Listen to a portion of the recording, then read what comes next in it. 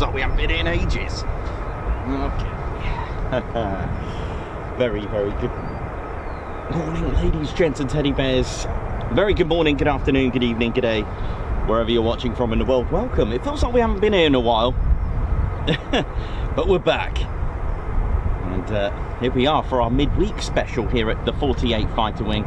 And you can hear some lovely tones of the spooling engines of the F-15E Strike Eagle and the F-35A Lightning II.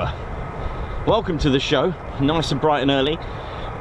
Could be a bit challenging later on with the weather, so we're going to see what we can do. Alright, if it gets too hectic, which it's not supposed to be too hectic, so I'll see if I can dodge the rain in and out. So I'll do my best to stay dry for the sky.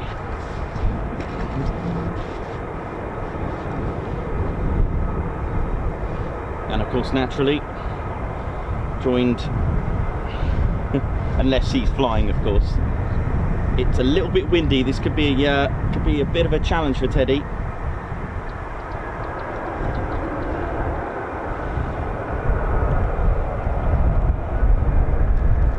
And I can hear that compressor scooping up that air of that Pratt & Whitney F135 PW100 engine.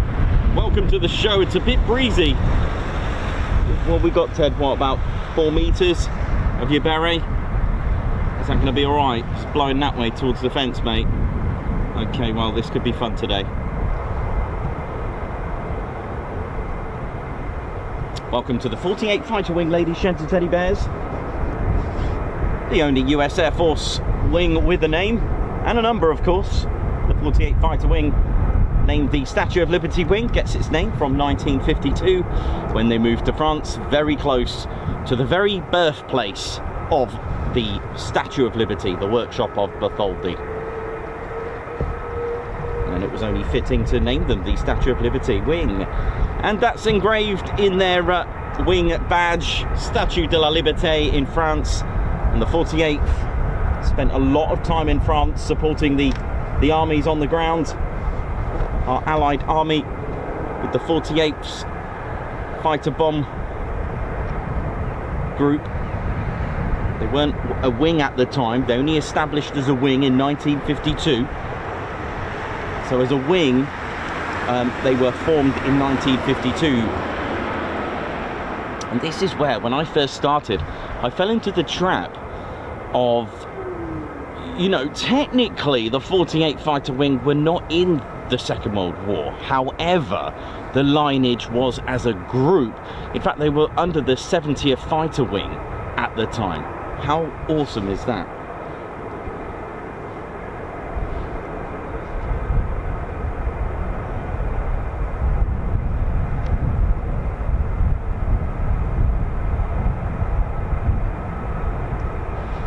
So we're just waiting for the aircraft to taxi down the catwalk. This is what we call the catwalk. This is a Ted Coningsby vocab for this taxiway. It is just called a taxiway, but of course we've named it the catwalk. Why not?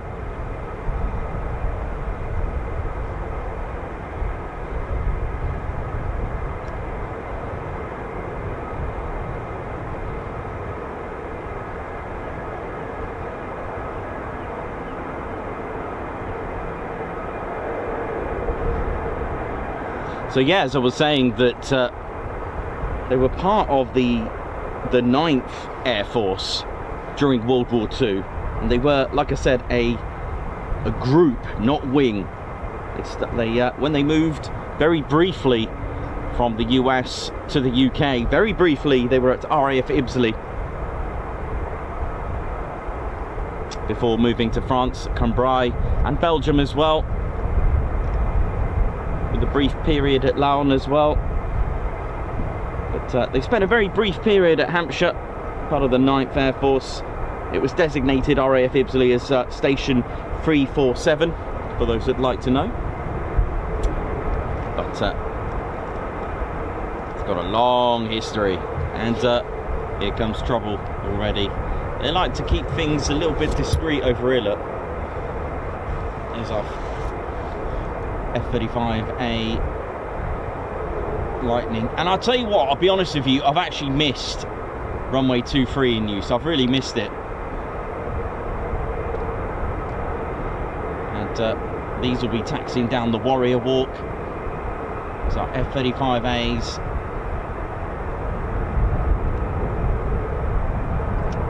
These are operated by the 493rd Fighter Squadron, the Grim Reapers, and the 495th Fighter Squadron, the Valkyries. Huge turbofan on the F-35A variant. There are three main variants, of course. This is the A variant, the lean, mean, 9G pulling, 43,000 pounds of thrust pushing, Mach 1.6 speeding F-35A Lightning II. They are all a little bit different. They do different things, the A, B and the C variant. This is the A. This is a conventional takeoff and landing variant. The one that can pull the most Gs, 9 to its airframe.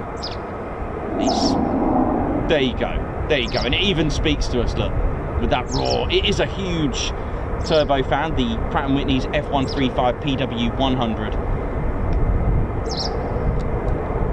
The Pratt & Whitney's F135 PW600, which features on the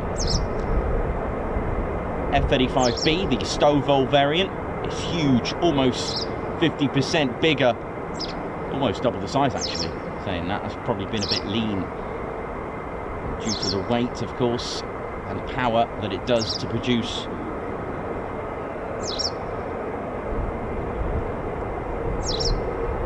The shaft horsepower delivered to the lift fan of Rolls-Royce, delivering 29,000 horsepower to shaft to the lift system, does produce just under 41,000 pounds of thrust, the F-35B, or thereabouts. Just slightly less than the A.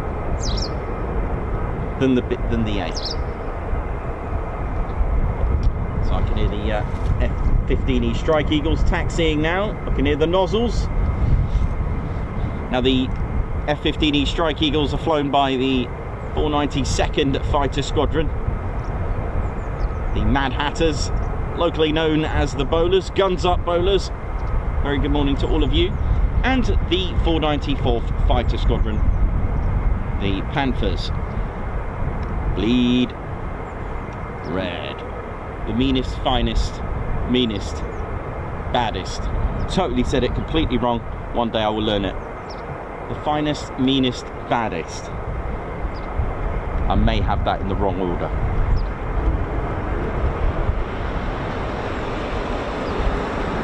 So a very warm welcome to RAF Lakenheath. It is a United States Air Force in Europe base. Their HQ is out at Ramstein Air Base, who are the HQ for the 3rd Air Force. So this is one of 10 units of the 3rd Air Force. Also, the HQ manages the United States Air Forces in Africa as well.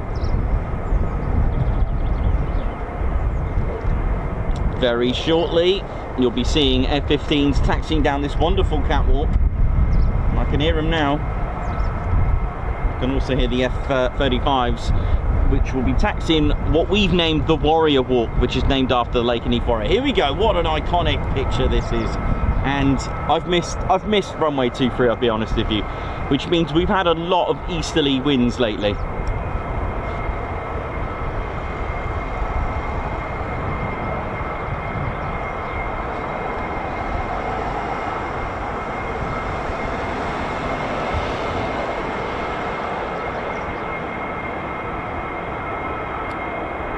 The F-15E Strike Eagle at Lakenheath are powered by two Pratt & Whitney F100 229s.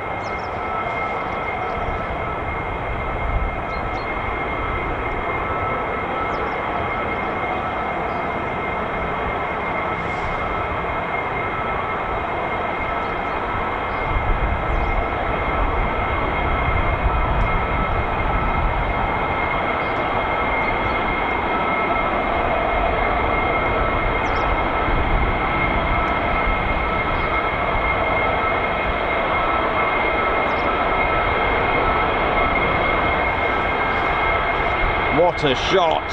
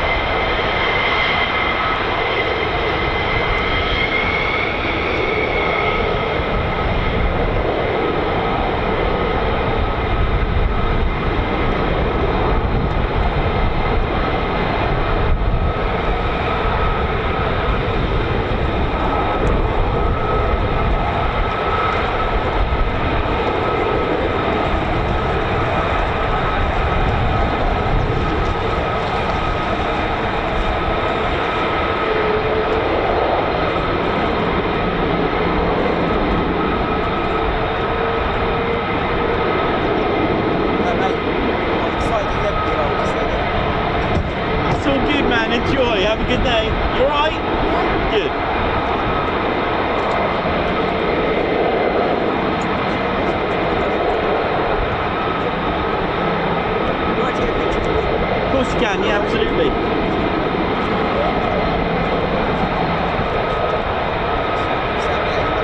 I mean, if you want during your break, I can come down.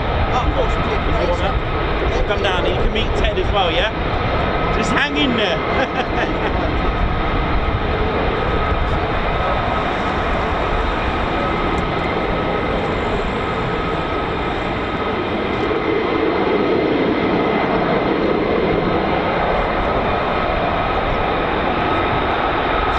So the blue tail flash that you can see on the F-15s, that indicates the 492nd Fighter Squadron, the Mad Hatters, locally known as the Bowlers, spelt B-O-L-A-R-S. Ah, yeah. The F-15E Strike Eagle, introduced to Lakenheath in 1992. And we got more trouble on the way.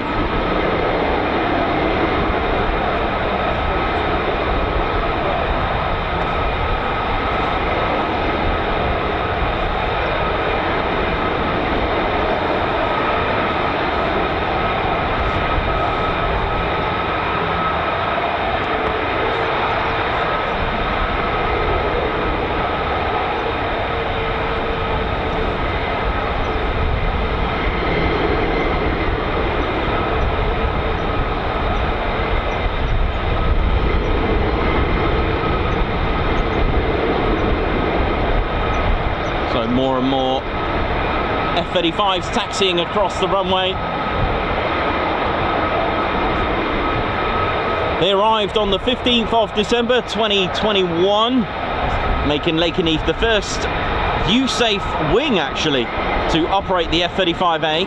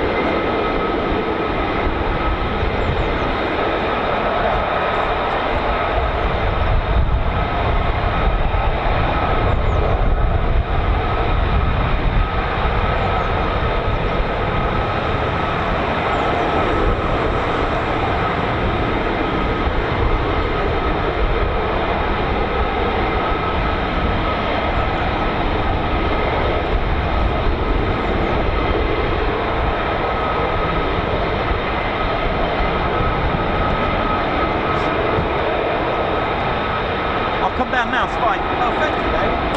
It's still got a few minutes.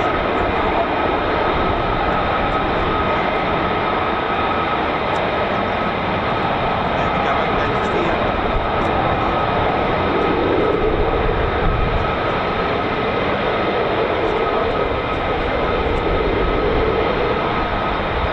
Nice one, no worries. Thanks, Have a Dave. good one, yeah, enjoy.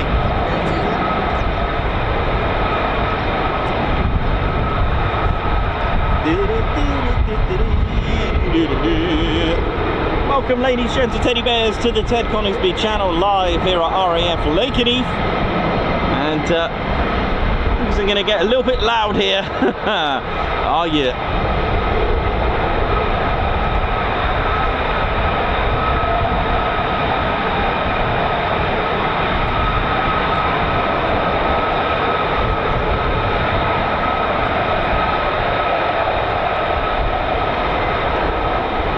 So runway 23 in use today, which I'll be honest with you, I've missed.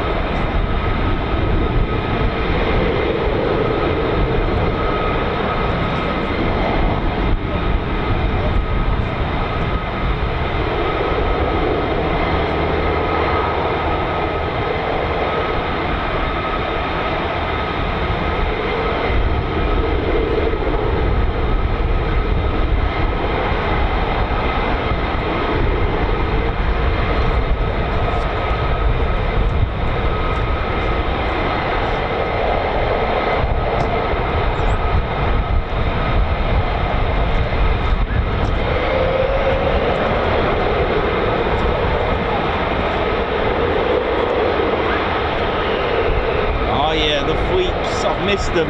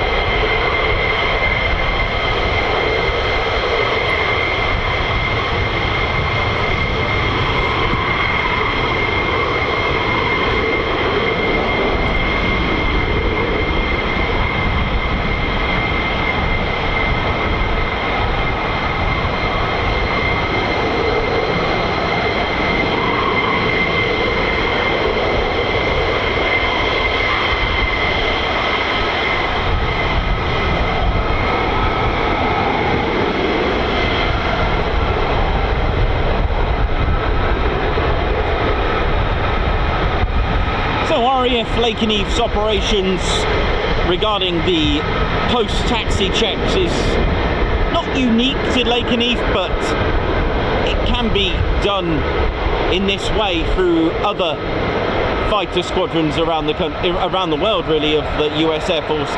This is a Lakenheath thing that they do with the F-15s. They do post-taxi checks. So there could be issues after taxiing. It gives the maintenance crew a good chance to have another look, take off the tags, look for any leaks, any cracks, any security issues with the canopy, check that everything's working correctly just before takeoff.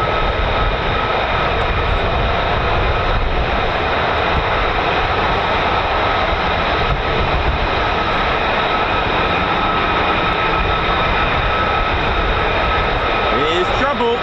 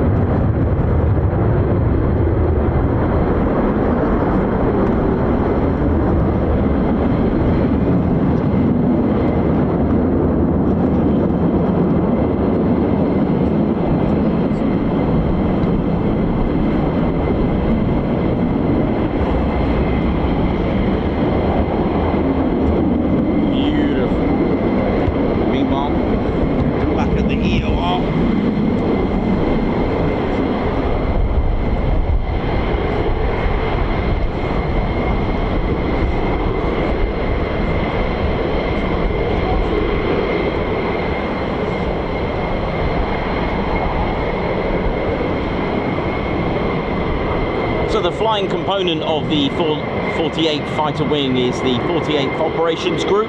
That's the flying component, because of course the wing is made up of a lot of different roles and trades as well, such as the Communication Squadron, the Logistics Squadron, the Special Forces, Security Forces, and so on. Medical Group as well, 48th Medical. Here we go. And of course the fighter squadrons as well.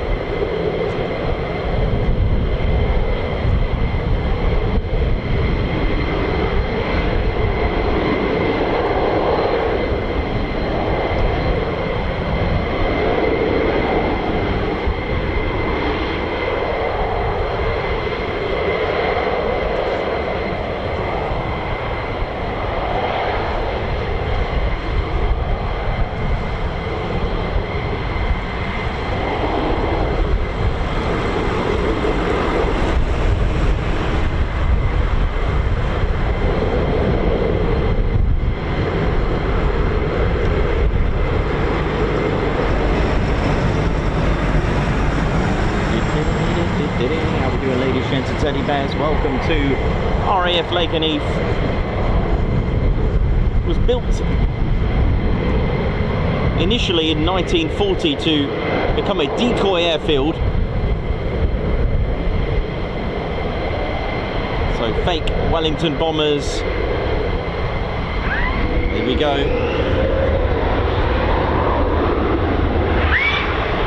Oh, they're loud today, aren't they?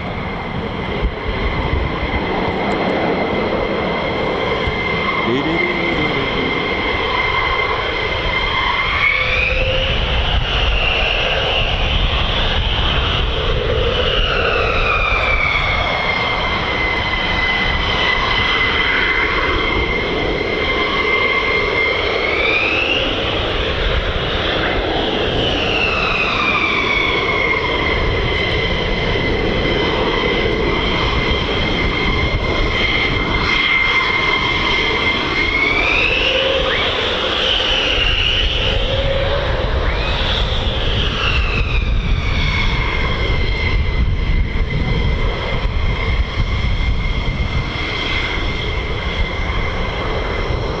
we go.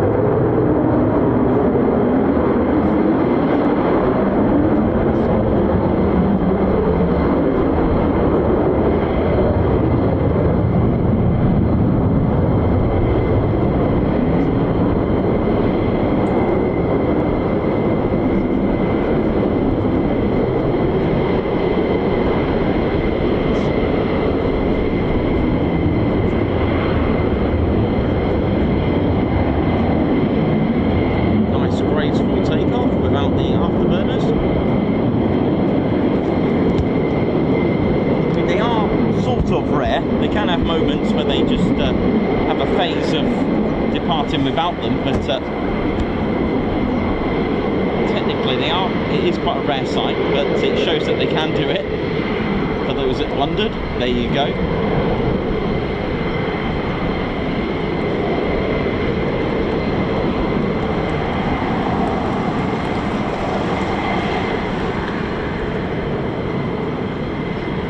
So the first aircraft to actually operate here was in 1941,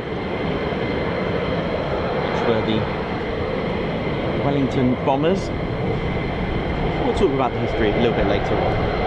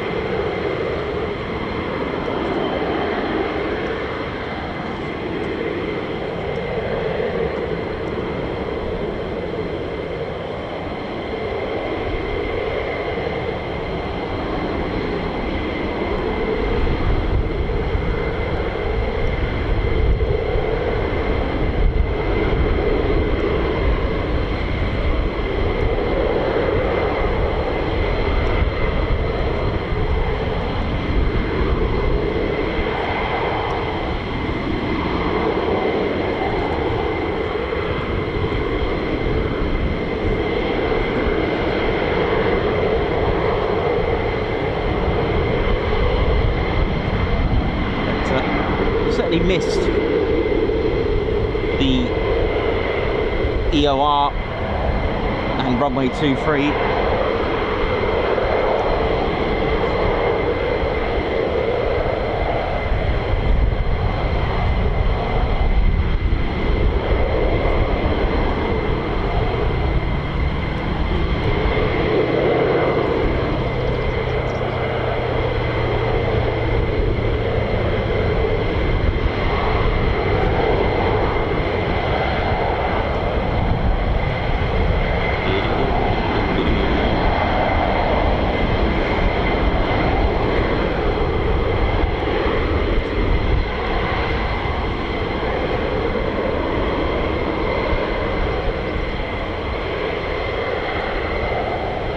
Welcome everyone to the Ted Coningsby channel. Thank you very much for tuning in. And we're back. It feels like we haven't been here in a while actually, but here we are.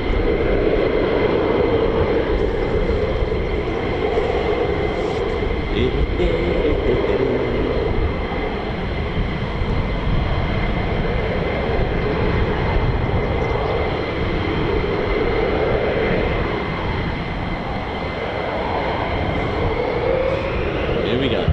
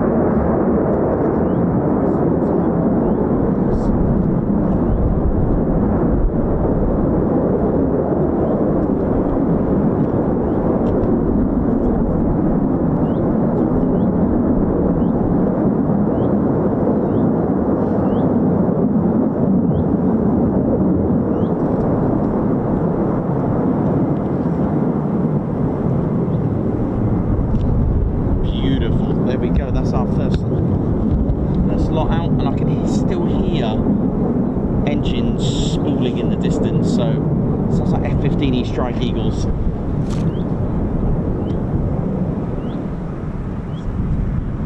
Hang on, can I hear a bit of F-35? You can hear a bit of everything, but you can what's the word I'm looking for? You can contract, I know it sounds serious, but you can contract Lakenheath tinnitus, so when you go home you can still hear the engine spooling in your ears. Everyone I know gets it. Okay, so I can definitely hear F-135 PW100s, I think, in the background. a slightly higher pitch tone to it than the F-15's F-100 229s. We could have a bit of both in there, but definitely I could hear that higher, sort of higher pitch, got a different twang to it. Is that even allowed to say that word? But there we go.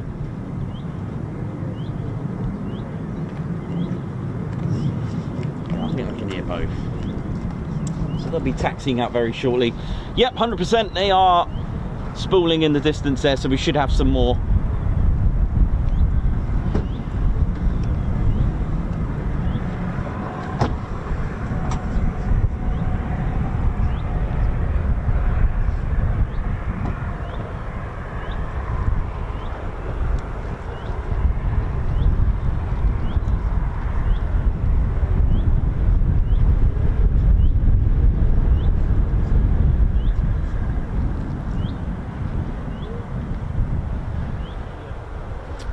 Too long now.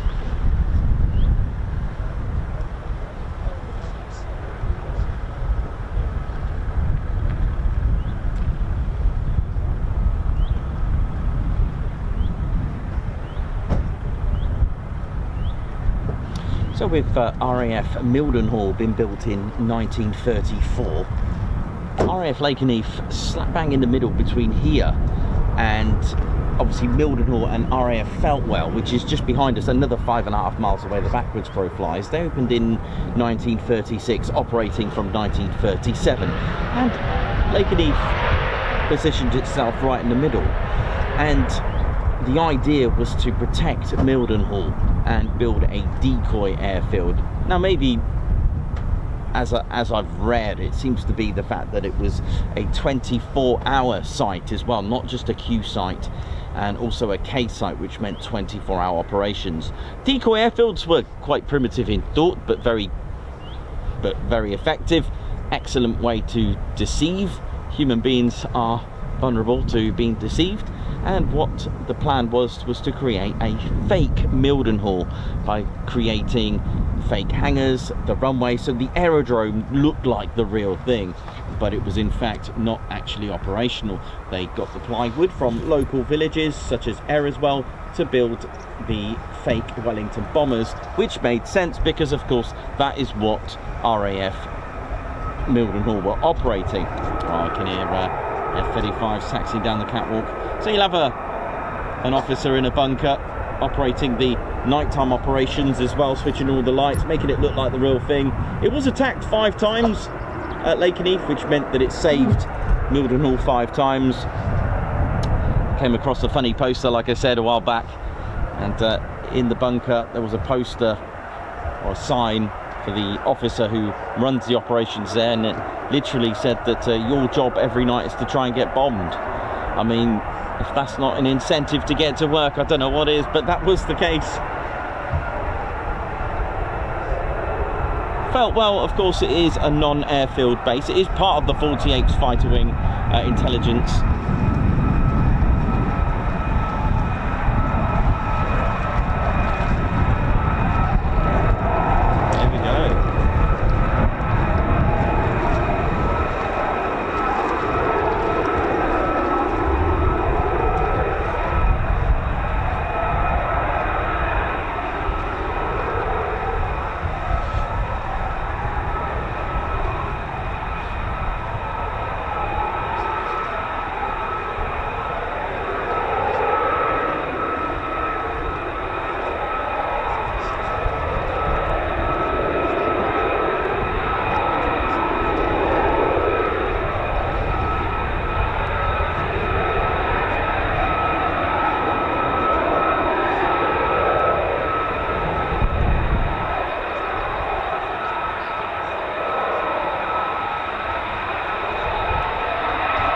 The 5th generation stealth fighter in 3 variants as well.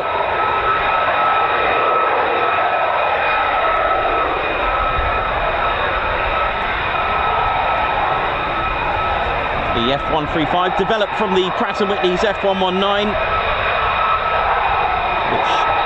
which was used on the F-22.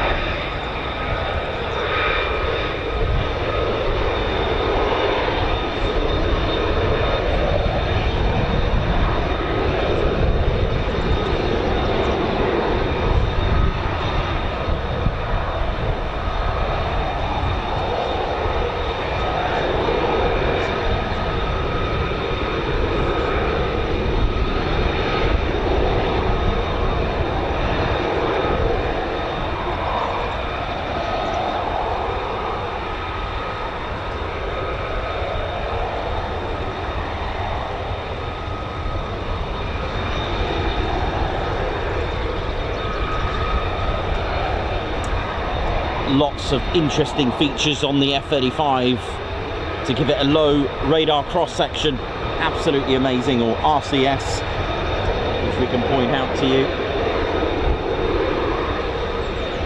When you look at the exhaust nozzle, you'll notice the serrations around it. Even that is part of giving a low radar cross section. Anything with lots of jagged edges and non sort of flat edges, radars love that. You see, radars love flat surfaces that can just read out a lovely strong signal. When you start putting radar absorbing material, which can absorb frequencies from 1 megahertz to 60 gigahertz, that's impressive. You may notice that the different styles of paintwork on here. What's all that about? That's the radar absorbing tape. I know, tape, it's amazing. If we look at the landing gear, where even the weapons bay as well, they're not flat, they're not straight, they're all zigzaggy design, and that's to annoy radar. It's to give off a less radar cross section. As radar hits and bounces off nicely, it can receive back as a strong signal. The radar cross section of an F-35 is equivalent to a small bird or a tennis ball, for example, and this is because of how much signal is received back to radar. You see, radar is like my voice, except you need to replace it with frequencies. If you're in a cave and shout at a cave, it will come back, right?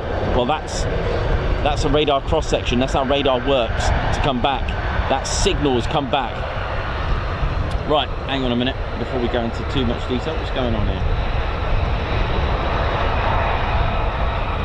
So even the heat at the back of the nozzles that radars love, what they've done, they've designed a serrated surface around the edges. Radar absorbing acrylic canopy as well. That glass section underneath, the EOTS, the electro-optical targeting system, made out of sapphire.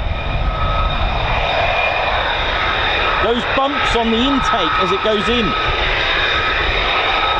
to protect it from the boundary layer, all there.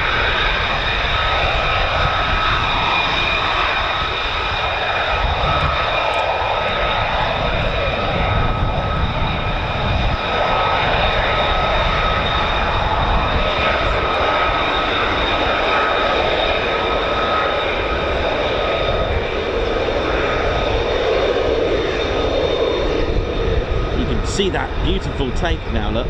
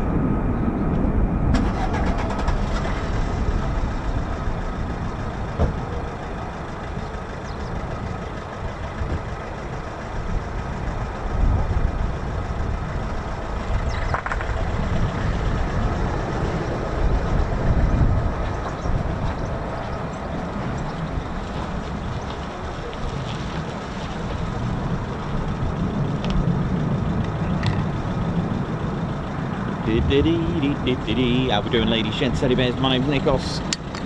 Oh dear. Just broken a piece of the F-35 demo. Oh dear. Where did that go? Hang on. That was a good start.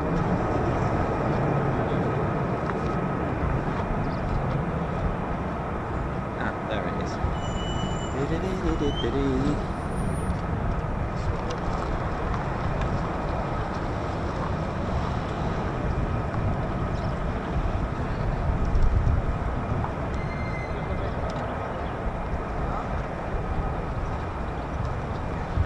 How we doing, ladies, gents, teddy bears? Hope we're all good and well. Here's my F-35B demo to show you the amazing RCS radar cross section of our F-35. So let's start off with the canopy. Canopy is very, very awesome. It's got special coating on there to absorb radar. Oh yes. And even the RAM, the radar absorbing material, the paintwork on here can absorb frequencies from 1 megahertz to 60 gigahertz, which can absorb frequencies from surface to air missiles such as the S-400. Now you can see, right, so my voice, for example, imagine that as a radar trying to wait for it to come back. It's that connection, hi, I am here. That's how radar works, okay? So for example, you can go in a cave or in a room that's, you know, very echoey, shall we say, sorry for the expression, but as you talk, your voice is bouncing off everywhere. That's how radar works, and the whole point is waiting for the voice or frequency to come back. That's when it pings on the radar. Now you see this radar here, this is a secondary surveillance radar. You're probably thinking, what's he doing here? This is a characteristic of a radar, secondary surveillance radar, and I'll just give you an example. Transponder in here, the tower will give on takeoff, on departure, a squawk code. Pilot keys in the squawk code. A squawk code is also called a transponder code. So the pilot will key that squawk code in. Gonna make one up, 0431, all right? Now that squawk code or transponder code transmits, hence the word transponder, transmit and respond, it's got two words. Sends it off to that secondary surveillance radar, and it's that connection. Now this is not just based here, the SSRs are around the world. Once it goes and starts communicating with the SSR, this pings to our ATC, and this will show up on the radar. This is what makes an aircraft appear on a radar. Now don't confuse that with your apps or ADS-B flight radar. That's completely different. Transponders have different modes. That's why you can't see it on an app. We're talking about actual ATC here. If you can't see it on your app, it's because there are different modes, okay? Each aircraft has to have the transponder on. Military aircraft can't just fly around the country wherever they want. They have to do that, and in order to be safe, the transponders are always on. The myth of it being the transponders are off is not, it's not true at all. It's because there are different modes, which is why when a F-35 is on an emergency, that 7700 squawk code, that's a universal mode. Everyone needs to see it. If you turned your transponder off, you will be in serious trouble. If you look right now at ADS-B and just have it in like with no filters, you can see how many aircraft are up there. So that's why you need a squawk code. You have to have your transponder on to do a squawk code. So that's how radar works. So it's sending, I'm an enemy radar, I'm trying to, you know, wait for my signal to come back. Don't forget the Doppler effect. The aircrafts are moving at speed, okay, so it can even work out the speed and also the altitude, etc. But if you're going to absorb most of that, that's brilliant. You see, don't forget, stealth does not mean invisible. It does not mean invisible. It's high, it's giving off a low radar cross section. You can't really have a totally invisible. But then why is an enemy radar looking for a tennis ball or a small bird? It will just become obsolete. So all these, you see these sort of on the real thing, they look like a slightly different grey. This is because it's got actual tape. Yep, tape that you can find in your cupboard, but it's special from Lockheed Martin. It's special radar absorbing tape. Now look at all these serrations. Look at all these. Even here on the, I haven't got the landing gear open yet, but you can see everything is all jagged for good reason. Because if you've got a flat surface, then radar's going to love that for a cross section. even back here where loads of heat, even here, this actually gives off a lower radar cross section. Now then, what was Nikos on about the boundary layer? Well, before I get to that, you'll notice that stealth aircraft or stealth fighters, a lot of people ask me, well, surely the radome will bounce off the radar elsewhere. Incorrect. If it's caught at the right angle, it will just go all the way around and go back to the enemy radar, which is why all stealth aircraft or stealth fighters, the nose is it's not perfect circle. It's got a ridge, and this ridge goes right up to the intake. Why? For good reason. You see, there's a bulge just on the intakes here, okay? This is to protect it from what's called the boundary layer. Now, this is the F-35's version of almost like a splitter bridge or a diverter to protect it from the boundary layer. What's boundary layer? Well, basically, I did show you a demo where I poured water.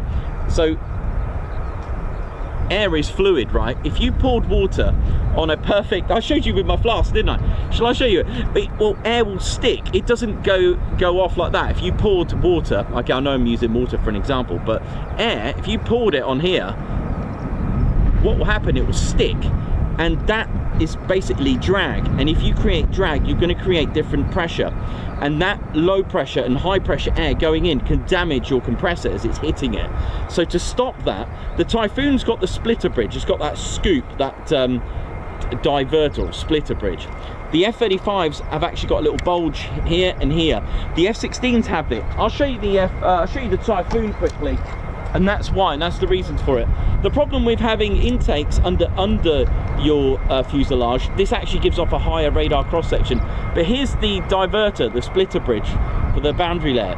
This stops it from happening, all right? So that's why it stops the drag going on. It actually goes on in there, and it's to stop a lot of air going in when you're going supersonic as well.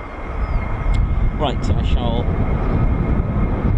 get you some more. There you go.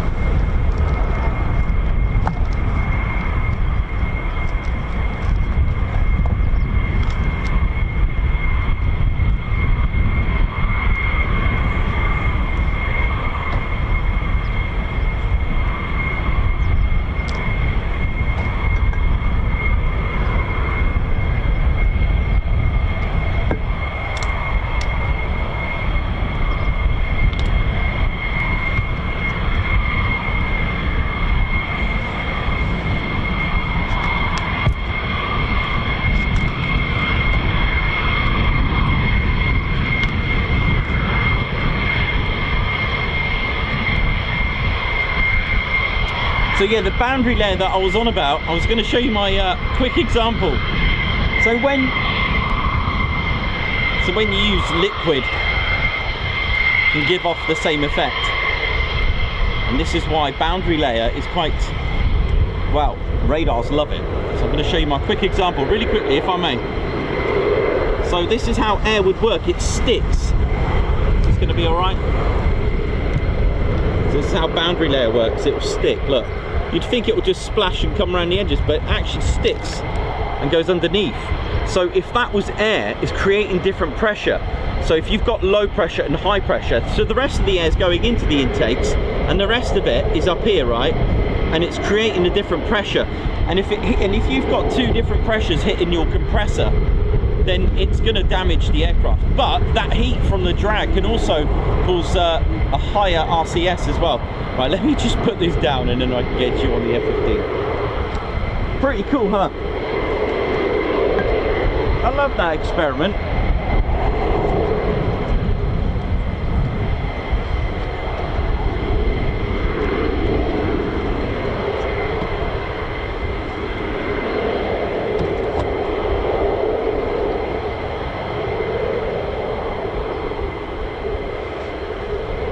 So because air sticks, like I said, that could cause a lot of problems. They did actually do a prototype like almost like the F-35 on the F-16, but it didn't quite go ahead. You can actually, if you search for it on a Google search, you could find it.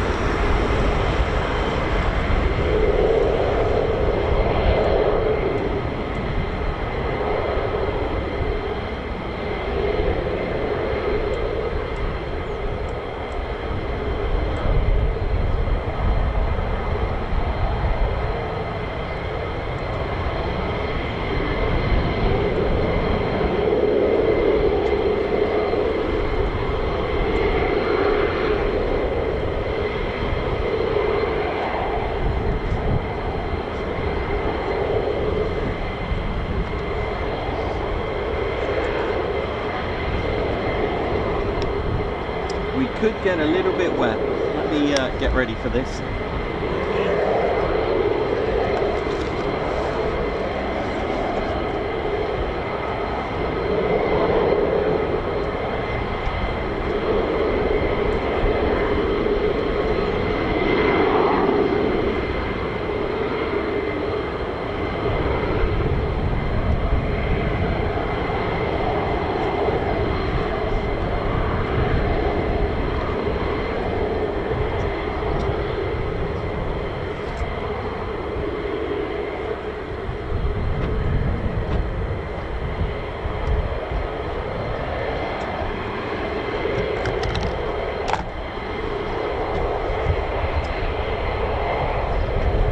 Things could get a little bit wet at the minute, so oh my word.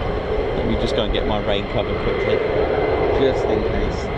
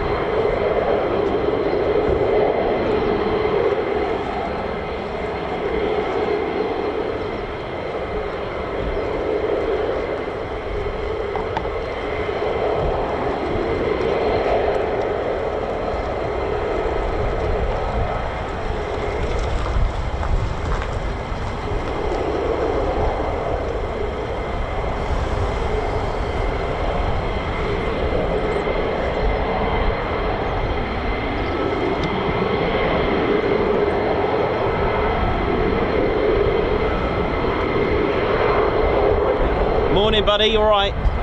Good, thank you. Good day. Hopefully, yes. Should be all good.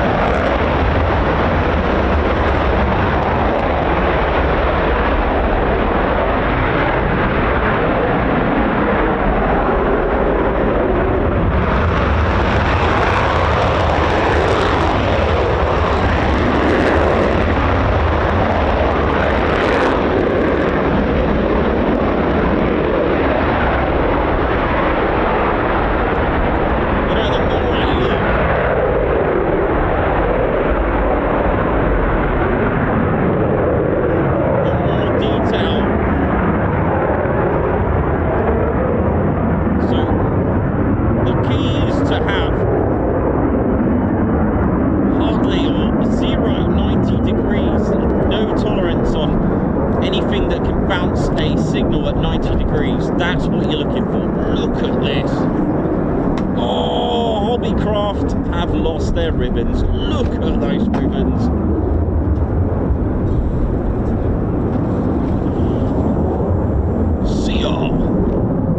So yeah, anything with 90 degrees can bounce off a signal, hence the sort of angled stabilizers there, or the tails there. Again, that's, you know, it's just amazing. The more I look, even just where the exhaust starts, the nozzle, even there's got loads of little triangles on it, loads of little serrations on it. It's amazing. And of course, the end of the nozzle as well. Everything about this is just stunningly, just well mastered, well engineered. It's just a phenomenal stealth fighter.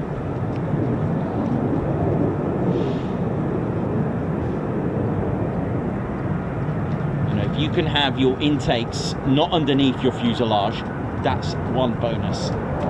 You know, the lower the heat signature that you can give, the less flat edges, no 90 degrees in your design, no large areas that are just completely flat.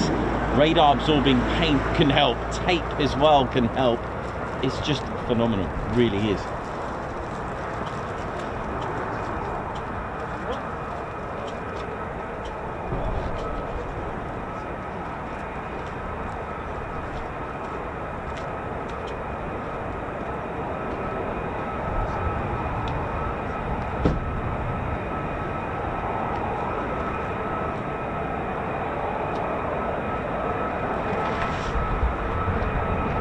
Of trouble.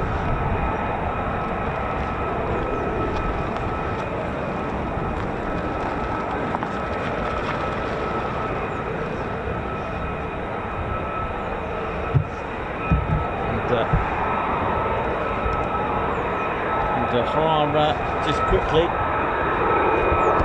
I'll do it in a minute actually, I'll wait in just a moment. You can see the sky just changing rapidly in the distance. And sort of the lighting here is just sort of depleting a little bit. And want you to keep a look at this.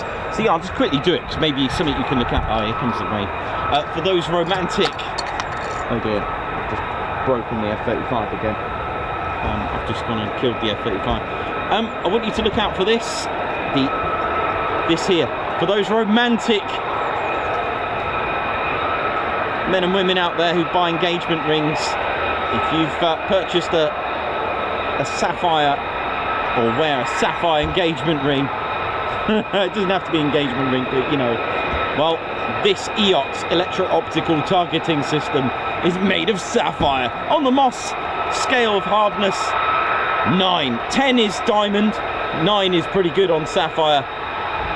And I've just broken the F-35 there again. And that's what so you can see it there. It's a multi-function system providing precision air-to-air and air-to-surface targeting capability. It's got a low-drag, stealthy build, so the sapphire is amazing. So for those that are wearing sapphire, well, a little bit of stealth for you.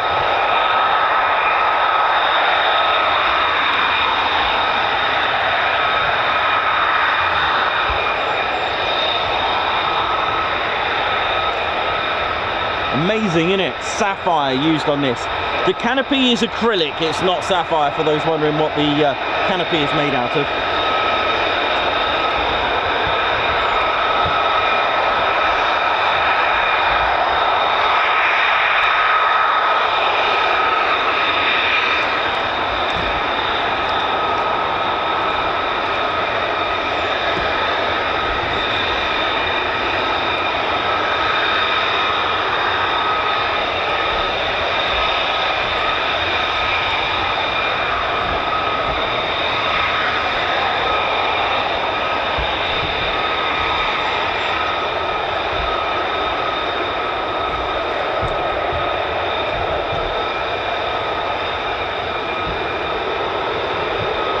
can't find that bit of elevator.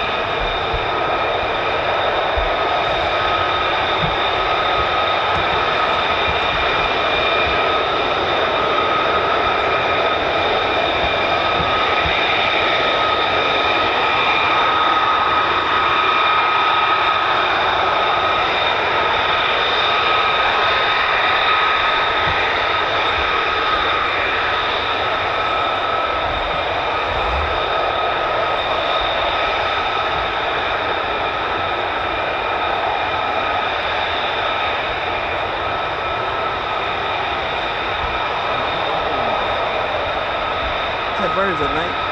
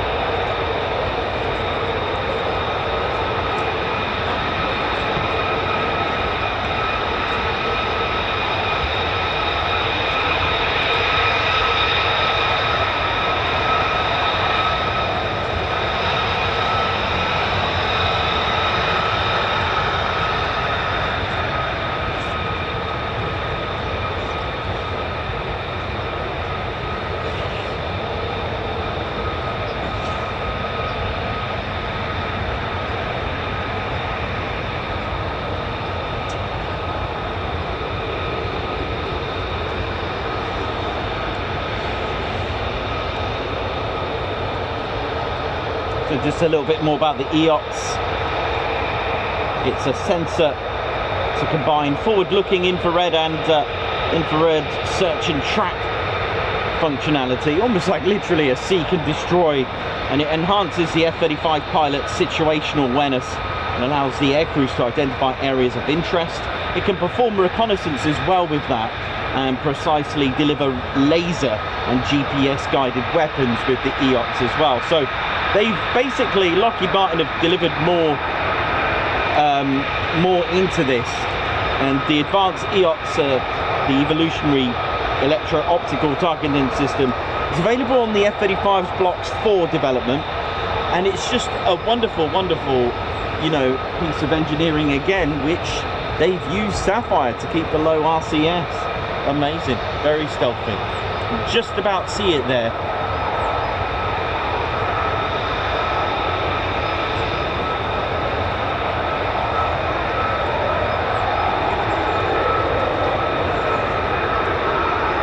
One more F-35s taxiing now as well. It's going to be a pretty busy one today, I think.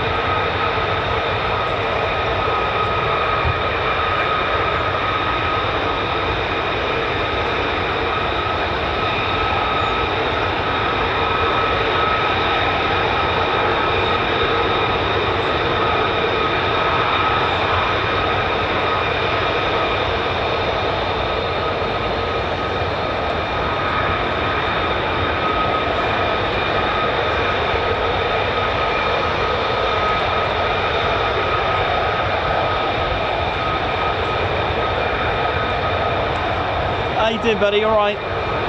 Yeah, good, thank you.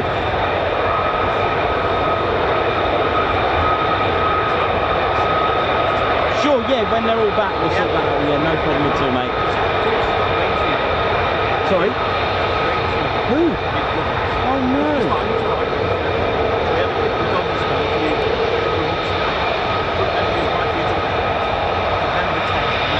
You're joking. You're so funny. Oh my word, that's amazing. Oh, yeah, sure, we'll grab a pic in a bit, alright? Yeah, no worries. No worries, buddy.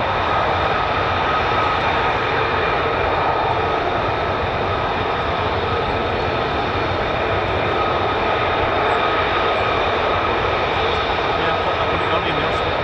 Anyway, your future, so funny. That's really funny. Yeah, Bless.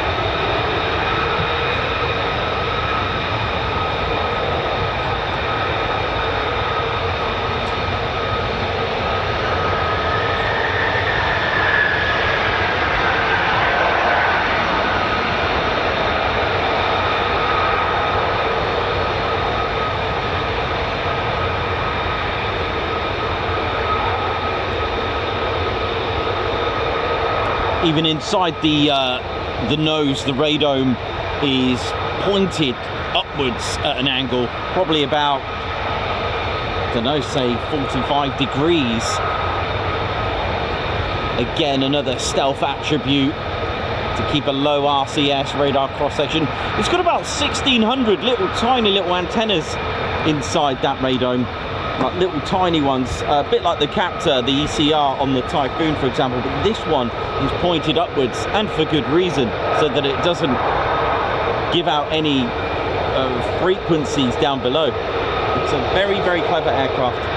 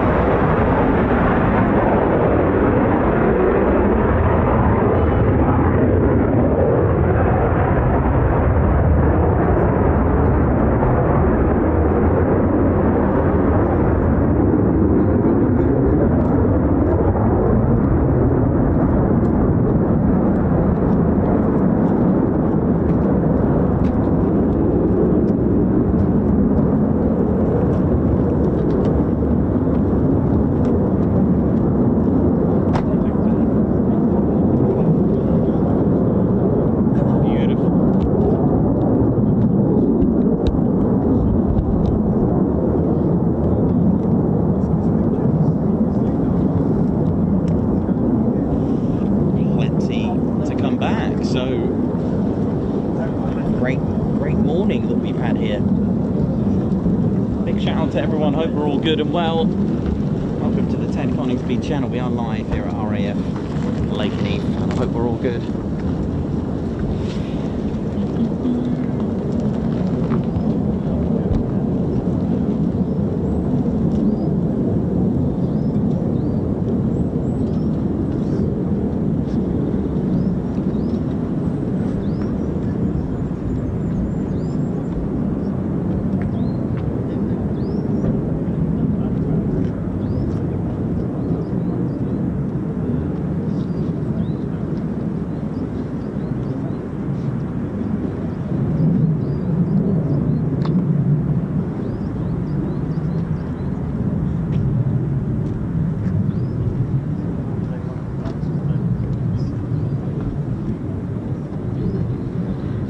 Well, what a great start to the morning.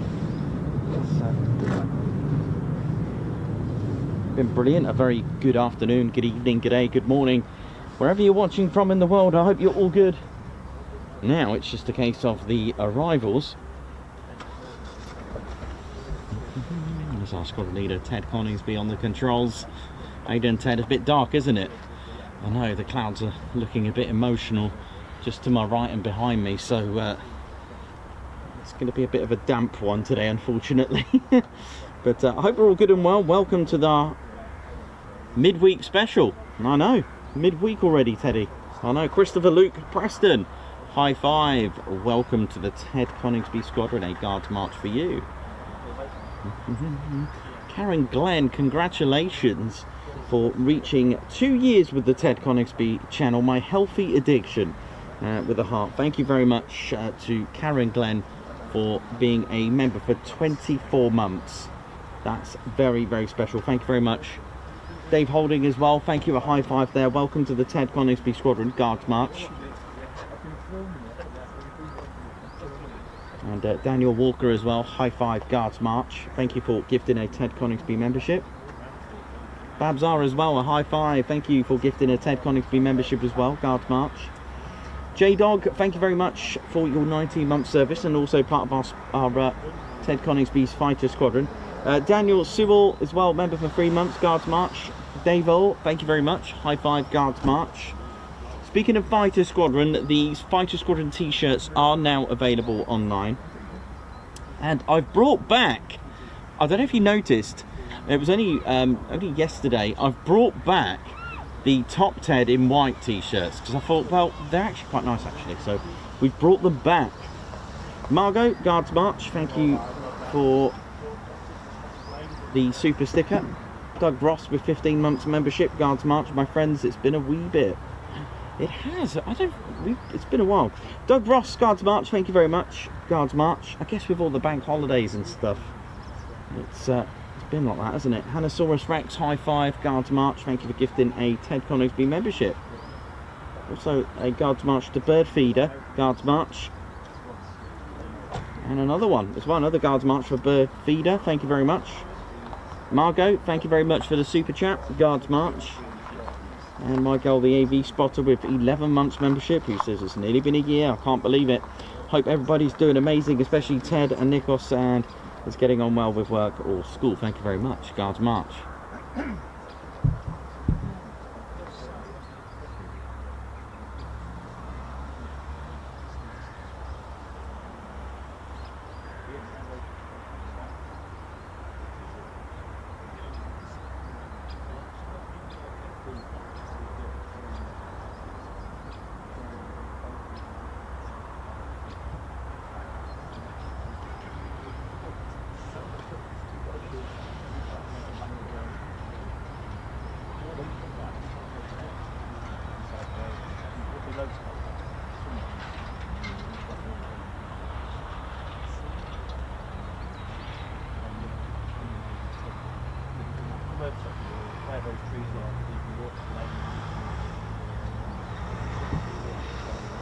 Well, I hope you enjoyed our previous 2 shows. They've been pretty good, aren't they? East Kirkby was a good one, wasn't it, Ted? I know, it was really good. And welcome to RAF Lakenheath, home of the 48 Fighter Wing, the only wing with a name. Statue of Liberty wing, and that's again all because they reactivated in 1952 at Chaumont Air Base. Now it's sort of just to the south of Paris, and of course, as I've mentioned before, it's near the workshop of Baffoldi, who created, designed and made the Statue of Liberty, so it was only fitting to name them the Statue de la Liberté.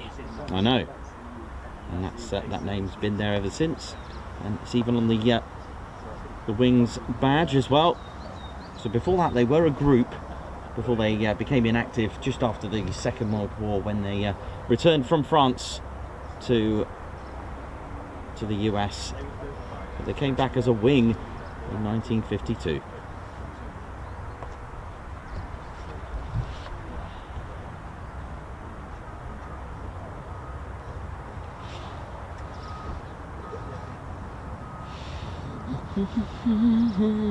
Alright, I'm just going to grab a quick cup of tea and then I'll be back on the show.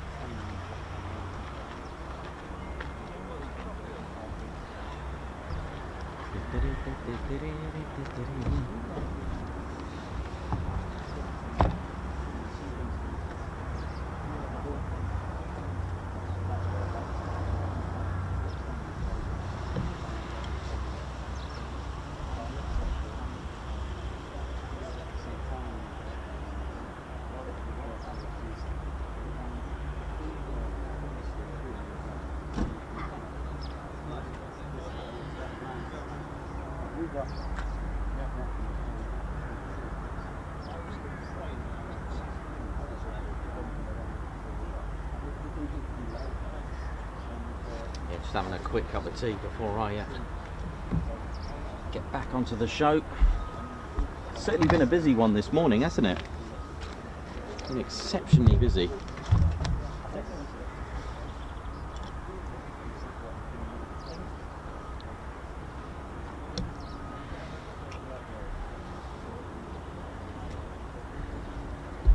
So, just so as we spoke about the how we're doing, ladies, gents, teddy bears, as we spoke about the whole vicinity being a decoy airfield during its time before it actually operated as a satellite station, which is it's coming up to October, and as I promised, I've got a adventure to do. I've got a decoy city or a decoy town to get some footage of, and I just want to show you the very first aircraft to operate at RAF Lakenheath. Now don't forget, this was operating at RAF Mildenhall, and Mildenhall opened in 1934.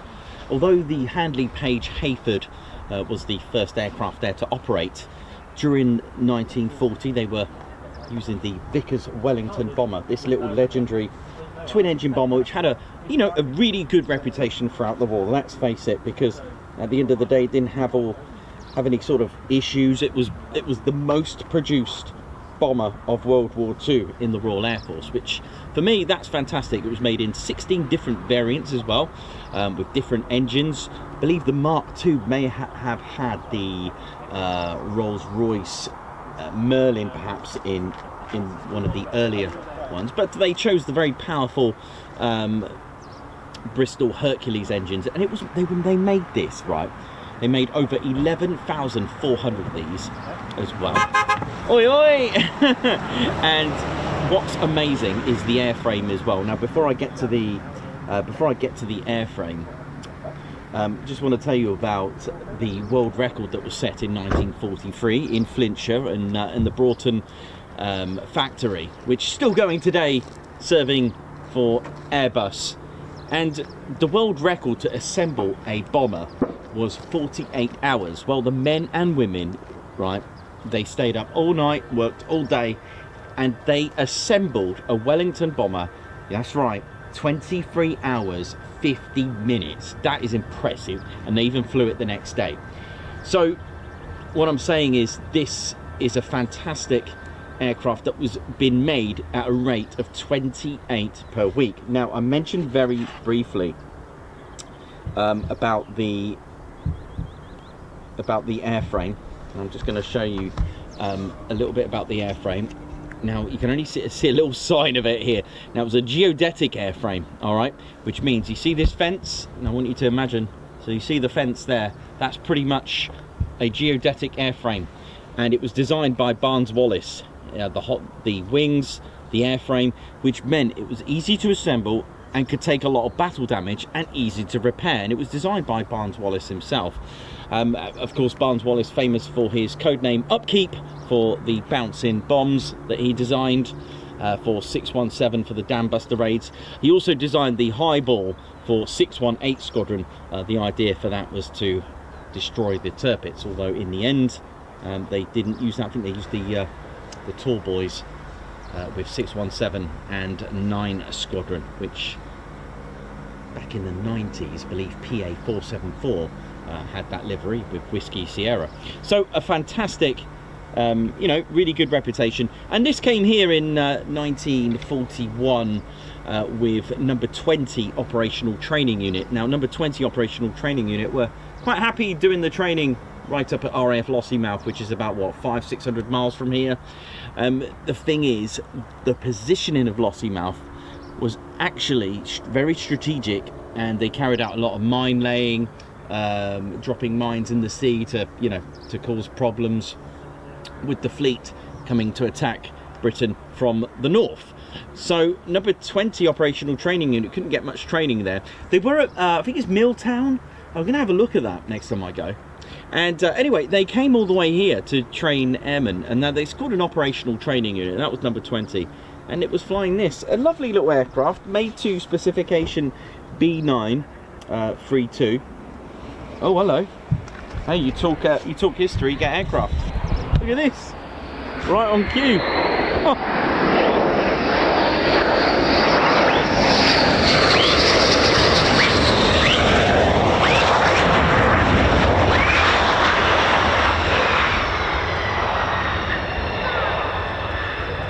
Cool, wasn't it?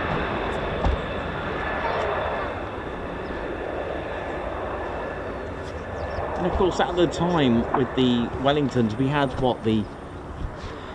the Handley Page Hamdens and the Avro Manchester. Here's our next arrival coming up. Feels like I haven't filmed the landings for 2-3 for a long time.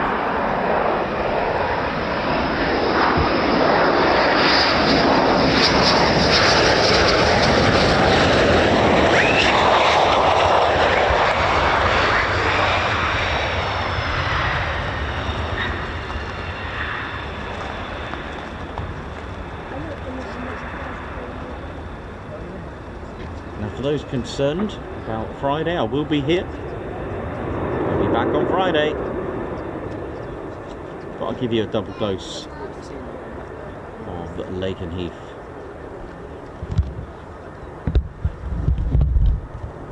Now, I'll tell you what, my homework over the last 24 hours has been a little bit more in depth about the Lancaster Halifax and the short Stirling, right, and what was to become the first 4-engine bomber, that's right, a Supermarine, 317 prototype, and then it, like I said, opens up new doors. And I'll tell you what, I haven't really been in sort of too much context was actually the specifications that were required during the time. That was fascinating. I've been holding it off because I'll tell you what, it sounded a bit too complex, but you know what, it allowed me to open up new doors about the short Stirling and how it was chosen, and a little bit more depth about its restriction, or was it based on the short Sunderland, that kind of thing. It was amazing. I'll as soon as I find out a little bit more, but I will give you a little taster what I've been trying to find. Really, really cool. There's our F-15s. That's our first two that have arrived. I'll just wait for this vehicle to just pass by.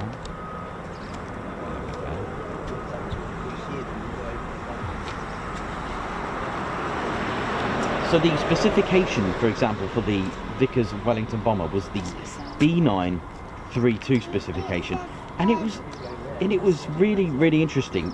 So it was amazing which type. It got a bit complex. I'll be honest with you. B for heavy bomber. Is that another one? There was P, there was C, there was F. There was all sorts.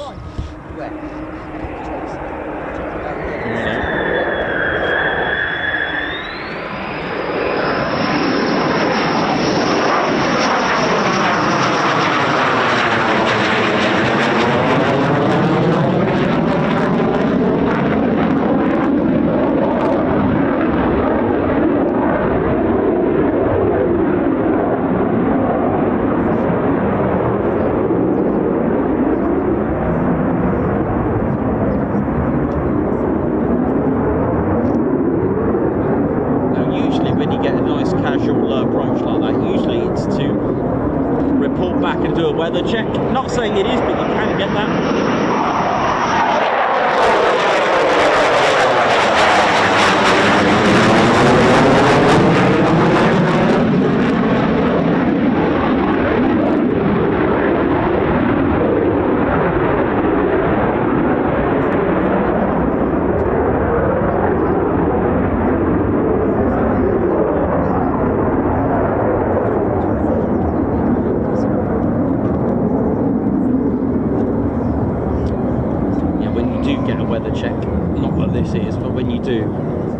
Back to ATC just to get a better understanding of the cloud.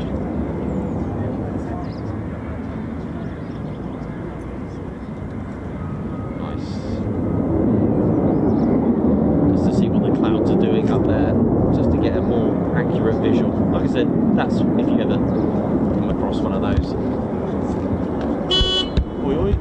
So yeah, I've been looking at specifications as well, which led me to a new door about the short Stirling. And then I discovered, before the Stirling, we were supposed to have a Supermarine 317 bomber. They had two prototypes and it was destroyed in a raid. And I couldn't believe it. I didn't know anything about this. And I believe the designation for the short Stirling was the S29, and then they chose that. And then I was looking at other factors. What were the requirements for each one of these, like B12 and 3.6, all these kind of terminologies? Well, I'm actually just learning that at the minute to find out what all these specifications were, and I'm going to see if I've got a book on them, because there is actually a book on the Air Ministry specifications for aircraft designs at that time. Right, here we go, got some more incoming.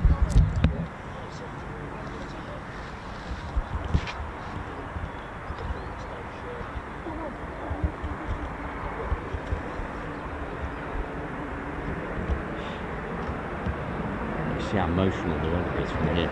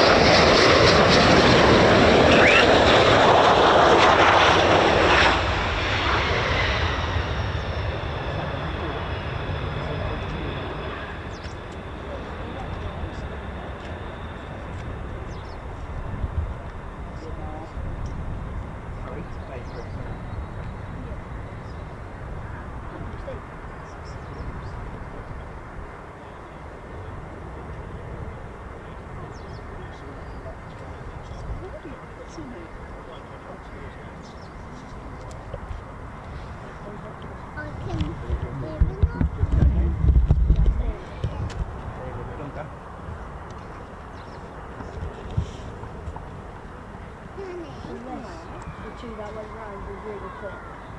And they were those ones. I think they should be signal. And this is like the jet. Yeah, the jet planes and aeroplanes and aeroplanes. These ones are called jet planes.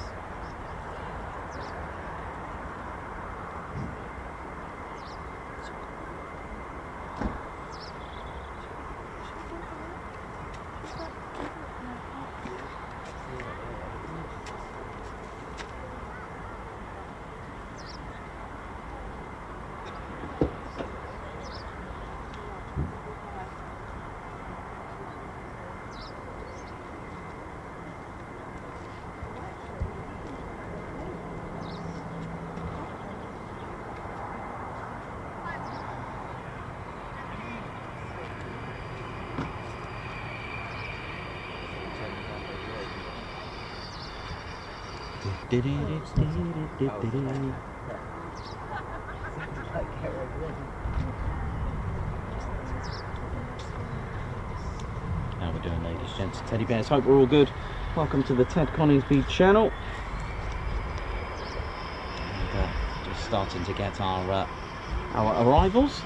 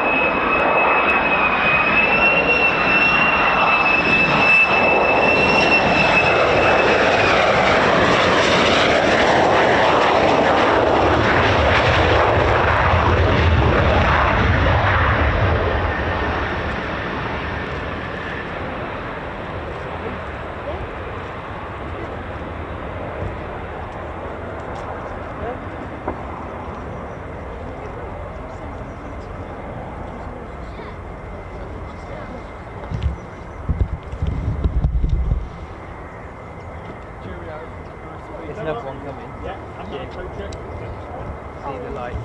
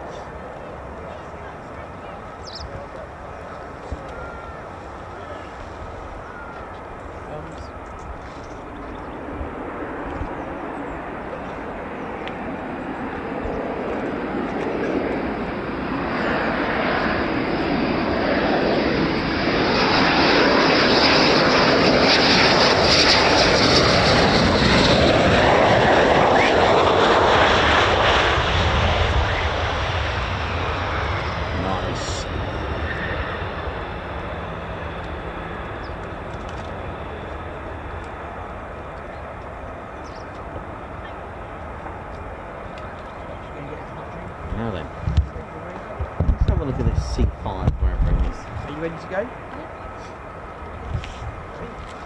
Cheers, mate. See you later. See you later, take care, bye.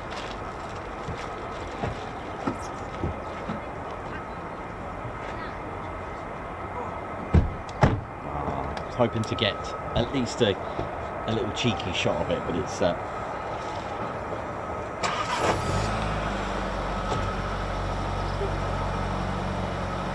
I mean, I don't think we get C5s here. I've never seen one here before.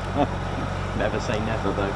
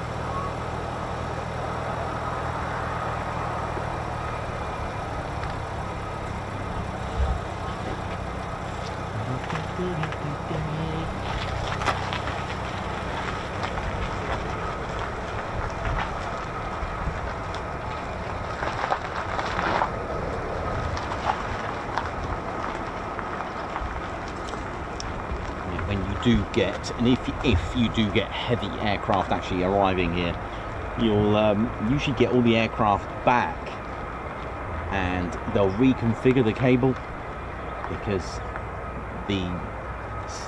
for example, some of the heavier aircraft don't really like to go over cables. It can actually damage the suspension. They can do it, but it doesn't do them any good, and it's certainly, if you're a passenger, you're certainly going to feel the bumps there now.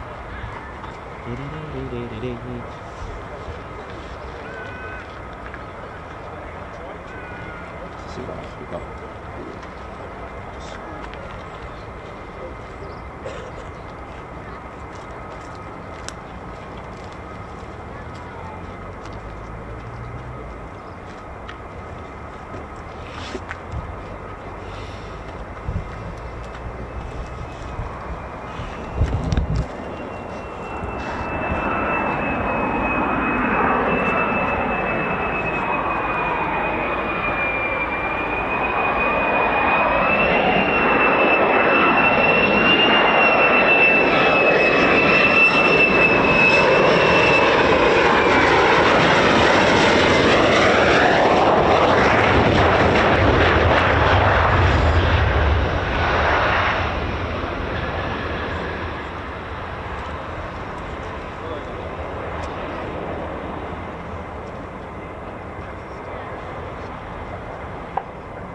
So you can see the cable, the back 12, that's barrier arrestor kit 12. You can see it going across there with those, you can see the little weights on there to keep it taut.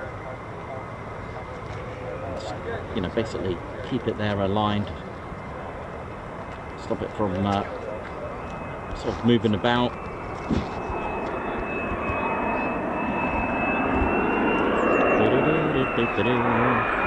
And they've got two cables either side of the runway, as in each end, sorry. So runway 5 and 23.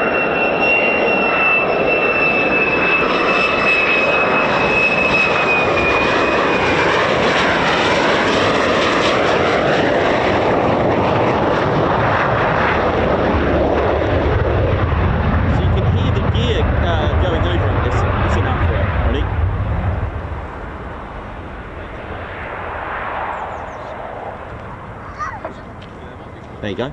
Bit of a delay, of course, because how far they are. They're way over a quarter of a mile away from here. Probably about half a mile now, actually, saying that. That's the barrier arrestor kit 12. So, like I said, they've got weights on there, like little dumbbells spaced out across. And the tension is held in these. Can you see that, look?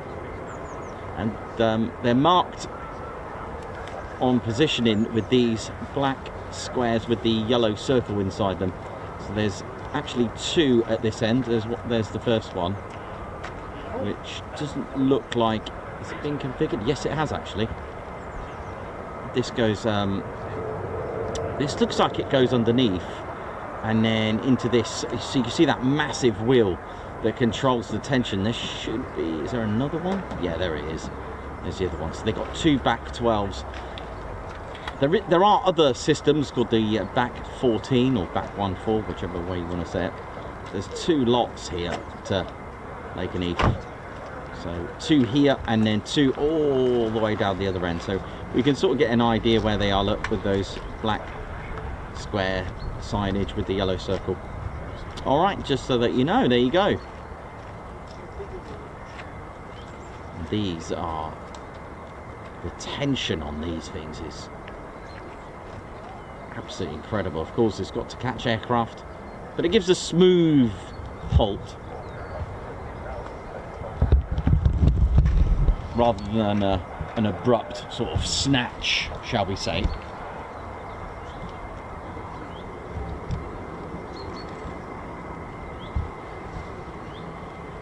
So the F-35A and the C, well, first of all, carrier arrestor hooks are completely different. You can't use an arrestor hook. I suppose in extreme circumstances, if you've got no option, you can try. But the arrestor hooks on conventional aircraft or conventional takeoff and landing aircraft are, even the airframe on a carrier variant aircraft is different. It's strengthened, and the arrestor hook is different on carrier variants as well. It's to cope with the stresses. Even the front nose gear has been strengthened. Some have twin axles to cope with the stresses, have been pulled by the catapult mechanism, which again, even that's phenomenal as well.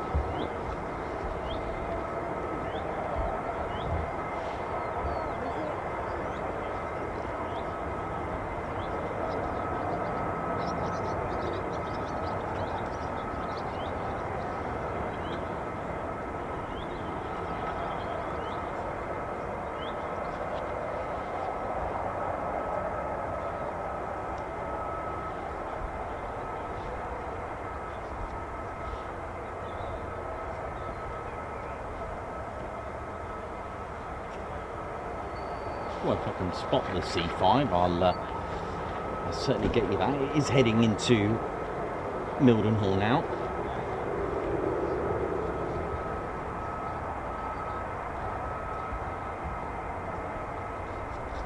Yeah, so I was having a look at the first 3 operational 4-engine bombers. The Luftwaffe, they were called the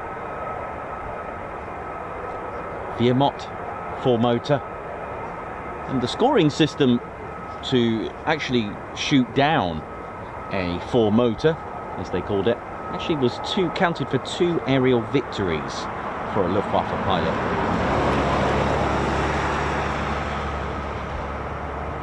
And I was having a look at the Supermarine 317. I know, which was proposed to be the favoured 4-engine bomber. I know, had that come out, wouldn't that just be something else? I'm gonna have to get you some photos of that.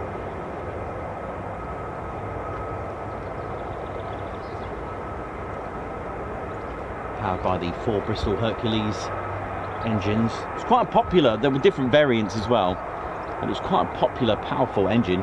These were rated at 1315 horsepower, max speed at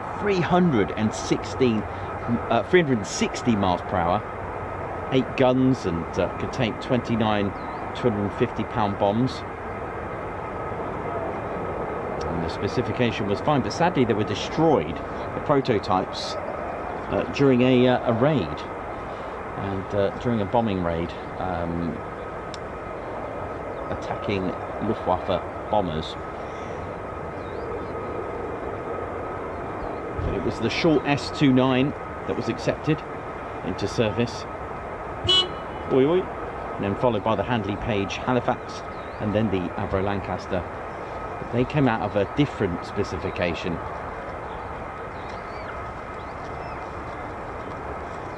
So it was really, really interesting to read this and finding out about the short Stirling bomber's new role, because it was kind of had a few design flaws. I'm not sure, you know, I was having a look at the myth about the Air Ministry's decision to not give them the extra wingspan, and then I realised that the Halifax and the Lancaster actually had a larger wing. Even the B-17s had a larger wingspan,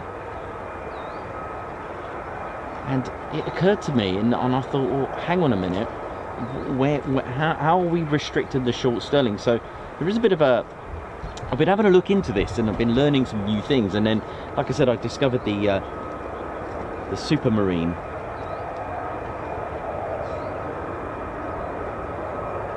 .317.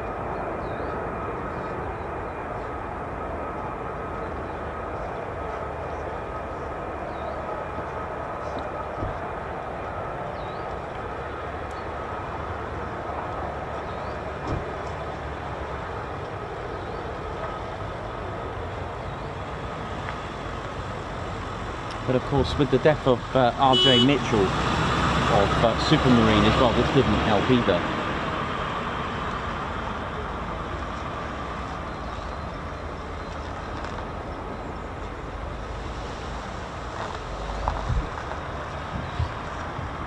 But yeah, I was having a look at the short Stirling because it occurred to me a few things, which was active and operating here as well after the Wellington bomber, which was quite interesting. It was 149 that converted to the short Stirling bombers that came here, and I found out some good points about the short Stirling. You know, it was loved by the pilots.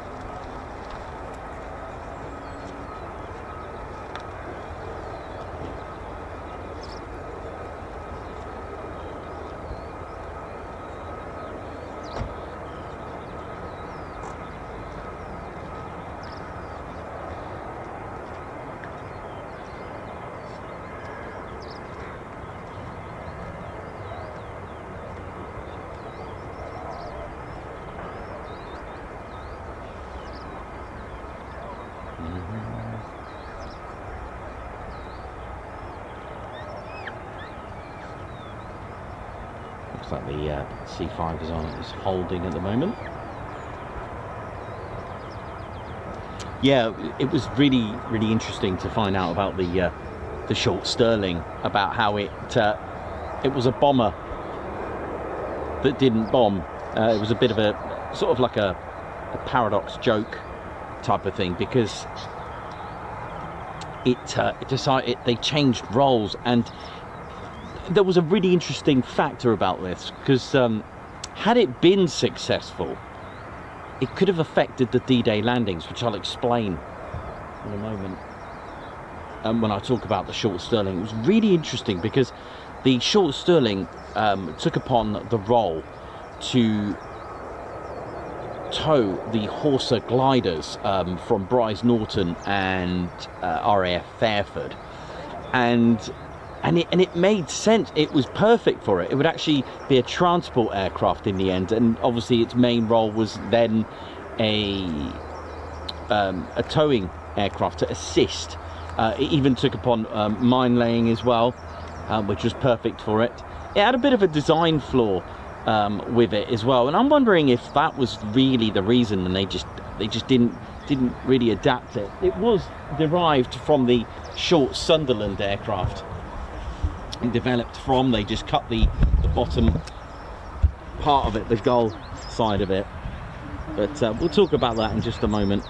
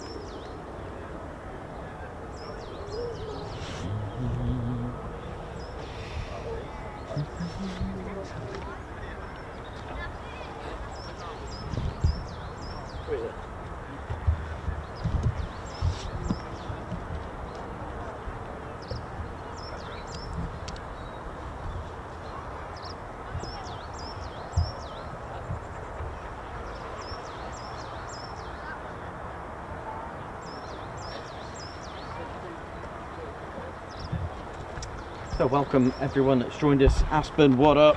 Argan, Davey H, Edward Coates, GM and Lupin's Tours, Margot Baxter, Davey H, Anonymous, Paul Bears, Nick, how you doing? Edward Coates, Mark Parker, Dash 5257, how's it all going? Simon John as well, oi oi to all of you, hope you're all good. Paul Bears, and of course for those that are new, oi oi is how we greet each other.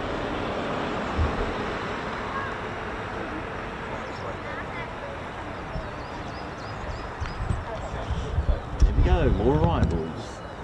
So we've had an excellent morning, lots of departures, and now we've got our arrivals.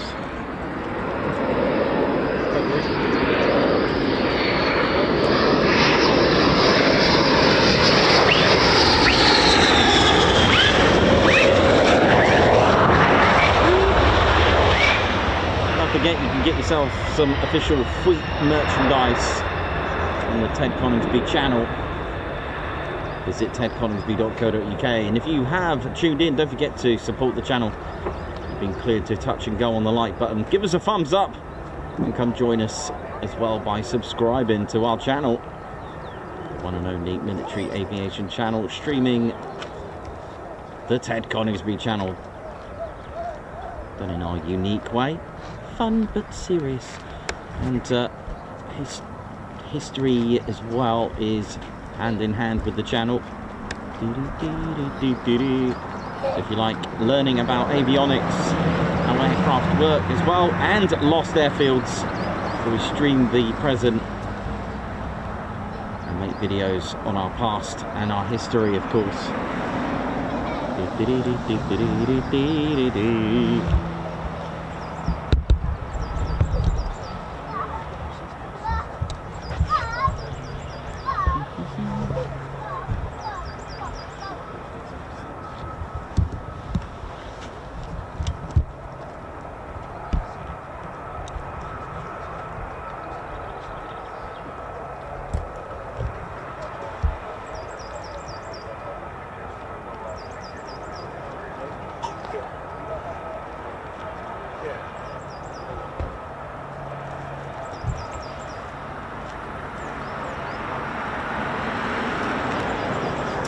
Our C5 Galaxy.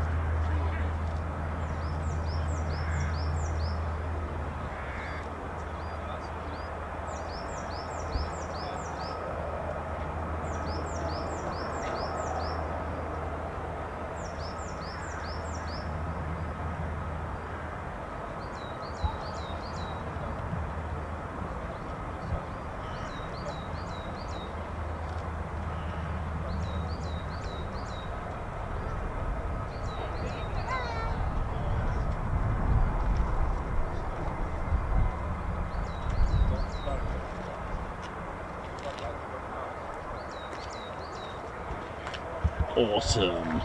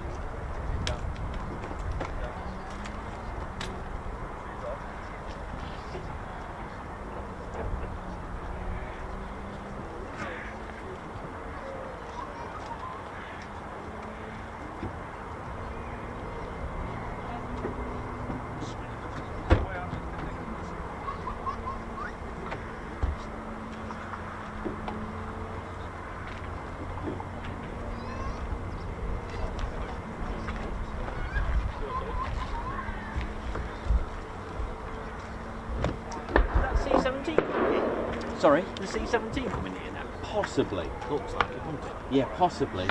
I'm just because usually you get them configuring the cables, so I'm not sure. So we'll see. It looks like it, but I'm sure it called runway 23 anyway. sorry. I'm sure it called runway Oh, did 23. it? That's it then. That's good then. That sounds good. Well, if that's the case, there should be two. There should be two of them. One not far behind, if that's the case. Yeah, So- there is. Yeah. Yeah, Then it will be for here. It's all right, isn't it? Yeah. I'll Not have far. that.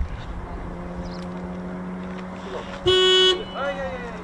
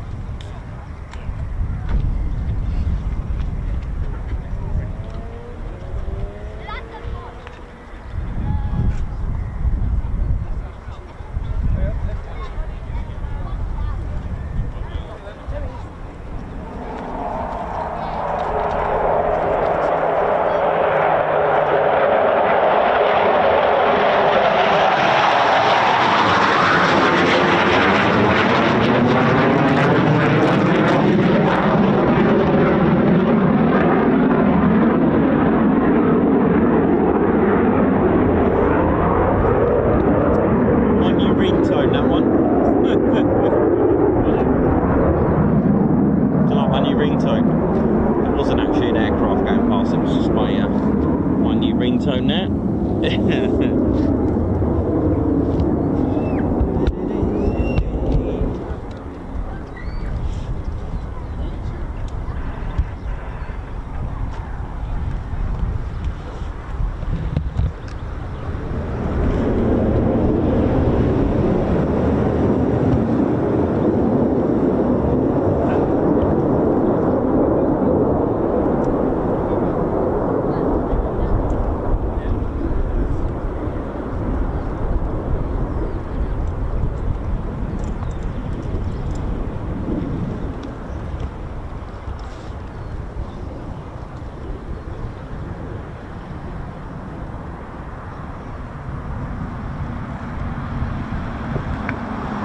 giving it some.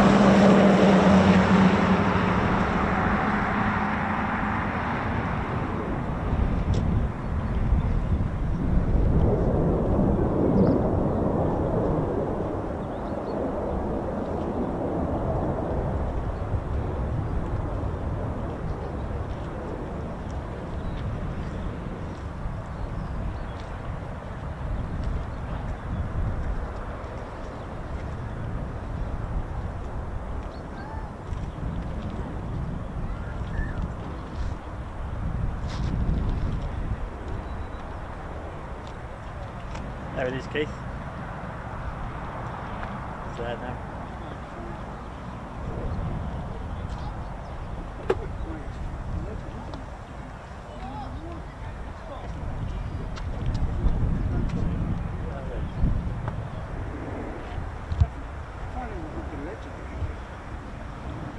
There's some weirder ones too.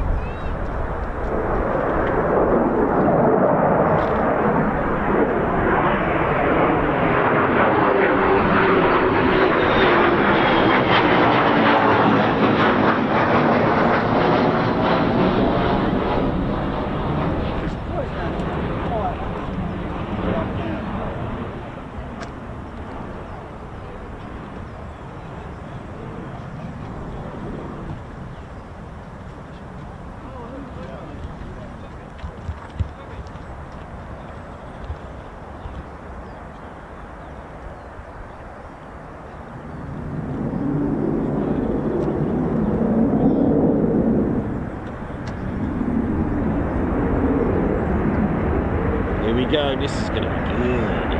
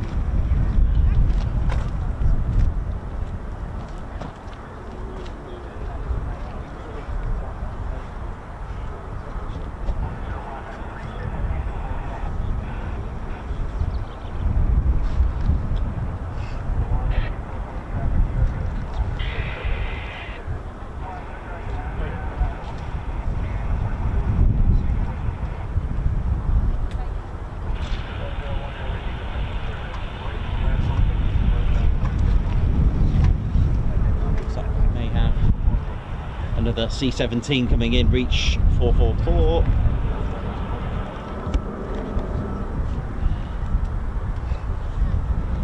But how much I'll get of it before this storm comes in, we'll see. We'll see what we can do for you today. We'll get a few more arriving now, actually. Sounds like F-35s.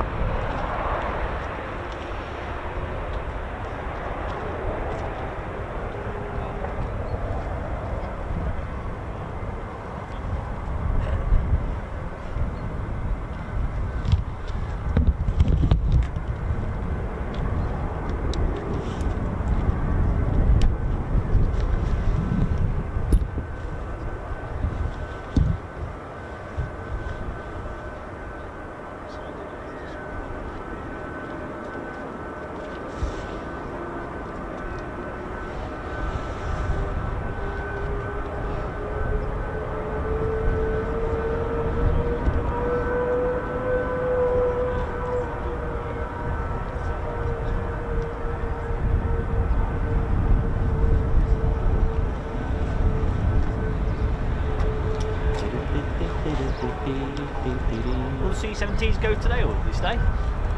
Sorry, buddy? Will the C-17s go today? Oh, I don't know that one. I don't. Don't know that one.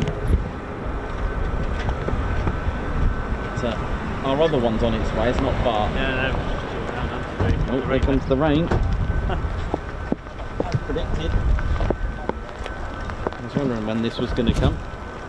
We'll do our best to keep dry. Let's get this in.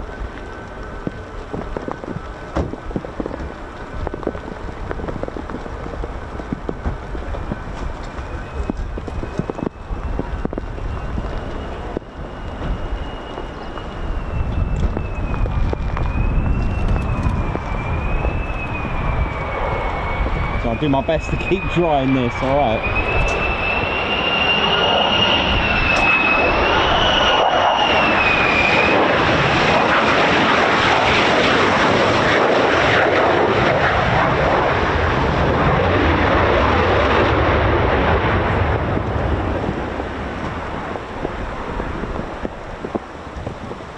Sadly, it was inevitable. I'll do my worst, shall I? I'll do what I can in this. Let's have a look, see what I can do for you. Dee-dee-dee-dee-dee. Over there. There we go. Should be alright. Oh, it's pretty bad.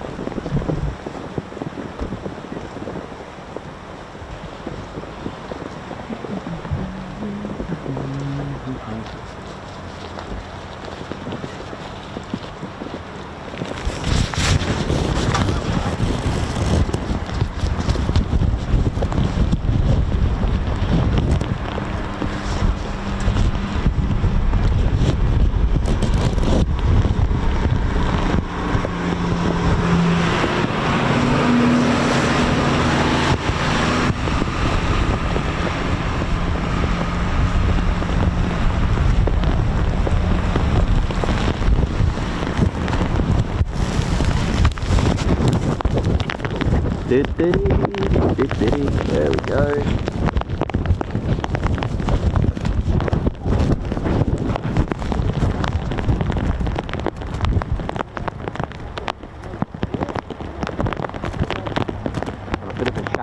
As you can probably tell, just hang in there for a little bit.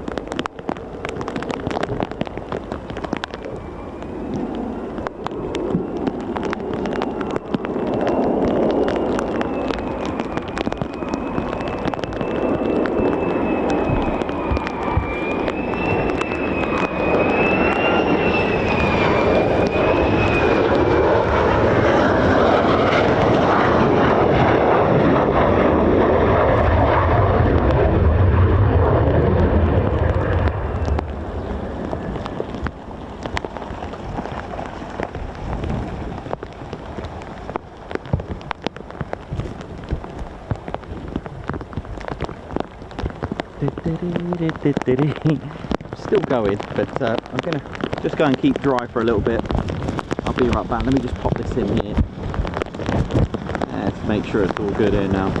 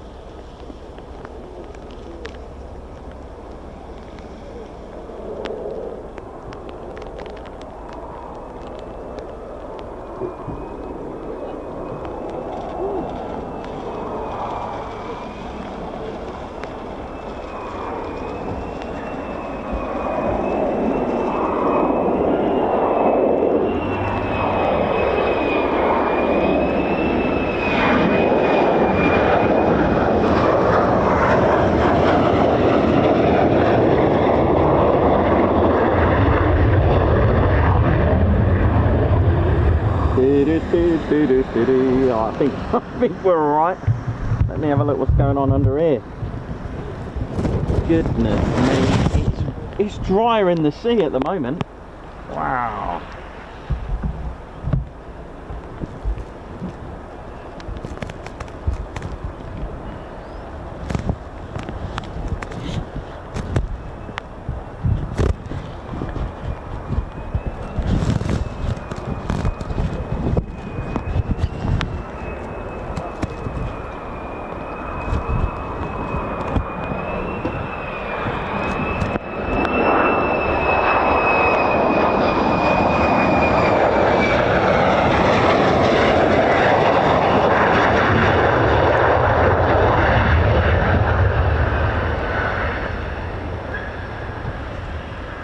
Oh!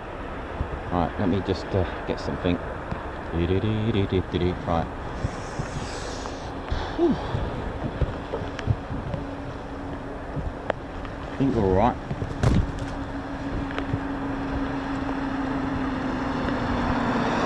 We're still going. I think we're still going. Are we alright? We good? How are we doing?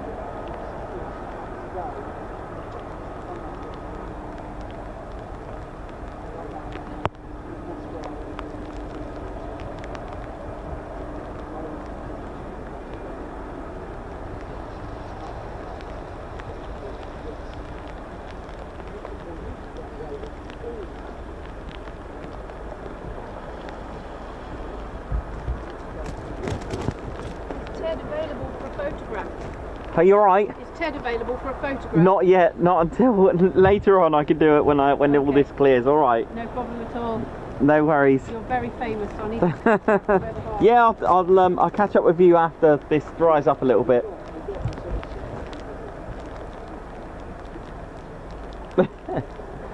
We're all good.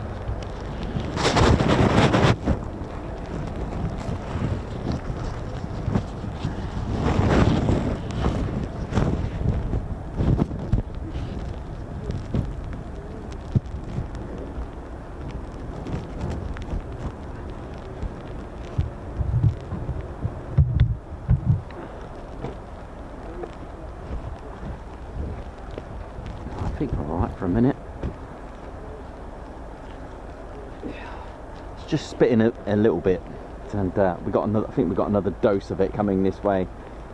Good thing about, well, not a good thing, but I guess as planning, you can actually see it coming to get you, and that's call it a benefit, I guess, to prepare yourself. But it can come out of nowhere, as you can see. Just make sure it's all good in there. Everything seems to be all right.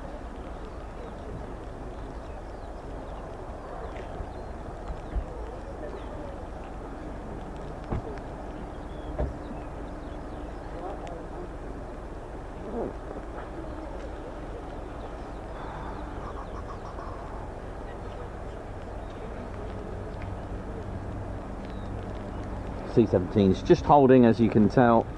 Reach 444.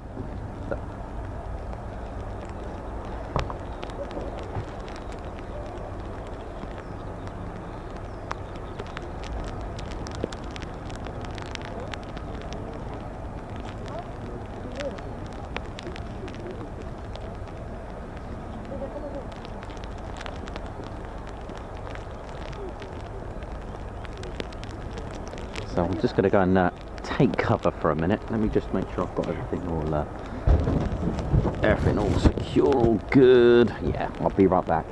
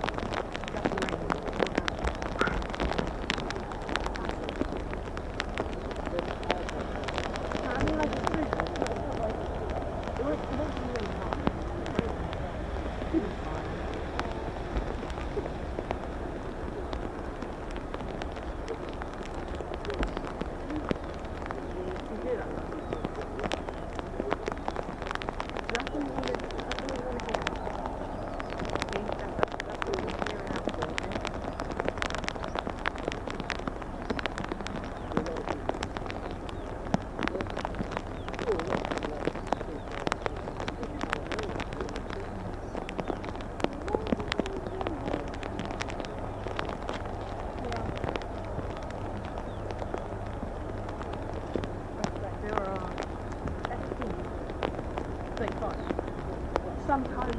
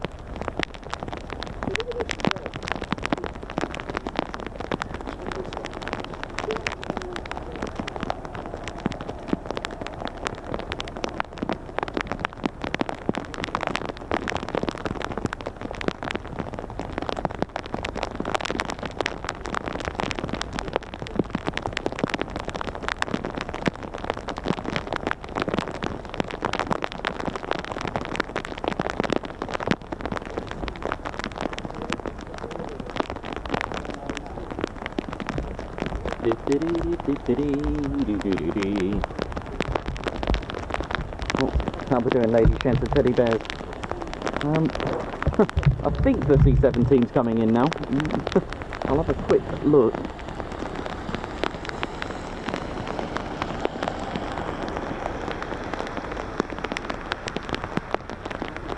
Is it possible? It's looking like it, but the weather isn't. As soon as this lands, I'm going to take a bit more cover. It's As you can probably hear, it's pretty bad.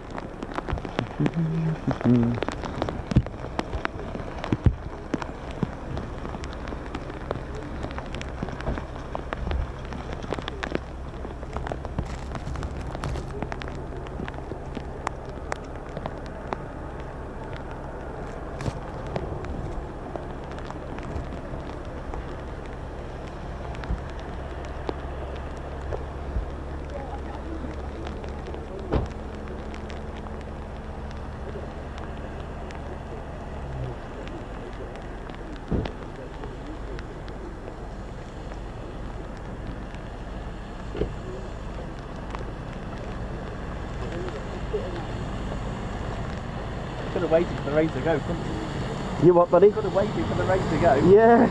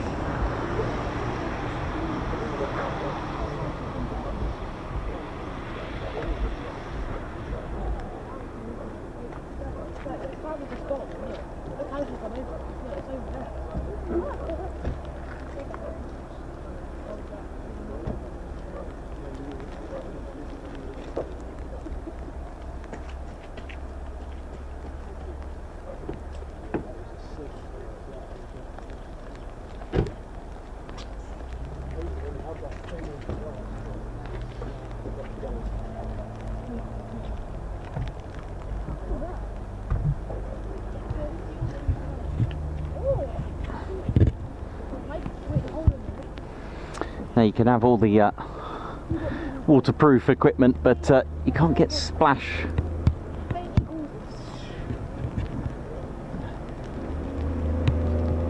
There we go, that's a bit better.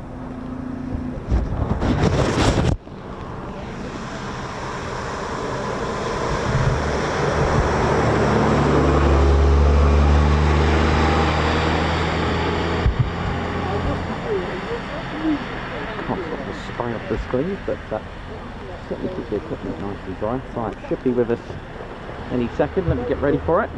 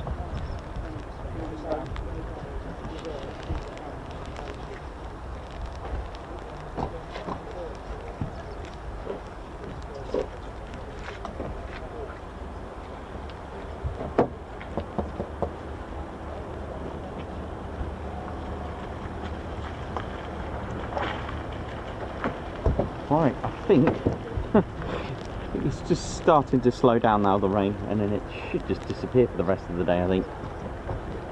We may have one more small dose at some point, but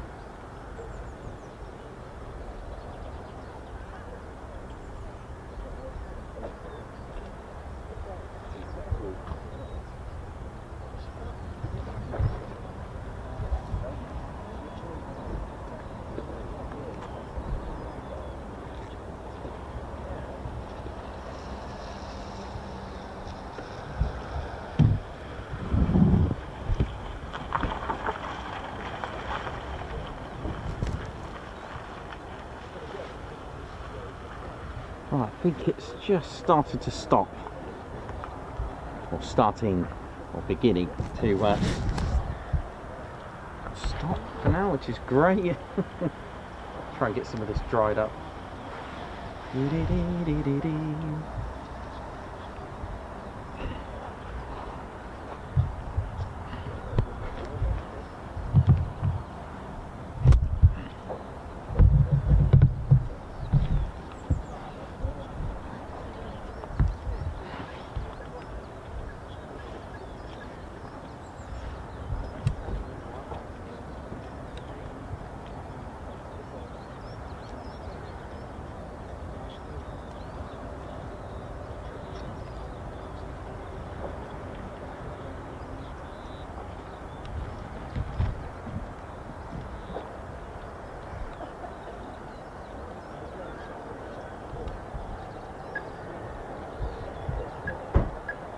So that's 2 C-17s that have arrived here today. That was pretty cool though.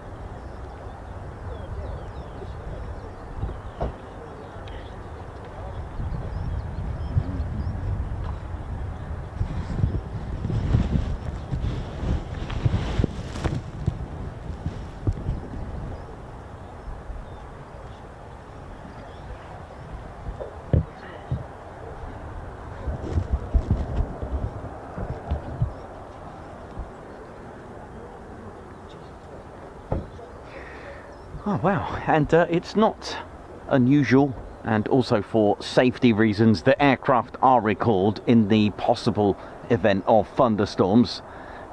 They have something like a radius of about 20 miles. If there's any thunderstorms within that radius, then all aircraft are recalled for safety, which is probably why they all came back at the same time, all using the ILS. So this could be a reason. Not 100% sure, but this is most common. And again, this is all for safety reasons. Thunderstorms and aircraft, the main interest there is safety. So in that interest, they are all recalled.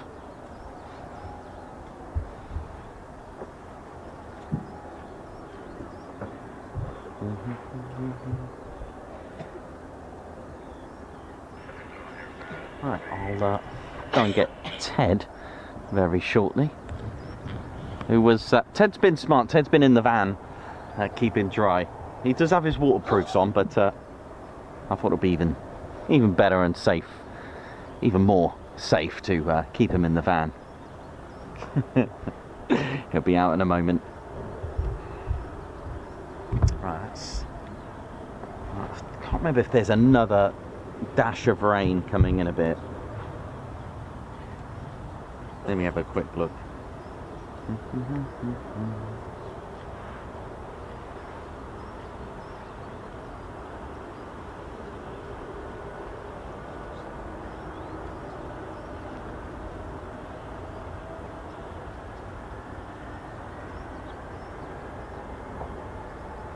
We might get lucky and miss it. There is another dose. It's sort of to the south of us, so we could get lucky. I wonder if the C-17 is going to cross the runway to get another shot of it.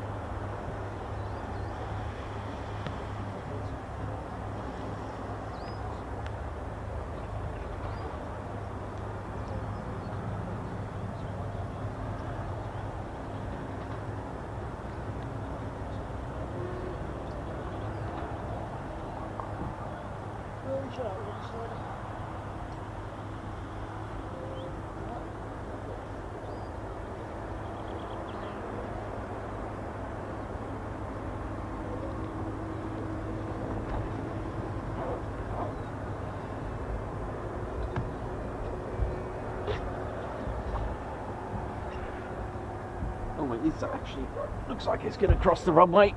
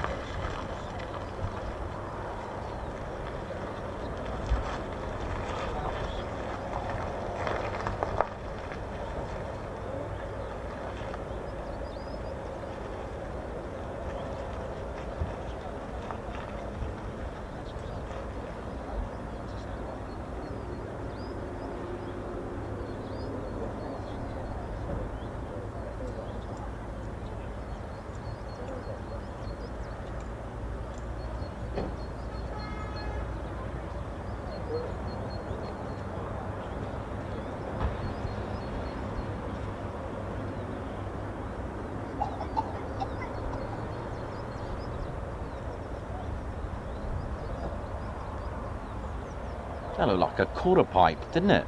Look at that. Yeah, it looked like a quarter pipe. But obviously it's not, but certainly something you can use your skateboard on, isn't it? But obviously please don't, because that's not what it is. But there we go.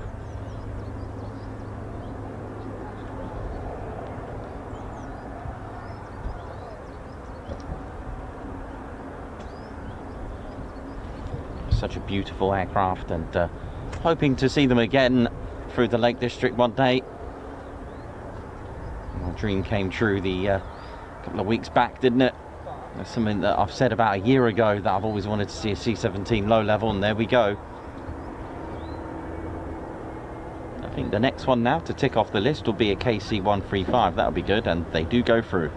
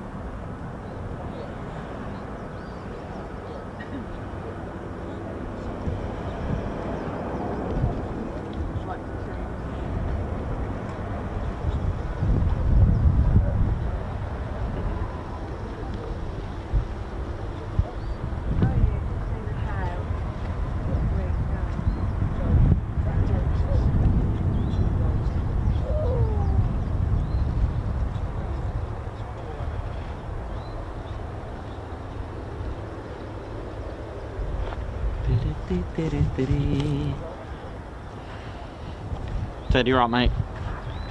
Yeah, you're nice and dry, man. You were smart. You went in the van, man. That's a good idea. How we doing, ladies, gents, teddy bears? My name's Nick. I was cameraman and, well, a soaked cameraman and commentator. And this, of course, is our very dry, smart squadron leader, Ted Coningsby, and a guards march for Nick. Congratulations on your 6-month milestone. Thanks for all the great coverage. Hey, guards march to you. Thank you very much. Alan Cleaver, high five. Thank you very much for joining the Ted Coningsby's Posh Officers Club. Thank you very much. Not Scorvus, congratulations on your 1-year milestone. 1 year, oi oi. Thank you very much. Well done. And Merrick Evans, congratulations. High five. Let me just, is that in the way, Ted? Is it? What's that on the screen there, mate? Is that all right now? Merrick and Evans, Merrick Evans, high five and a guards march. Thank you for joining the Ted Coningsby Squadron. Thank you very much. Birdfeeder TV, thank you very much for your super chat. Guards march. Simon Watchorn, many happy returns to my fantastic father-in-law Mick on his 80th birthday. I hope you enjoy your day, and with Just Jane later this year. Guards march, nice one. Wee Stevie Boy, thank you very much. Guards march, thank you for the super. Ange Baker, member for 20 months. So proud to be with TCS family. Happy days. Thank you. Callum Middleton, high five. Welcome to the Ted Coningsby's Posh Officers Club. Guards march. And Alistair Goodwin, high five. Paw pump. and a salute. Thank you very much for gifting 10 Ted Coningsby memberships. Guards March, thank you very much. Steve Evans, thank you very much for your super sticker, Guards March. And Alistair Goodwin again, high five, paw pump, and a salute. Thank you very much for your absolute generosity there. You've just gifted another set of memberships, this time 20, a Guards March. Thank you very much. That's amazing. Thank you very much from all of us at the Ted Coningsby channel. Christopher Cart, welcome, high five, Guards March. Welcome to the Ted Coningsby squadron. Sylvia King, thank you very much for the super sticker, Guards March. Mark Moody, thank you very much for the super chat, for suffering this on behalf of Nikos and Ted. Thank you very much. It's fine. We were okay. The kit was fine. We just covered it up and legged it. I mean, that's a sensible idea, isn't it? You know, just cover it up and be gone. Nigel Bullen, congratulations on 18 months membership. Who's put oi oi? Thank you very much.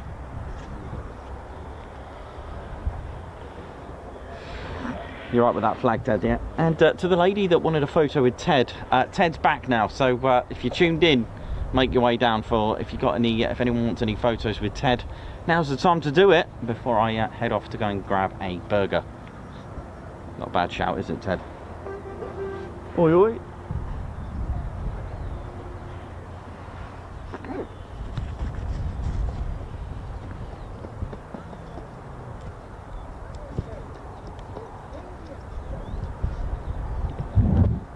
Yeah, I think it's safe to go and get a burger, isn't it?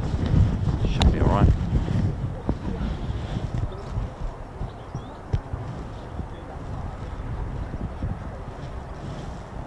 Or shall I wait? Nah, it is with this place.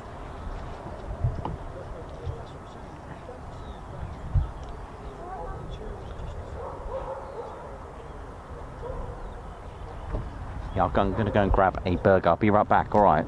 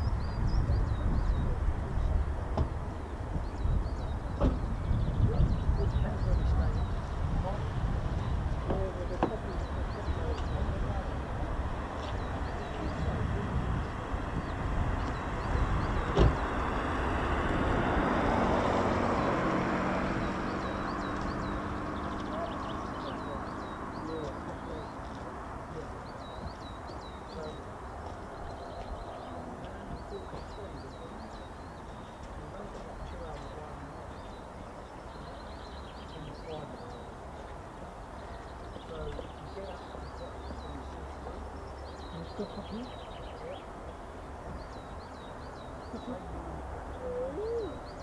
see, that's the runway over there. That big road, it's quite a straight road.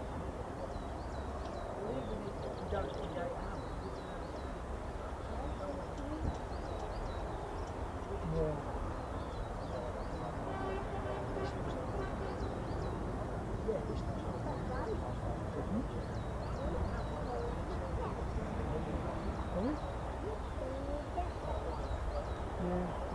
See something, make it worthwhile. Come on, let's see.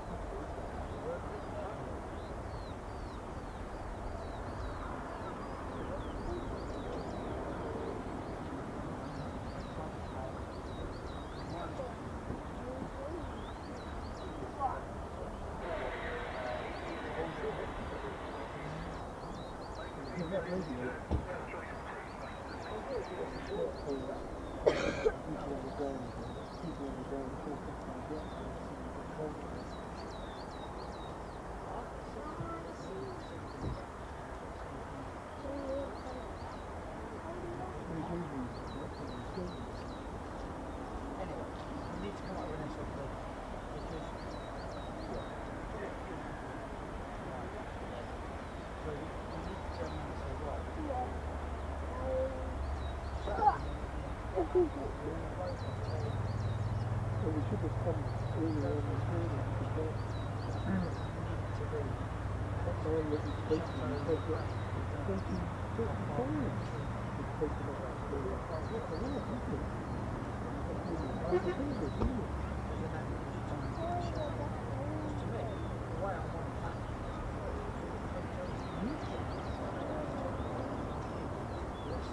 Same thing is 100 years ago.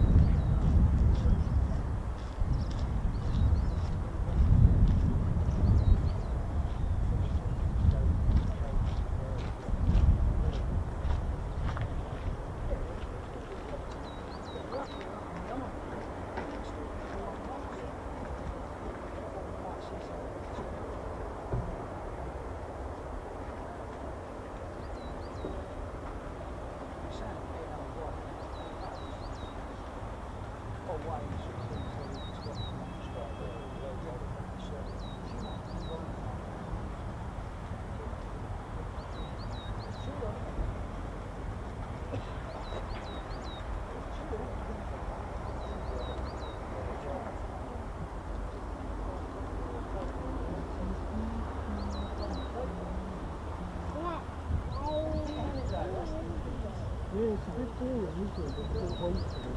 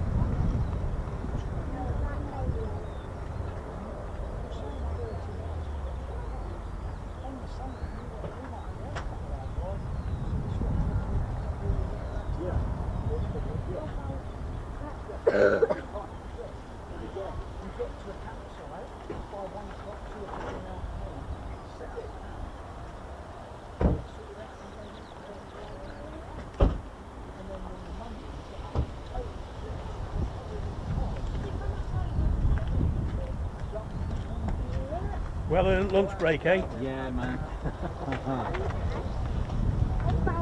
That Ray was on call for, wasn't it?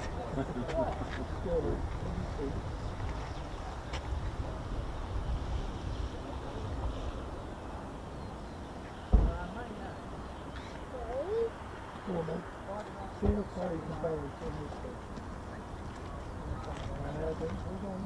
Hold on.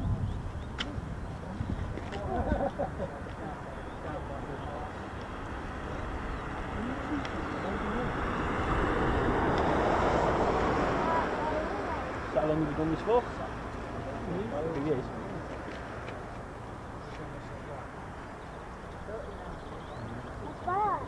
Yeah. What's that?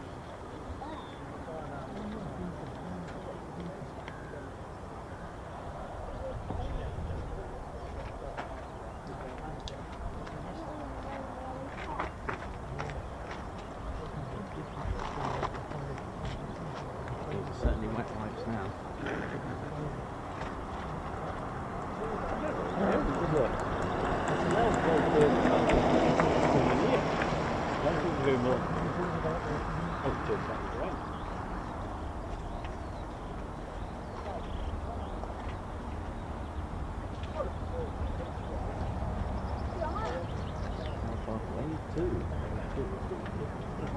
Have a quick picture of you and Ted. Yeah, yeah, this okay. is fine. Yeah, let me just.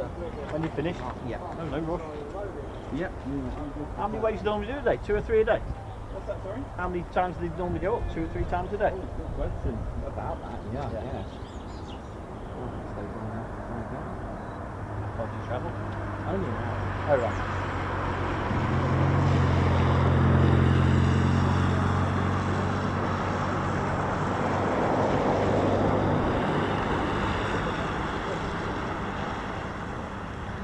He had a dodgy day in hospital and his memory went. And he could remember you and your theme music when I put it on. Oh, that's good. Oh, it was so funny. Right. His daughter was gutted.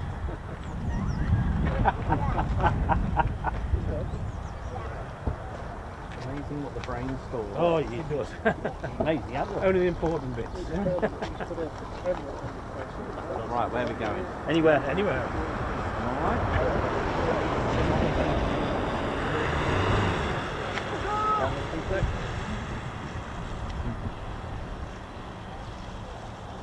Thank you very much. No worries, no problem at all. Let's hope it stays like this now. Yeah, well, I think it will now. I think that's it. So everything will dry up nicely up there. Where are you off tomorrow? I was thinking of Waddington, but Yeah. the weather is a bit emotional until the Oh, is it? afternoon. Yeah. Yeah, so I might just have a line and then go and have a look, Why see not? what happens. It's Why worth the not? risk, because you know. Oi, oi. What, you're afraid to Wellington now? You never know. You never know. Red, maybe. Oh, Who yeah. knows?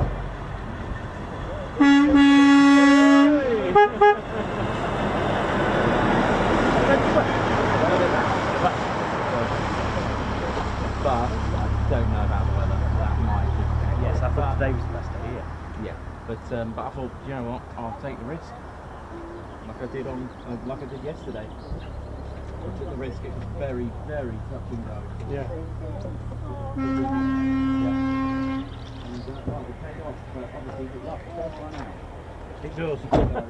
But also luck can be on your side as well. So you've got to go with it. That's what you do. Well, that's it, yeah. And Do what you can. not like the comforts of going to like a civilian airport where you're going to get stuff and it's all written down for you. Yes, that's it, yeah. Here, but then military is cool. Well, that's definitely, yes. You know what I mean? Absolute surprise, done it, what's going in. Well, 2 C-17s, great. Mildenhall's been the place to be this morning. We hadn't seen a C5 for years, have we? We saw one this morning, yeah, come straight through and go across here. And, is it an ET one from yeah, all sorts going in this morning. It's not very, sometimes you go down there and you don't see anything for hours, and I think we caught 4 or 5 in an hour. I wouldn't be surprised if they go after pretty much guaranteed to see something.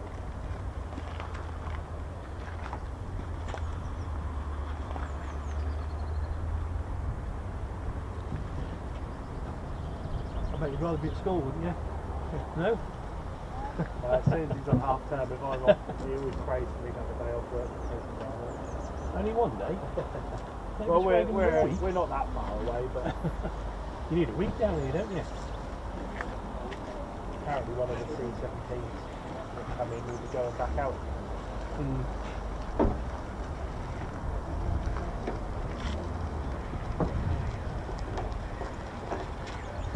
You're not missing school,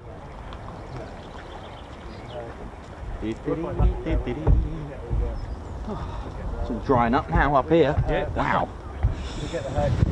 Right, let's. How we doing, ladies, gents, and teddy bears? Hope we're all good. Just gonna get this rain cover off. Just excuse me for 1 second. Right, and keep that nearby because you just never know. Yeah. You just never know. But mind you, thank you very much. Rain cover. That was lucky, wasn't it? Tell you what, looks like I'm hanging up my clothes up here. It's funny.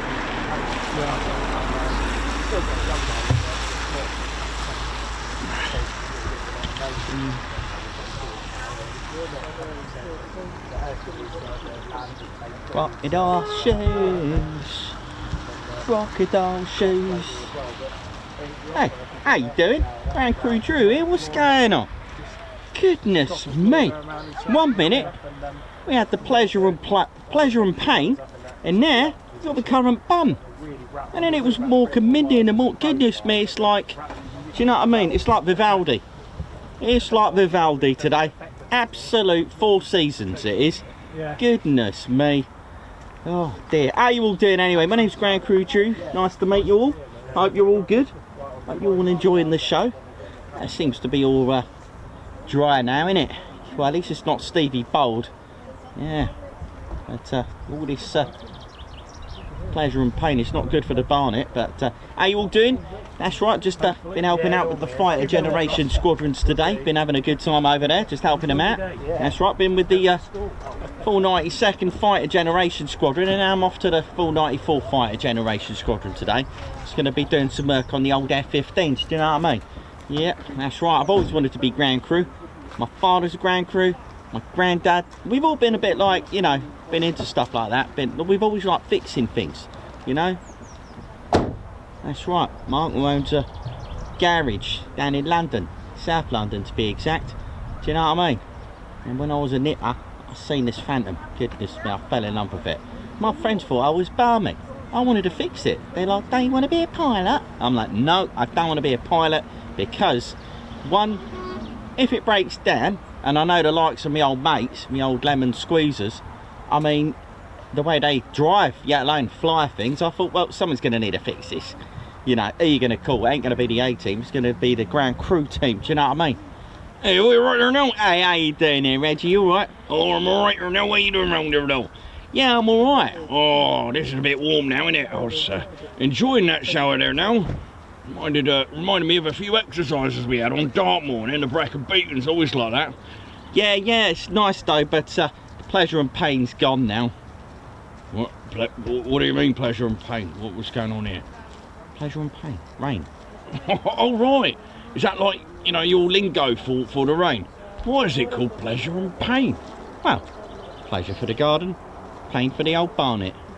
Barnet, fair. Oh, your hair, yeah, that's right, no. Well, mind you, where I'm from there now, it's always raining there now. And where are you from, Reggie? Oh, I'm from the woods. From the woods? What part of the country is that from? Well, from the woodlands. Goodness me, can never get any sense out of it. But hey, that's why you're regiment, innit? Well, that's right, I know.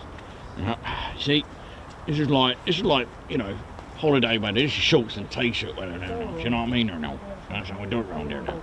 Yeah, I know what you mean, but yeah, it's time to roll the sleeves up and go and help out. Do you know what I mean? What are you up to later on? You off to the shops? Yeah, I might go to the shop there now. I'm going to get my old might go and get the old my old tennis racket fixed. You need to say that again. I didn't quite hear you. I've got to get the old tennis racket fixed there now. I didn't know you played tennis. Oh, I don't. Well, what'd you have a tennis racket for? It was catch flies, innit? Oh, flying around. Mate, I didn't quite see as a job McEnroe, but do you know what I mean? You're the opposite of, you know, these people in the garden there. Oh yeah, garden and Reggie's. We you know, when I'm in the garden, I'll never switch off. It's almost like being in been in training, do you know what I mean, in the garden. Ah, right. Well, that's all right, isn't it? What about you there now? Are you doing much? Well, no, I'm a bit stumped by your fixing of your racket, but never mind. But no, mate, just on me break, and now I'm going to go and work with the other squadron now, and then just chill out later on, do you know what I mean? Oh, I don't know. Yeah, it's all good. All right, well, mind how you go there now. All right, no. Yeah, nice one. Thanks a lot, Reggie. I'm off, mate. See ya. Behave yourselves. Don't forget to hit the like button with your longers and lingers. And whether you're watching it on the wobbly jelly or your dog and bone or your lamb chop, don't forget to give us a support. See ya. Didn't get any of that. He's talking about food there. He's always talking about food, isn't he? But then again, you know it is with him. Always means something. No. What's going on around here now? Yeah, part of the regiment. We've got to do our perimeter checks. My name's Reggie. Part of the RAF regiment there now. What up? Alright, how you doing there now, Casey there now? Yeah, I'm alright. How you doing? I'm alright there now. I'm just doing me perimeter checks. Who was that I see? Who was that? What over there? Oh, that was ground crew Drew. Alright, he's my type of guy. He's cool, he is. I like him. We're very similar. See, I got what you need. I'm in LRS, do you know what I mean? LRS, oh yeah, logistics, ready in the squadron there now. Yeah, I got what you need. What you need? Oh, I need chucking. Well, we got Mickey's Cafe over there. You sort you out some good chicken. You know what I mean? Yeah, that sounds good there now. Yeah, what up?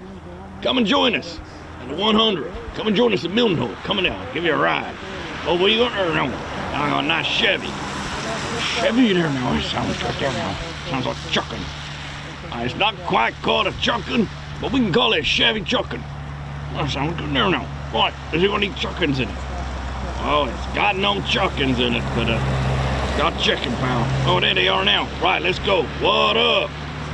I got what you need.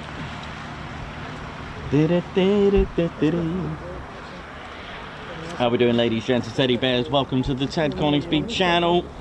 Hope you're riding high. Hiya, two bears. Hello, you alright there?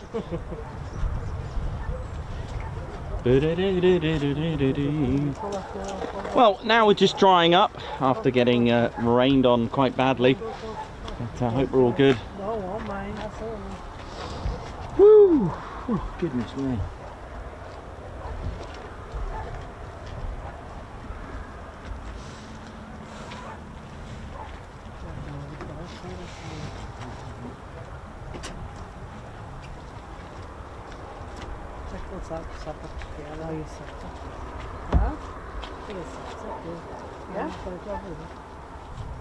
Fazer aqui esse caçado, de certeza. Viu?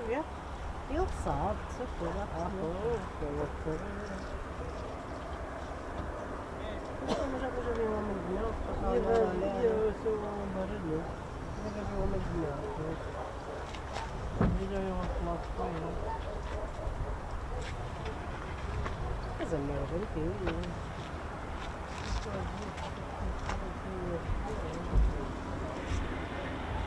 Oh.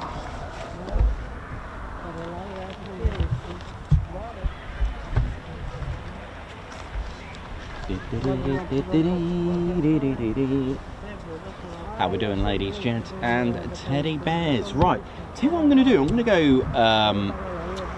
Just going to give you a little bit of additional history.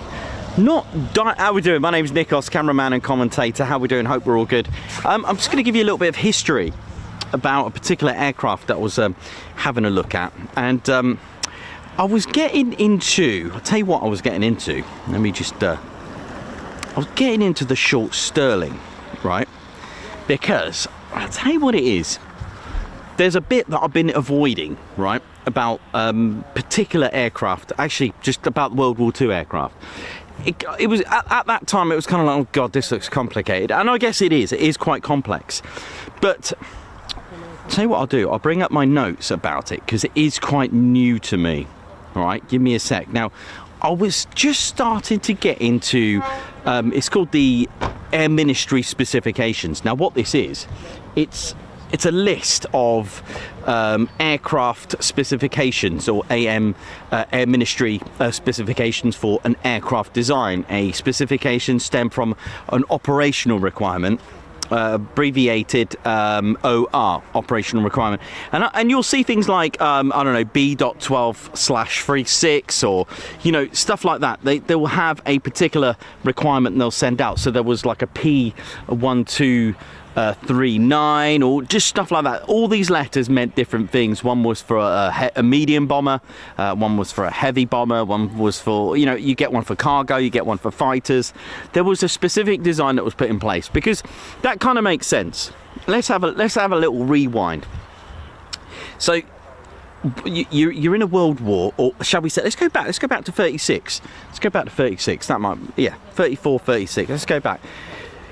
You've got factories, you've got the Vickers Wellington, you've got the Short Brothers, you've got Supermarine, you've got Vickers Armstrong, you've got, you know when you're just trying to think of stuff off the top of your head and then you're like, got Handley Page, you've got, and a lot of the things that were going on, such as the Short Sunderland, like the flight, there was a lot of flying boats, Supermarine were making all these things. So then suddenly you've got a threat of a world war, all right? Who goes, right, let's quickly make an aircraft? And it never occurred to me until this morning. I thought, hang on a minute, you've got all these companies that make aircraft. Do you just go, right, here's a design, here you go, what do you reckon of this? It wasn't like that. And I failed to have a look at this. And what would happen, the Air Ministry would actually bring out a specification, for a requirement for a particular aircraft. So we focus a lot on bomber aircraft here, because of the fact that most of the stations have a history of or that were once bomber stations. We go to Mildenhall.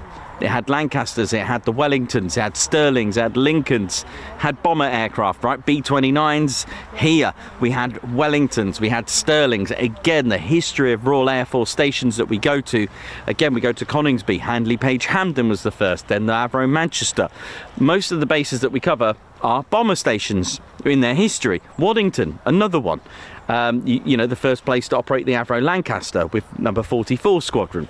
We've got Marham as well, with all sorts of aircraft again that we speak about, but all bomber command. It's amazing how many that there are, and I guess it makes sense. You don't want your bomber aircraft to be situated close to the shore, because if they are, they're liable to get damaged.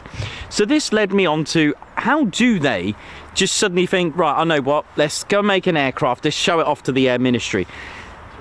Everything has a gradual stage in upgrading in technology, and it takes a long time. It takes years to design an aircraft, right? But once the approval goes ahead, then it's, spun out, wrapped up, and produced at a rate, say for example, the Wellington bomber at 28 a week, which is phenomenal.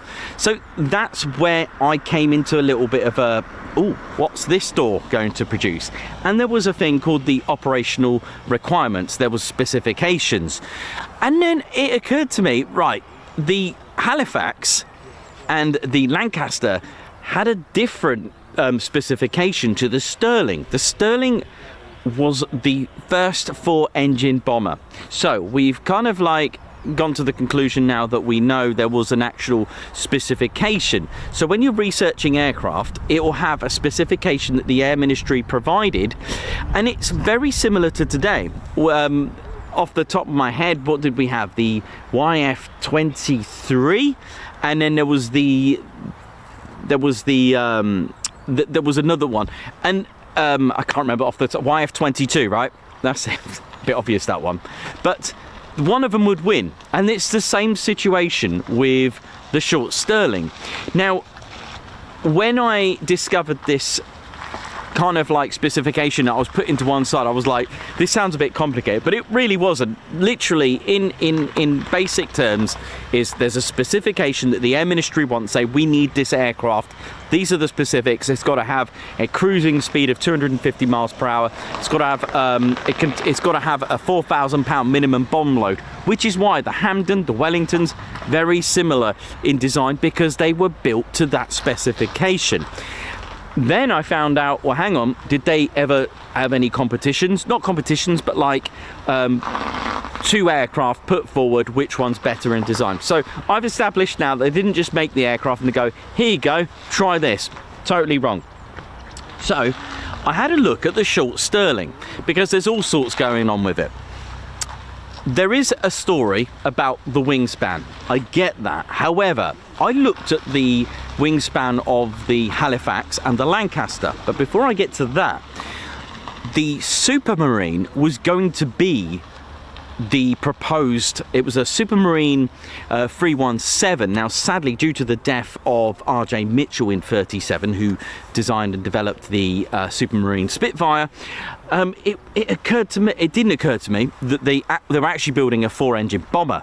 That's what the Air Ministry proposed, okay? So it was a specific requirement, and that one for the, let me just get it because this is quite new, so apologies for this, but if you give me 1 second, then the short Stirling, that specification, again, it's quite complex, these, but the specification was a B12/36, and it was the same proposal that Supermarine put forward as well. So let me have a look at Supermarine, and they actually won. Okay, so it was a toss between the S-29, which was the short Stirling bomber, and I'll come to that. The reason why I'm saying it is because there was short Stirlings operating here, but it was something that I'm working on.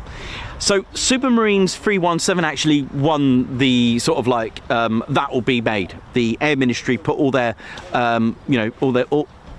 gave the go ahead. All right, just like what happens today, but it got bombed. The factory of the two prototypes were destroyed. RJ Mitchell wasn't around because sadly he passed away, so it was given to the Short brothers, which was the S-29. So, but I had a look at the requirement.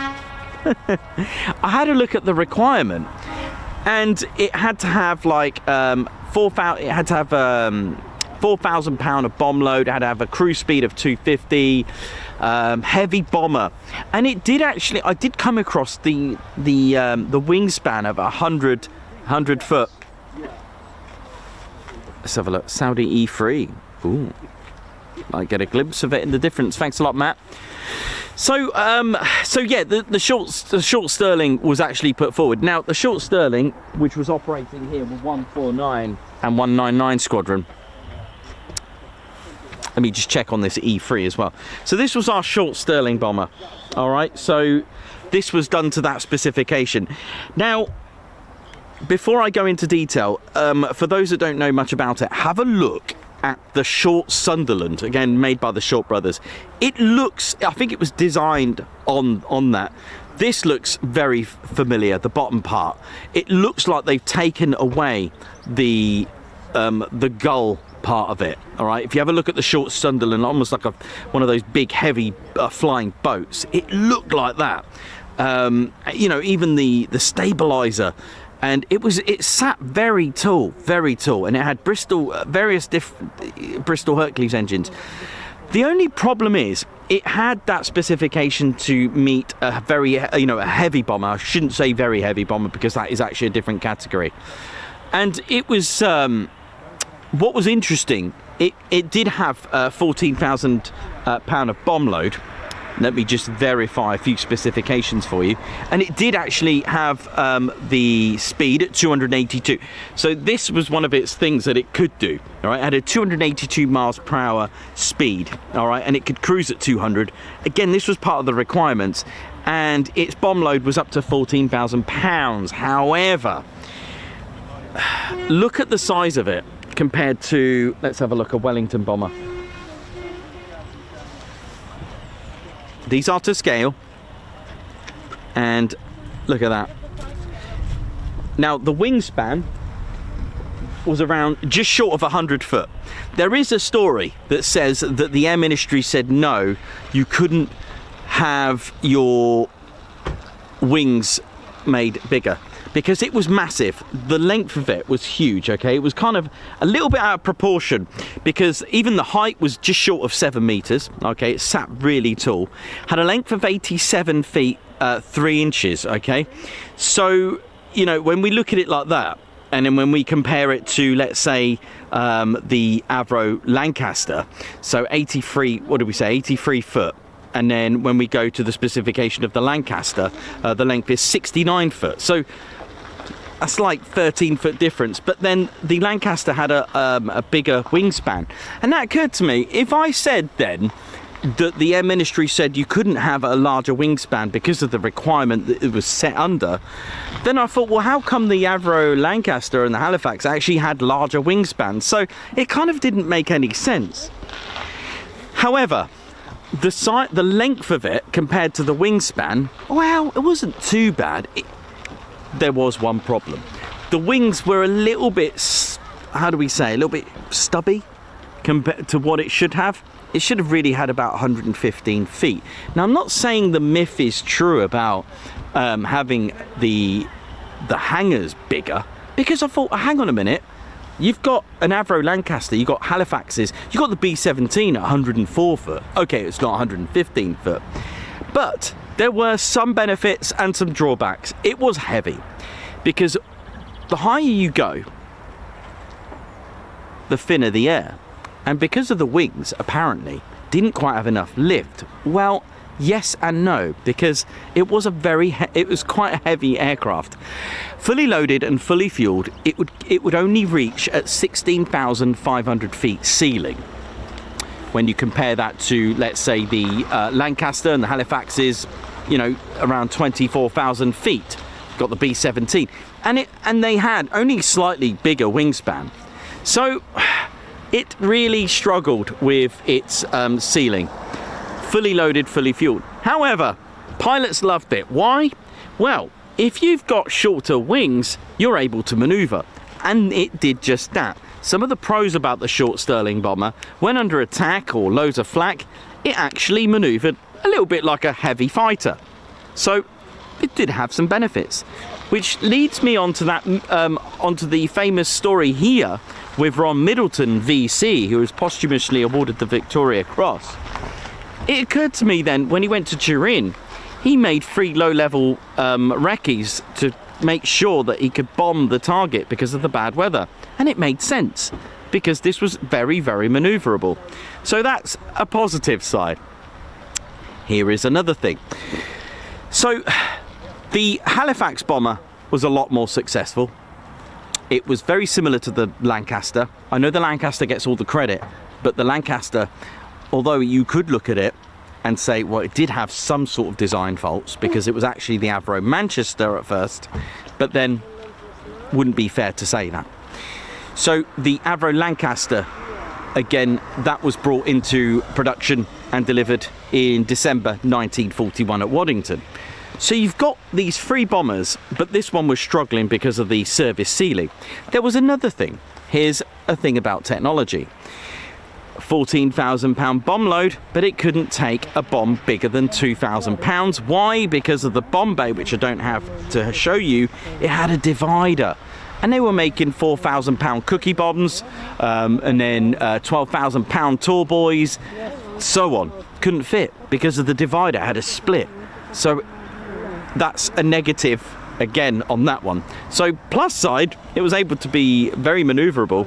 Downside, low service ceiling, but it couldn't even take bombs bigger than 2,000 pounds. So what did they do?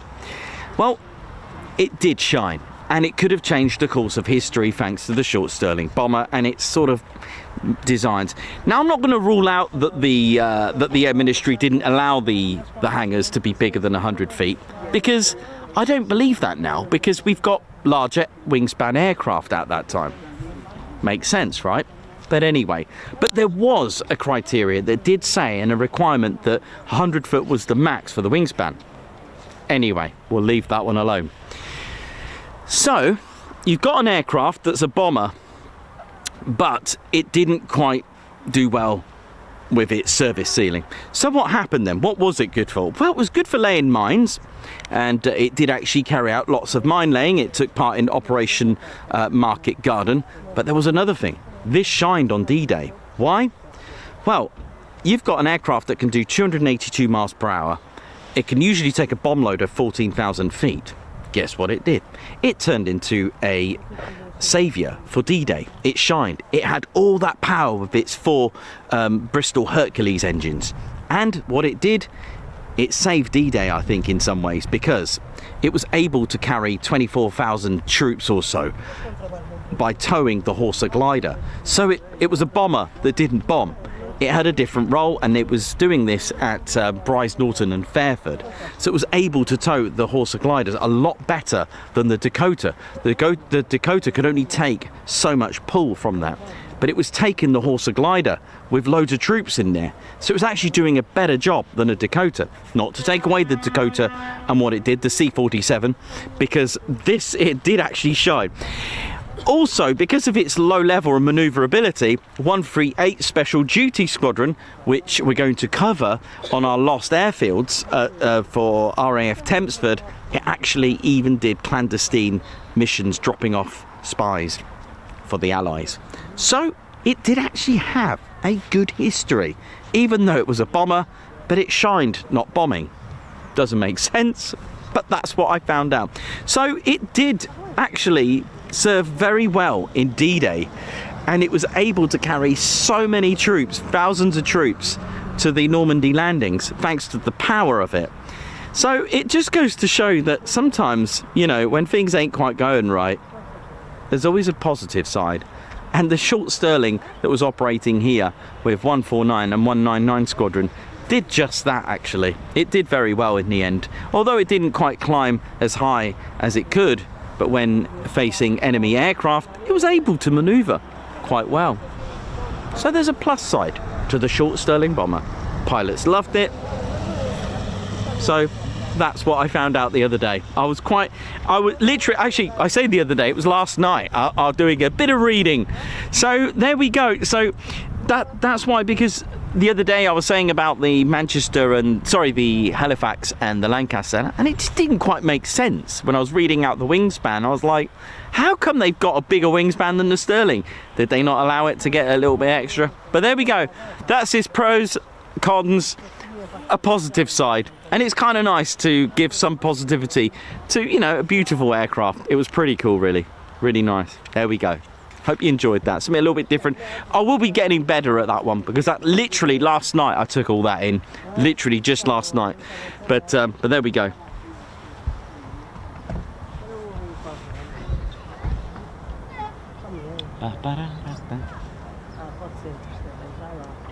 I hope it wasn't too rusty there, because literally just came across it yesterday. Just something a little bit new, a little bit different, that I thought, do you know what, I'm going to let everyone know about that one. So I'll get better at that. So that was off the top of my head from yesterday's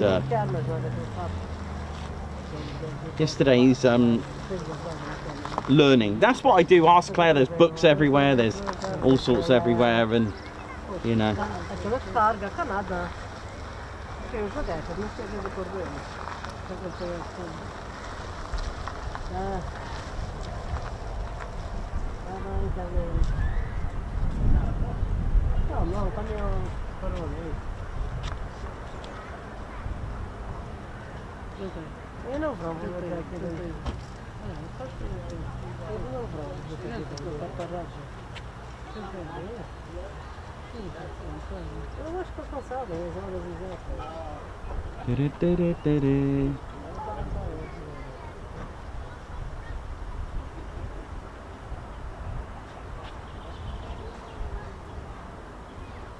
Yeah, Simon John, thank you for that.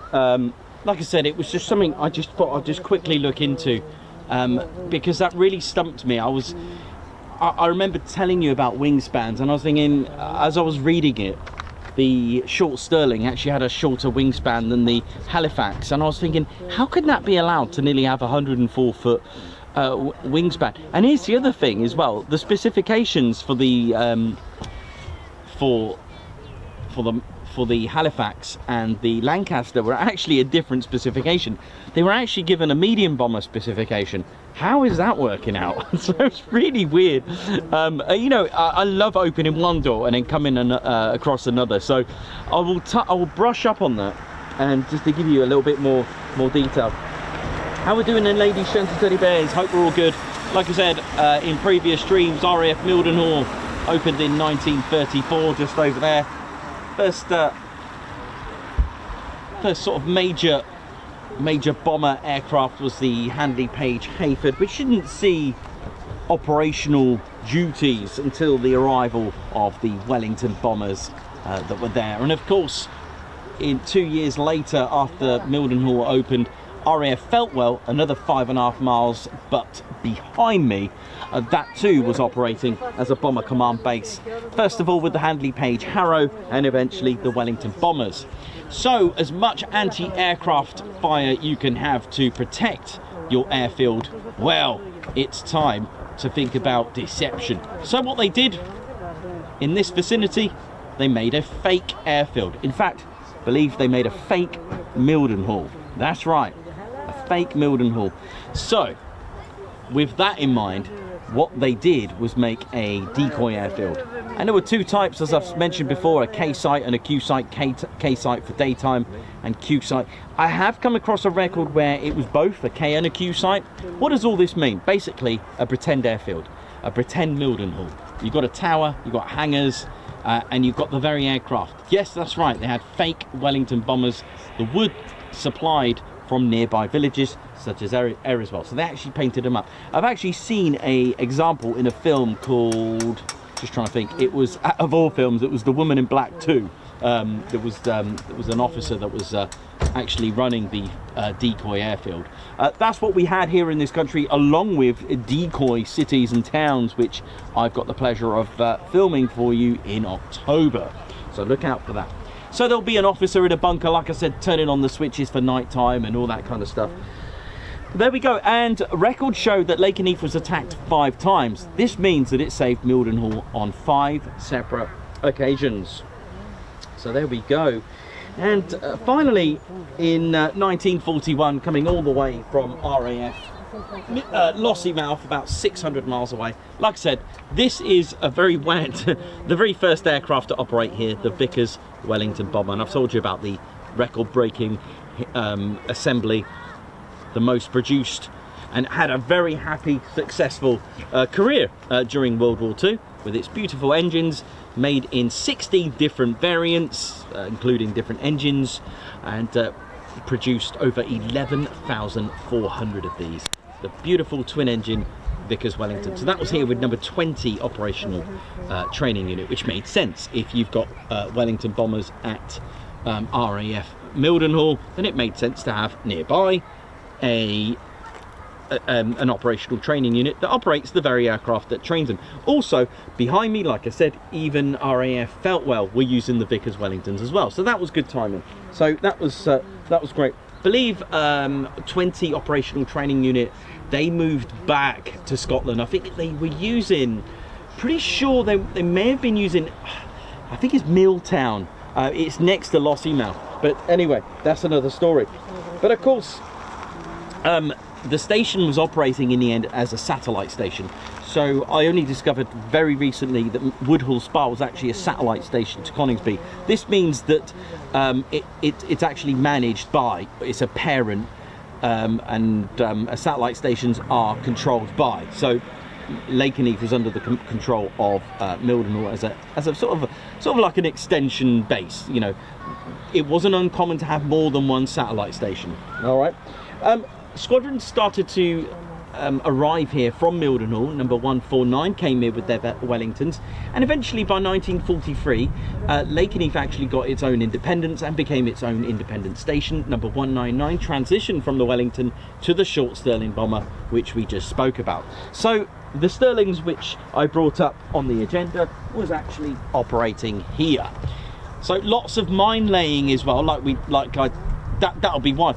And the short Stirlings were one of the first aircraft to sort of take part in the 1,000 bomber raid. In fact, nearly everything was sent on that 1,000 bomber raid as well.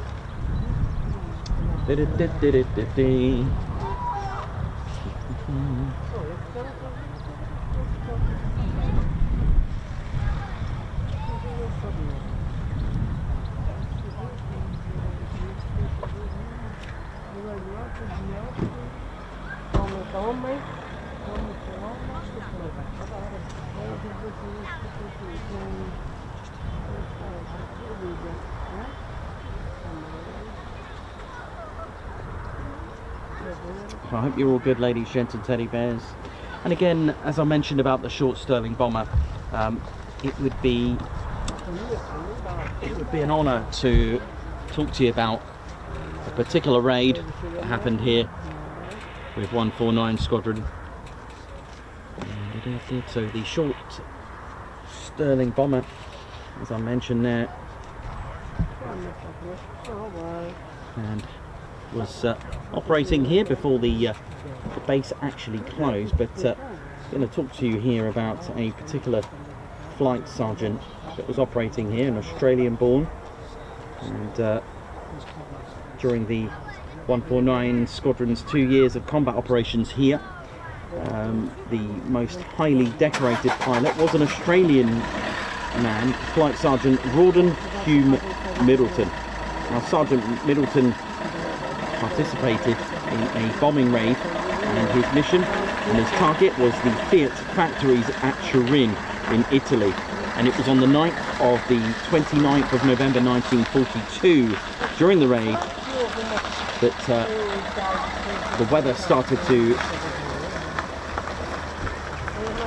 get worse and worse, that he struggled to see the target, and suddenly the worst happened. He was hit by flak, and the plexiglass shattered into millions of pieces, and shrapnel from even pieces of the short Stirling actually hurt and literally mortally wounding our Ron Middleton. If you're queasy, please just turn off the volume. I'll just give you a little warning.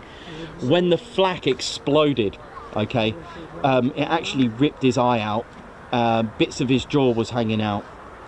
He had shrapnel in all his limbs, both legs, both arms, and he was losing so much blood that he became unconscious, and it went into a dive. The co-pilot was also hurt in this, and he managed to come round. I think he leveled off around 500 feet, and miraculously did 2 more passes low level, which makes sense about the short Stirling's maneuverability. Now, Ron actually managed to find the target and destroy the target, or at least bomb it. On his way back, they were met with more and more flak, and he was losing consciousness. And the other thing they were losing, fuel. Because of the rough weather that they encountered, they did go off, they went over the Alps, and it was pretty bad there, and by the time they got to France, they were again under attack by flak. The aircraft was severely badly damaged, but they made it pass and over the coast towards England. The only problem now was there wasn't enough fuel. There was just 5 minutes fuel, and he was losing so much blood, he was starting to pass out. Now, Ron knew that he could have just about enough fuel to get onto land, and he told his men, "I'm going to get you home." What Ron did was an act of, bravery, because he knew that he wasn't going to make it. Now, what Ron did, as he was aiming for the land, he was worried that his aircraft, once it ran out of fuel, they could bail out, but the aircraft could just crash and kill civilians. So what Ron did, he went parallel to the land. So if my hand is the land, he went parallel to the coast, and he told his men to bail out. He knew what was going to happen to him, and the first 3 men bailed out, and they survived. And then literally, as the aircraft was about to run out of fuel, he told the rest of his crew to bail out, and they did. Ron, with his aircraft, his short Stirling bomber, crashed into the sea, saving potentially civilians, saving 3 of his men, because sadly the other 2 men were washed ashore the very next day, and they lost their lives, along with Ron, who was washed ashore a couple of days later. This story all happened from Lakenheath Airfield, ladies and teddy bears, RAF Lakenheath, and he was posthumously awarded the Victoria Cross for his bravery.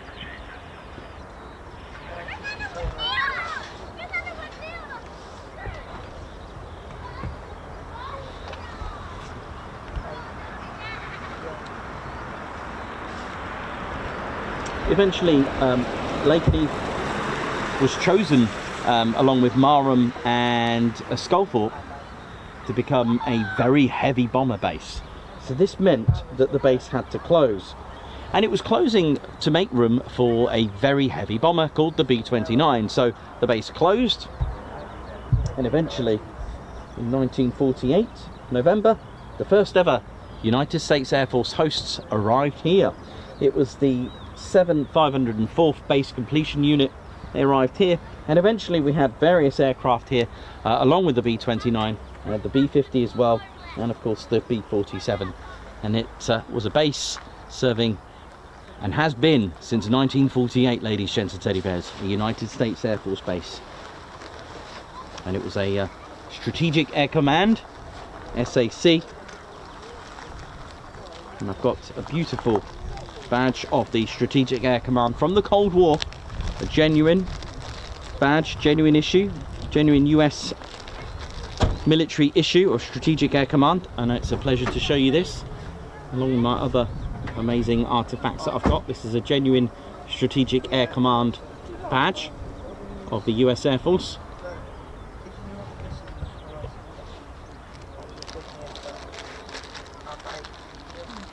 And I've also got some more memorabilia here. I've got these look at these as well, from the same time period. Look at these, beautiful. Yeah. Write down in the comments now what you think these are in rank. Let us know, see if you know them from our previous streams.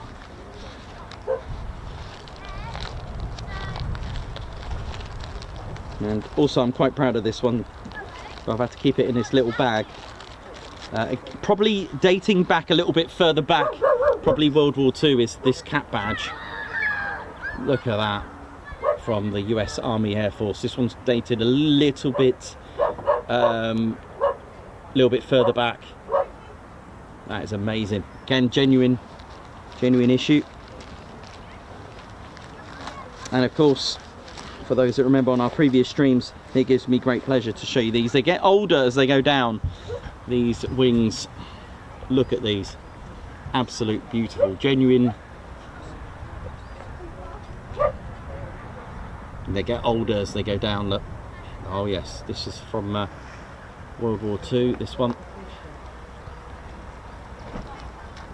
These are genuine issue, because that's what the Ted Coningsby Museum in the future is going to be like. It's going to be dedicated to, if I don't get my own, I will certainly find volunteering work for a bomb group, no doubt. But I feel that we should have our own Ted Coningsby Air Force Museum. What do you reckon in the future? Oh yes.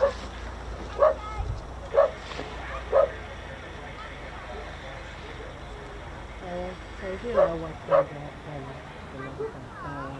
And then we send you way to just after lunchtime. So about one. We saw someone saying they'll be on ground 7 minutes.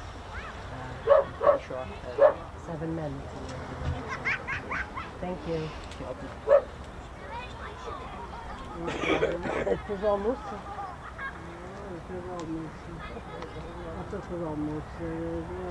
So I want to mention about the age of the crew. And do you know, if you were in your 30s, right, whether you were RAF or United States Army Air Forces, you were nicknamed Grandad. 30 years old. The average age, or at least the youngest age, is about 18, 19. That was about the right sort of, not right, but you know what I mean, that was about the mean sort of age going into especially bomber command aircraft. I mean, wow. That's, you know, going into the battle, going into a B-17 or a Lancaster, you know, just 19 years old. Some would even lie just to look a bit cooler. And this is true. This is not made up. To look a bit more authoritative. I mean, we're talking about they're 19 and they just want to add 2 years. I mean, in this day and age, we want to reduce our age, and yet the thinking then was adding a few years on. It's amazing. Absolutely different kind of people. I've always said that in previous talks. But again, for me, I'm always learning, so especially learning about the aircraft specification. Yeah, alright, dude, how you doing? Good, thanks. You alright, man, yeah? Yeah, just waiting for the next stuff. Cool. Yeah, I thought I could hear something start up, but I'm not sure. Yeah, I heard that earlier. As Okay. well. It won't be too long. Yeah, shouldn't be. Hopefully my back doesn't give him before. You what, dude? Heavy lens. Oh, Hopefully it's, my back yeah, it's doesn't quite. give Is that new? him. Yeah. Oh, nice. For my birthday. Oh, well, wow. Cool, happy birthday. Thank For you. when that was. Yeah, it was 7th of May. We came in on the 9th. And then I messed up the runway numbers. So, Ah, did you? yeah, didn't get too good a shots, but You're on half term now, yeah? yeah. That's all right, know. We're just going to stay here for the week and see what we get. Yeah. What, year 11 or? Year 10. All right, cool. Cool. Going all right? Yeah, it's going Good. pretty good. Good.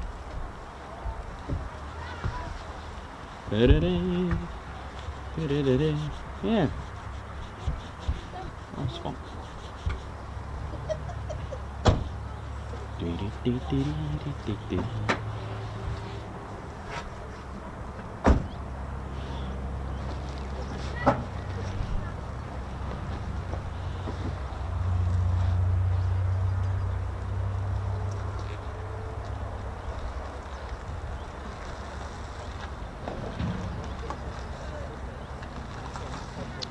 Yeah, and some of the, as I mentioned about lying about the age, sometimes they'll just actually just write a letter and forge a letter saying, pretending that it was from their mum, saying that that them, you know, the mum authorises that they are 18. I mean, it's amazing, amazing. What drives someone like that to do that? To, you know, and then we, you know, the horrors. But then, I suppose, if you've got your mindset, it's like today, if you've got your mindset to do something, you can do it.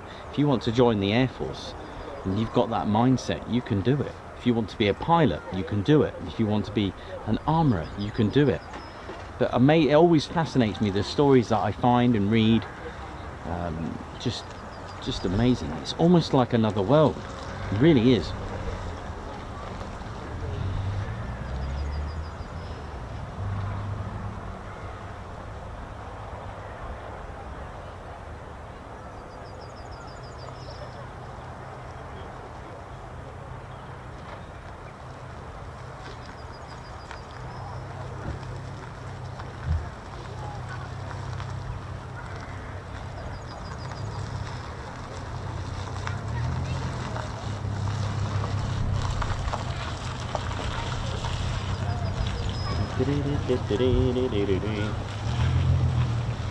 At one point, it sounds like I can hear aircraft spooling, but then on the other hand, I can't. So,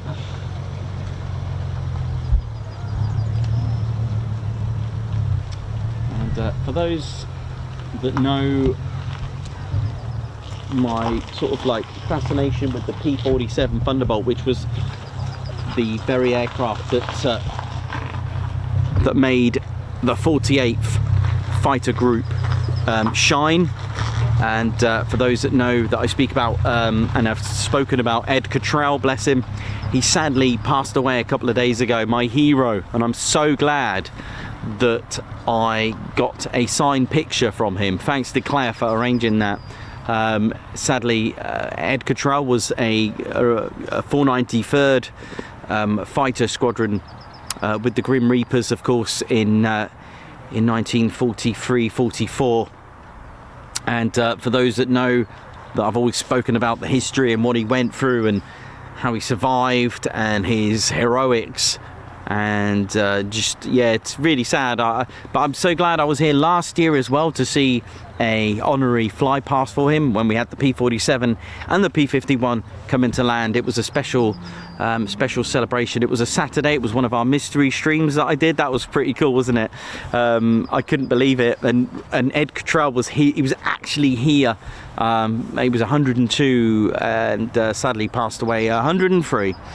And Yes, but 103 is an exceptional age, but I remember listening to some of his videos, and he was just talking and actually recollecting and projecting his memories, you know, to people. Like it was not only yesterday, but I think it was amazing how he is over 100 at the time he was doing this, and he was just speaking like, I don't know, like anyone tens and tens of years younger than him would. It's just the way he was coming out with it. But sadly he passed away a few days ago, and just I've smiled because I'm glad I got to learn about him while he was alive, and got a nice signed photo of him in his P-47 Thunderbolt, which says like, you know, it's but hey, heroes, right? Heroes. And I'll never forget that quote I found at Duxford. I went back to Duxford and I couldn't find that quote. I don't know where I've seen it, but it was about the ground crew and those on ready to scramble. And it said basically like hours of boredom, moments of terror, I mean, or horror. Hours of boredom, moments of horror. And wow, isn't that just hits you?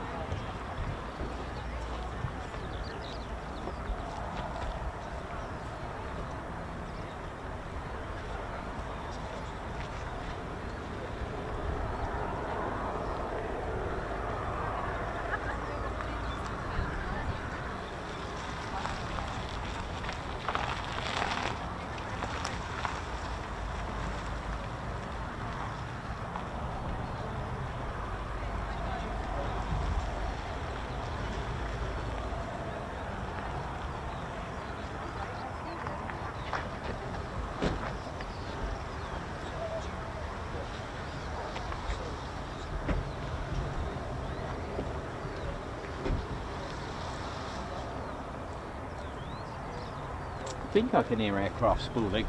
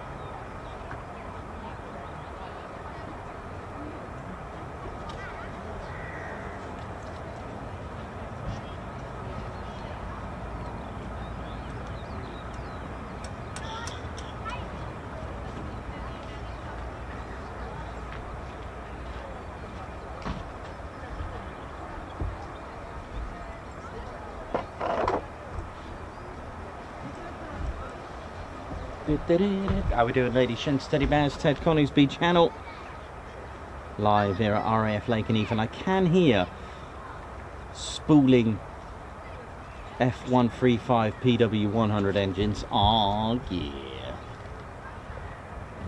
which means F-35s.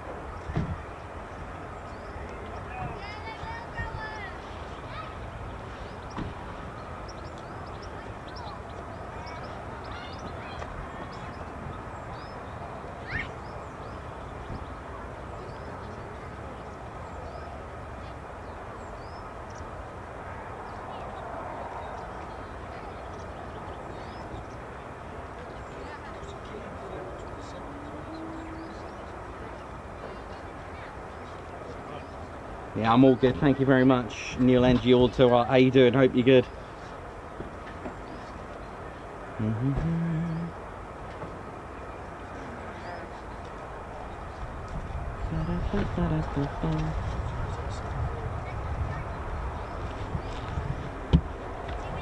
So it won't be too long now for them to taxi. They are spooling. So we should have some action very shortly. How are we doing? My name's Nikos, cameraman and commentator, and I'm just trying to dry up. But yeah, the legend and you know, the 48th fighter group and their fighter squadrons during World War II made a massive impact and helped the 9th Air Force. And for those who don't know about the 9th Air Force, they didn't so unlike the 8th Air Force with their P-47s and P-38s and Mustangs, that they weren't really escorting bombers. Their main role was to support the army on the ground, which is what we call today close air support. Really good for recce, that kind of thing, because close air support doesn't always mean to strike. It could also mean to have a look, and it played a massive key moment for the army on the ground, because you know, under attack with Tiger tanks, they could be very lethal, and other tanks and other artillery like that. So the P-47s could do a recce to see what's ahead, saves them being ambushed, that kind of thing. So they earned themselves distinguished unit citations from Belgium as well. They did 2,000 sorties, the 48th. You know, of the 14,000 or so sorties of the Allies put together. So the 9th Air Force was specialising in ground attacks and close air support and strafing ground attacks, such as destroying railway lines, trucks, railways itself, gun positions, carrying out reconnaissance, bridges, you know, and helping the army advance and push forward. But, you know, the history for the 48th is fascinating as well. I won't be able to give you all of it, but what I will do, while we're on the subject of Ed Cottrell, I'll tell you a little bit about Ed Cottrell. Now, just before the attacks on Pearl Harbor on December the 7th, 1941, which ultimately pushed America into the Second World War, a young man from Oklahoma by the name of Ed Cottrell was interested in becoming a pilot. Now, his father was a school teacher, and they moved to Slippery Rock, if you know where that is. And at this time, the US government had a special program called the Civilian Pilots Training program, where men could go to a dedicated airfield and, you know, obtain 30 hours of flying in a Piper J3 Cub, which was a light training aircraft. Now, Ed achieved his pilot's license and was really interested in joining the forces, but he was more interested in flying with the US Navy. And Ed says in one of his talks that he was interested in joining the US Navy because he really liked the uniform. That made me smile. And although undecided to fly for the Navy or Army, in 1942 he decided to try both their flight tests, and after successfully passing both, it really now became a decision for him to choose Army or Navy. But as America was at war, if he had chosen Navy, they said he would literally go straight in tomorrow. But the US Army Corps said to him to go back to school, and they will call him when required. And that was a decider, and it was a no-brainer. He said he decided to think, well, I could be going tomorrow then, if I go with the Navy. So he decided to go back to school and wait for the call, and that call did come, and Ed felt more comfortable with this, with that response from the US Army Corps. Went back to school, and then months later he got the call. Now, Ed was sent to basic training with the US Army Corps after passing this as well, and he set his sights solely on becoming a fighter pilot role and requested this position, which was granted. Now, Ed was shown the Curtiss P-40, the Warhawk. This was powered by the Allison V1710, which was a V12 liquid-cooled piston engine rated at 1,240 horsepower. Ed said that it had the power and then it didn't. It was a very different aircraft. He was actually worried that, oh gosh, is this what I'm going into combat with? That was his words, but didn't quite have that power, the power of supercharged B-109s, for example.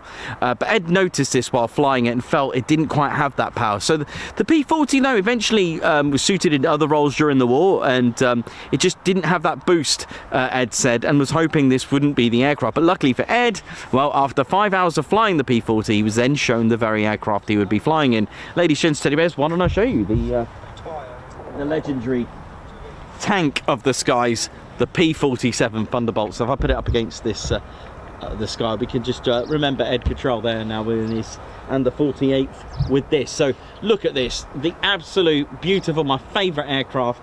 And I should really put a Spitfire 109 next to it, because this should have really been in a different league.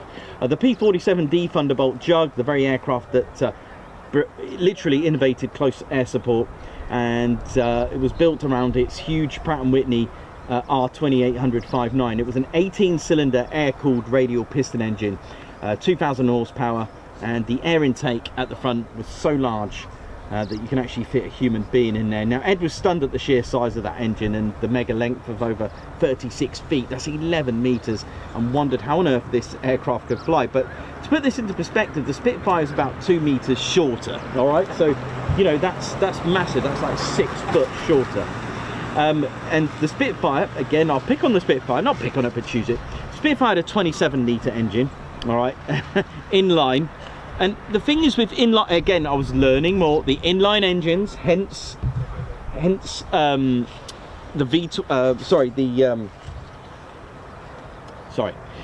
you'll notice that, you know, if they're not radial, the distance between engine and the nose and the to the cockpit was quite large, and that came quite a fashion. But they were more aerodynamic though, the Spitfires, etc. But we'll go into that another time. So 27-litre engine displacement for the Spitfire, but this was a 46-litre. Now, once Ed turned on that Pratt & Whitney 2800 engine, man and machine formed a bond, and Ed loved everything about it. Not only did the jug handle well, it could take battering too. It was not unusual for jugs to come back with holes big enough to fit a person through them. But it can still chug home with cylinders missing as well. It is phenomenal how much photos I've seen of this thing with missing cylinders and holes in the wings.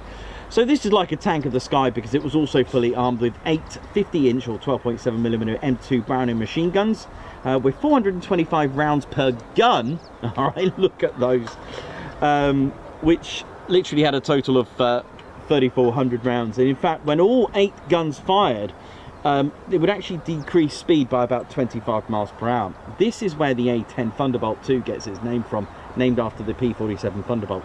Now, aged just 21, Ed was finally assigned and boarded a ship called the Ile-de-France and set sail to Grey, England, where he was assigned to the 48 Fighter Group, who today are based here. The 48 Fighter Group were part of the 70th Fighter Wing, who were a wing of the 9th Air Force. Now, as we mentioned, the 9th Air Force had a different role. In fact, Ed just did one escorting sortie of his 65.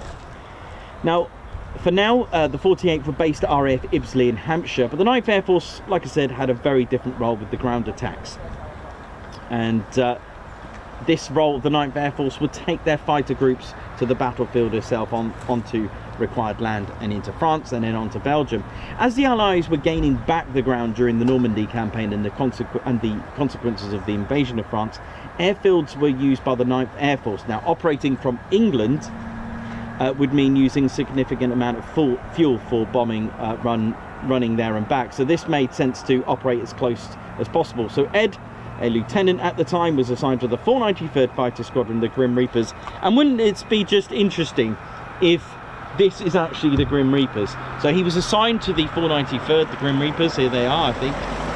I'm just going to say they are. I mean, it's 50-50, but that'd be cool if it is. Hey, amazing. Ed got to see one. Ed got to see these as well.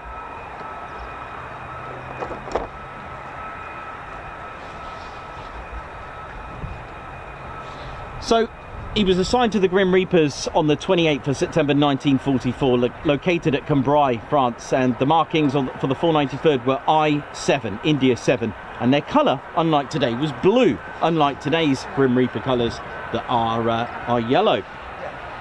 Now, he shared a P-47 with a highly experienced pilot, Lieutenant George Pullis, and their aircraft was called Our Mary. Now, Ed learned from Pullis and flew his first combat mission in October 1944.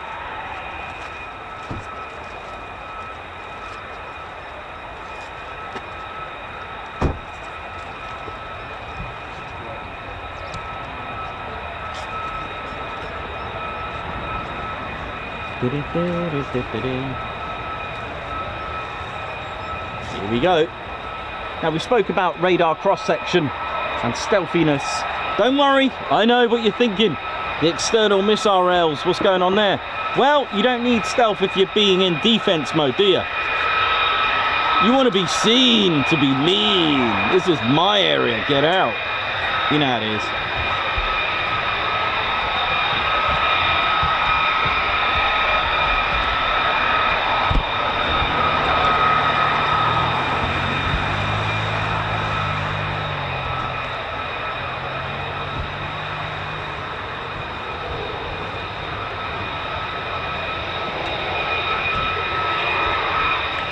That is a huge turbo fan in there, trust me.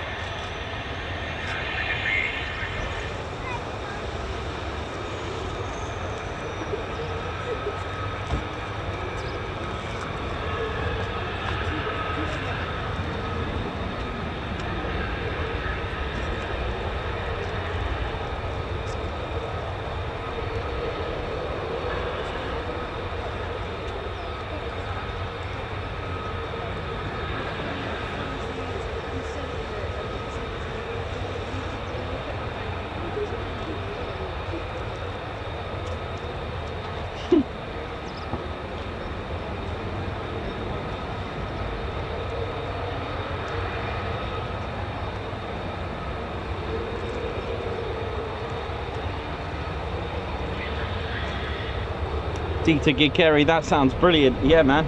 Nice.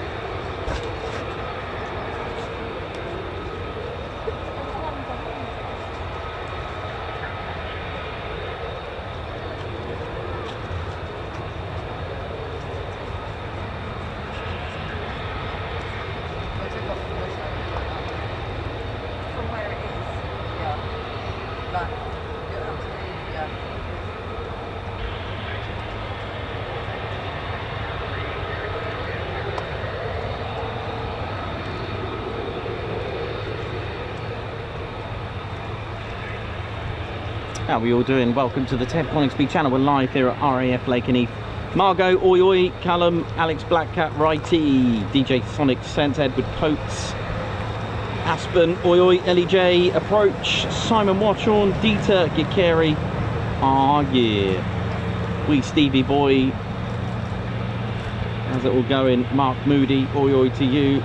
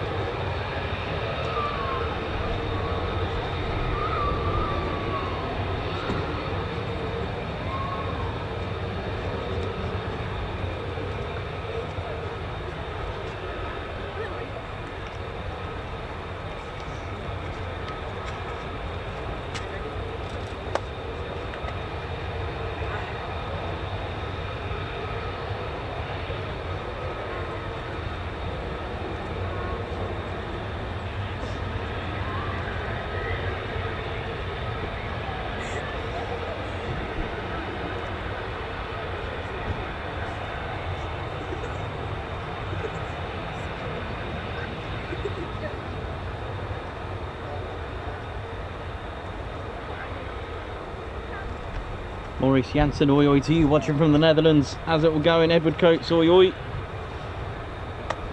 Edward Coates, how's it going? Hope you're all good.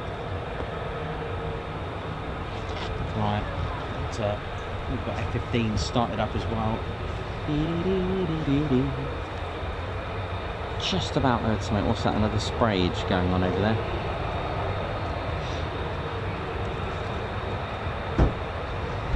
Over here we've got hide and seek going on. So now and again you get a game of hide and seek, and you've got to find this C-17 that's just I wonder where it's hiding. Somewhere there's a C-17 playing hide and seek, and it's done well, you know, it's done quite well. You've got to give it, I mean, somewhere around here, the C-17. I don't know, it's hiding somewhere.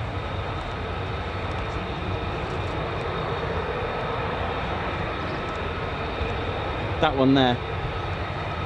There's one just under the tower. The other one's on the other side. Yeah, no, I just like the way it's sort of peeking around the corner.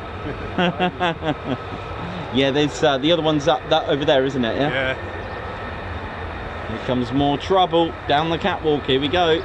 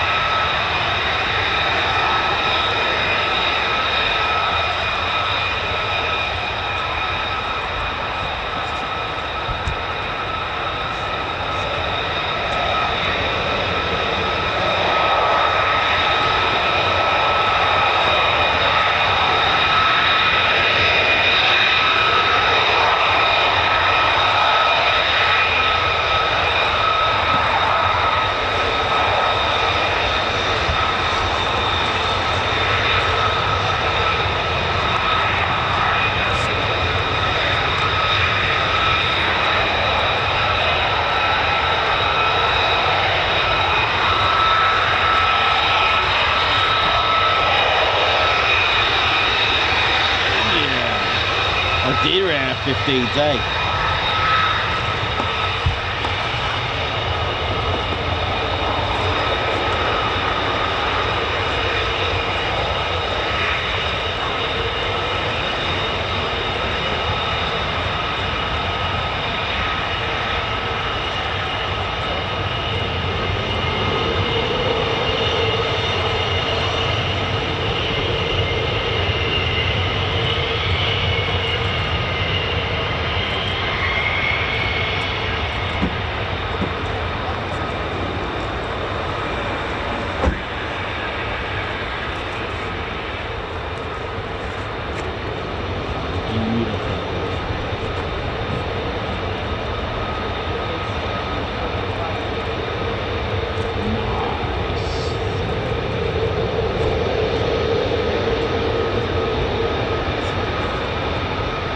Look at the size difference and the height difference of the two. Look at this.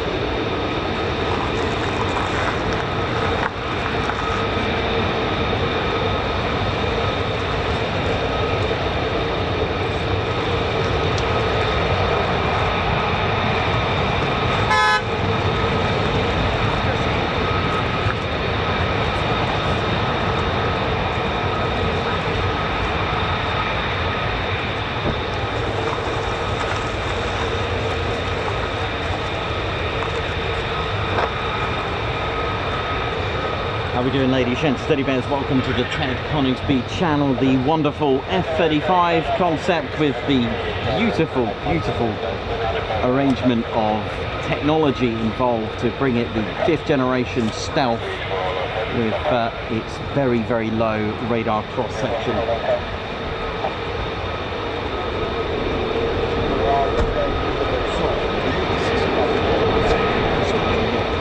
Just a little tiny bit, thank you.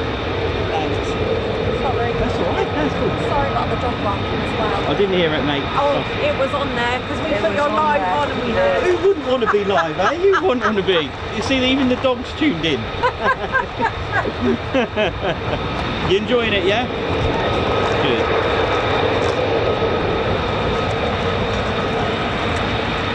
From its radar absorbing material, RAM, absorbing frequencies as low as 1 megahertz, right up to 60. Latest surface-to-air missile, the S-400, can absorb things like that. Its serrated, non-flapped surfaces are phenomenal on the F-35. All the radar absorbing tape as well that you can just about see sometimes, all those add to causing chaos with radar, and it doesn't have any 90-degree angles on it. Even the nose as well, it's not fully round. It's got a ridge, which is very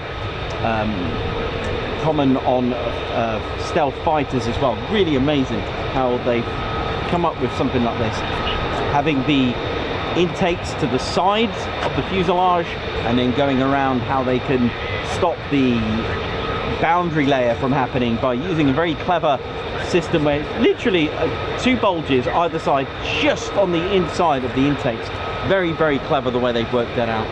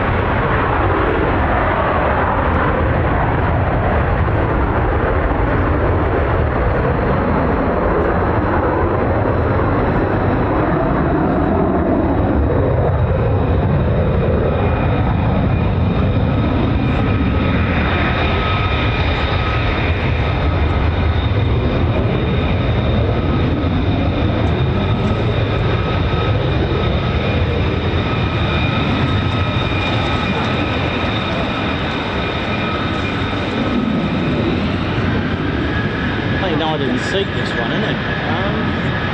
What's happened here?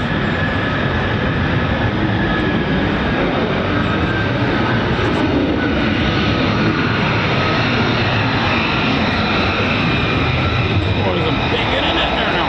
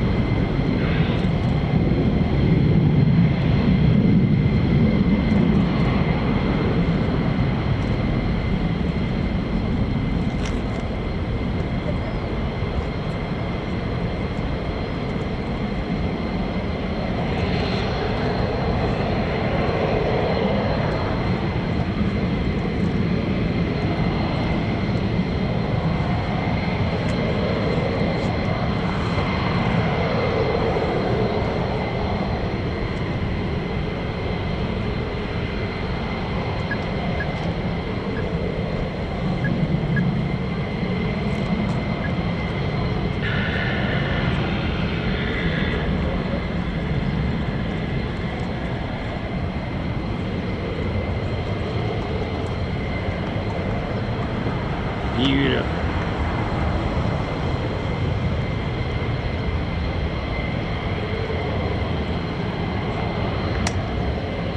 Still a little bit, but it's fine.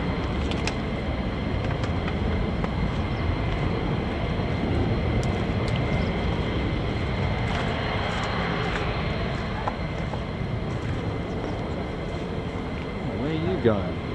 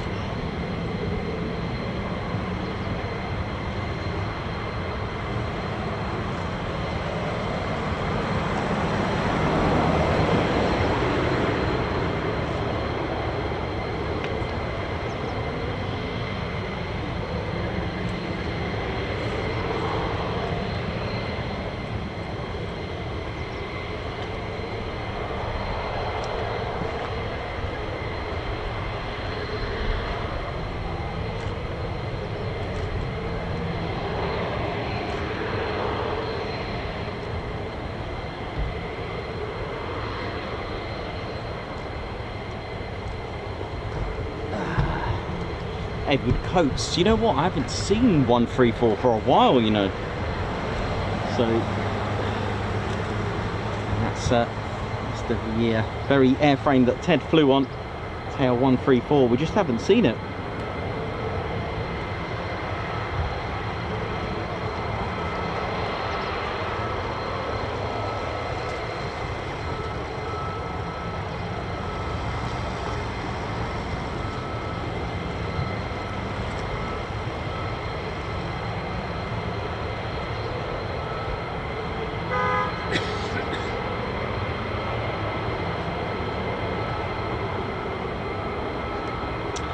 So the F-35As are taxiing from the Warrior Walk just to our right.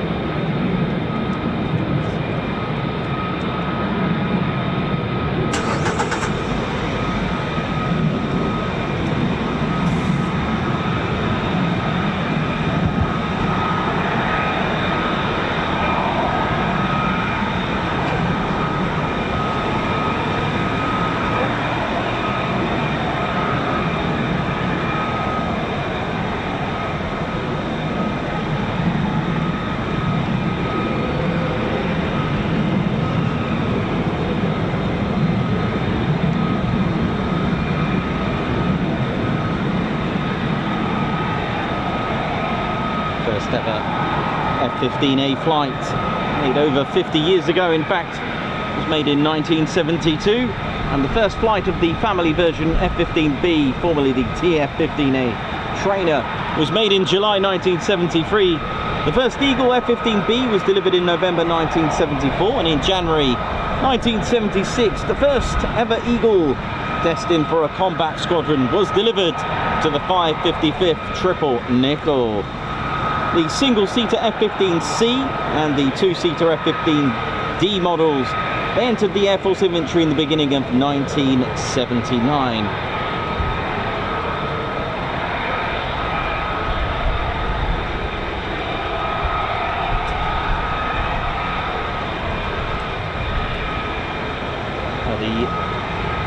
Although the F-15E Strike Eagle arrived here in 1992, the first F-15E Strike Eagle delivered to the US Air Force operational units in 1988. The F-15E reached its IOC, that's initial operational capability. It was a bit like an audit, shall we say, a test to see if it can pass to operational standards, and that happened on the 30th of September 1989 at Seymour Johnson Air Force Base in North Carolina with the 4th Tactical Fighter Wing, the 336th Tactical Fighter Squadron.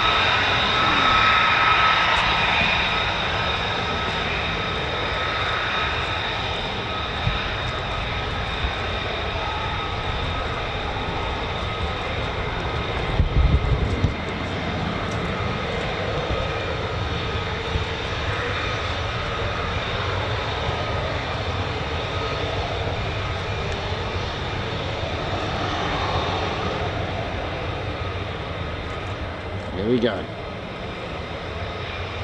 Send it.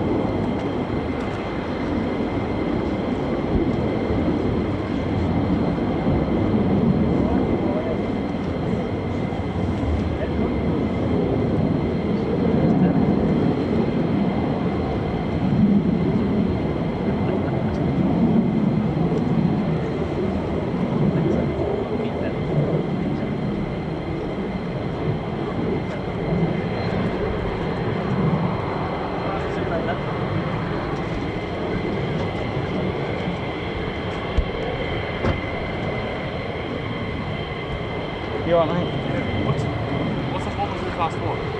Sorry? What was the last one? Go WA. Where? Oh, it's here. It's just hasn't been painted over yet. Oh, right. Otherwise, it's Nellis Air Force Base. Yeah. That's the code for Nellis. Yeah, that's what they're a long way from home, isn't it? Yeah, no, they just haven't put the code on. Great. No worries. No problem.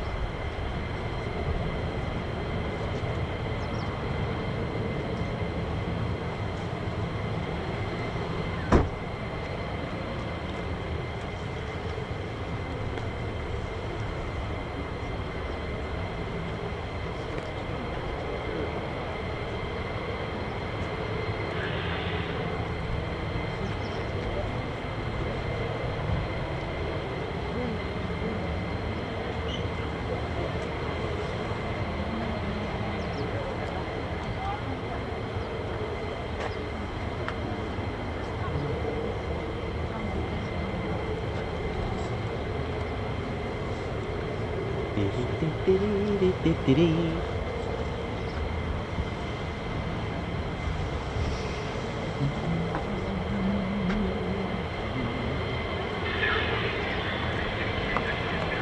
been a good day today. Plenty of departures and surprise visiting C-17s as well. We've still got one more C-17 playing hide and seek just over there.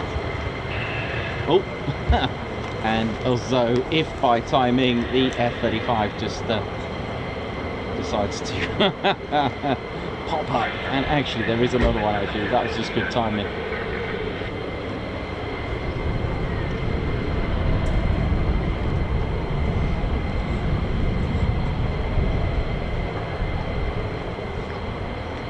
Oh, and again. And we've got the escort vehicle over there. I don't know how long that's been there, so we could see this out later on.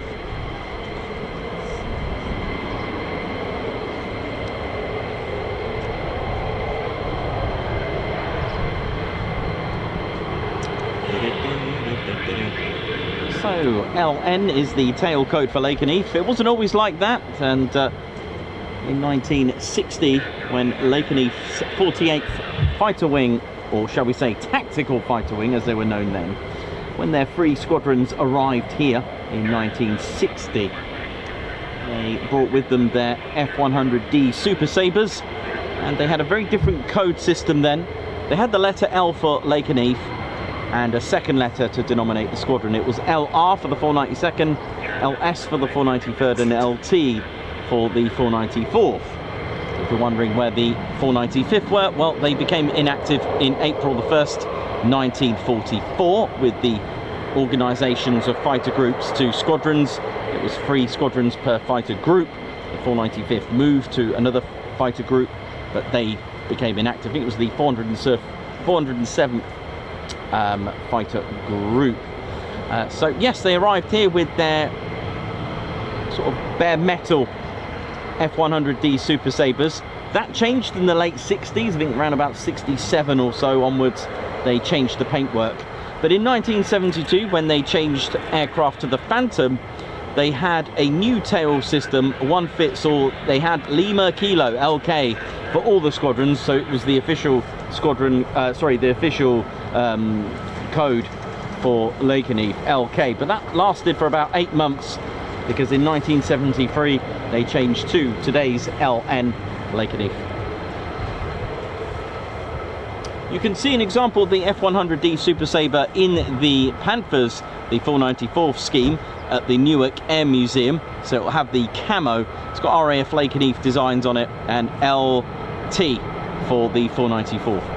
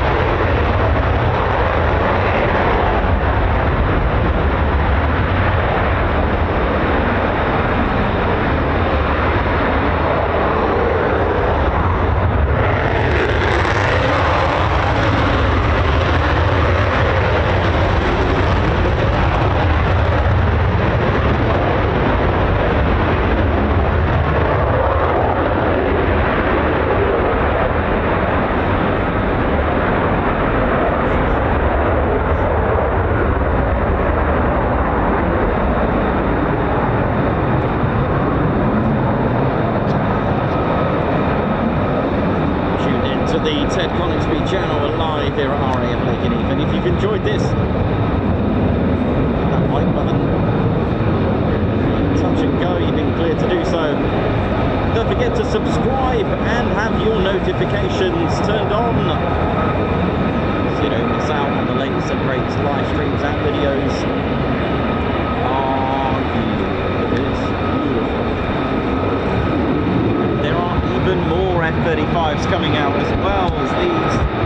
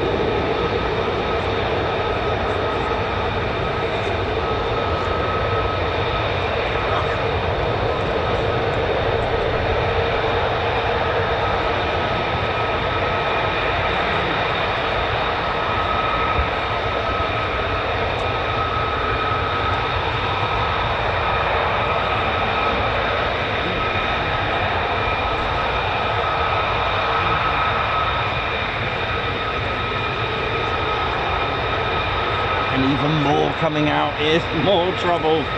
Here they are, look at this. Beautiful.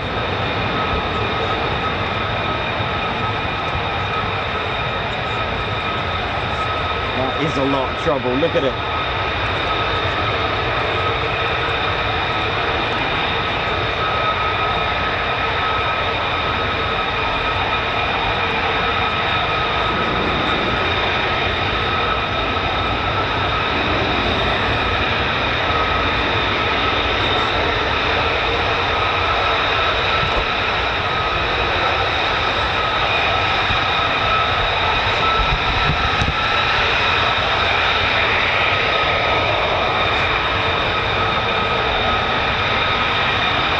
Such a fantastic aircraft, look at it, beautiful.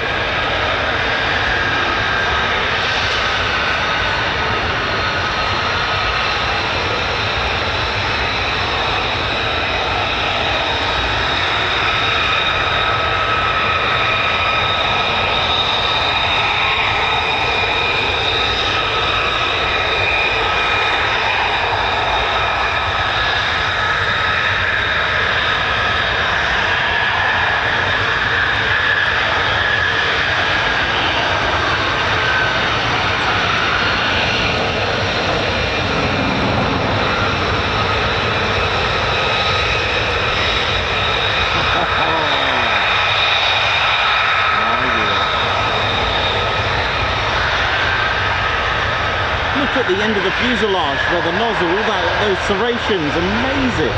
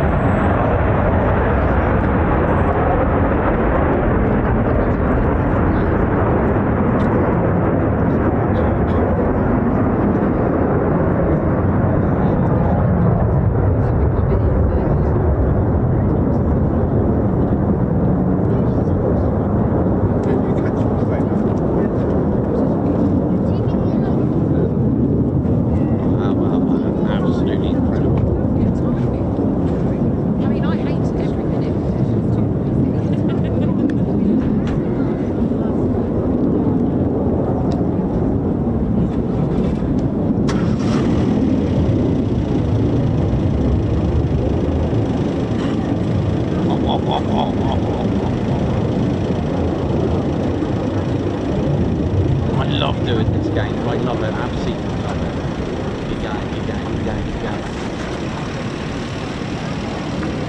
Oh, is it? Do you think I'll get more? Here we go. I love that. It does take a while to get used to that, but you just gotta. Oh, good.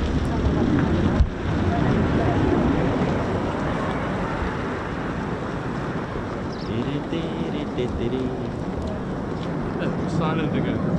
Yeah, for now. For a while anyway.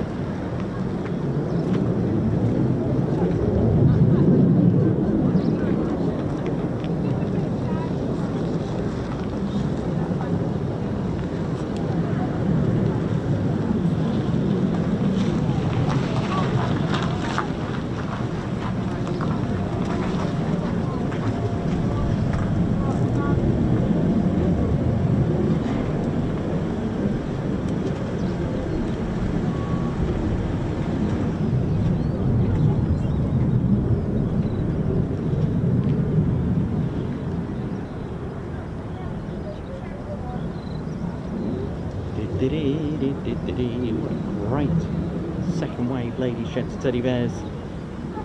Hope you're all enjoying it so far.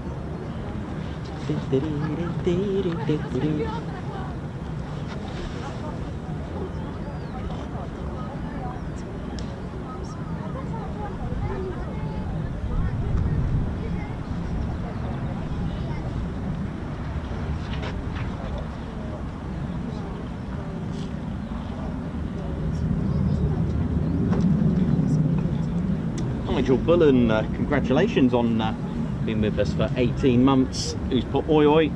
So thank you for your 18-month service. Wee Stevie boy, thank you Ted for all you do. You make the world a brighter place. Thank you very much. A Guards March for you. Thank you.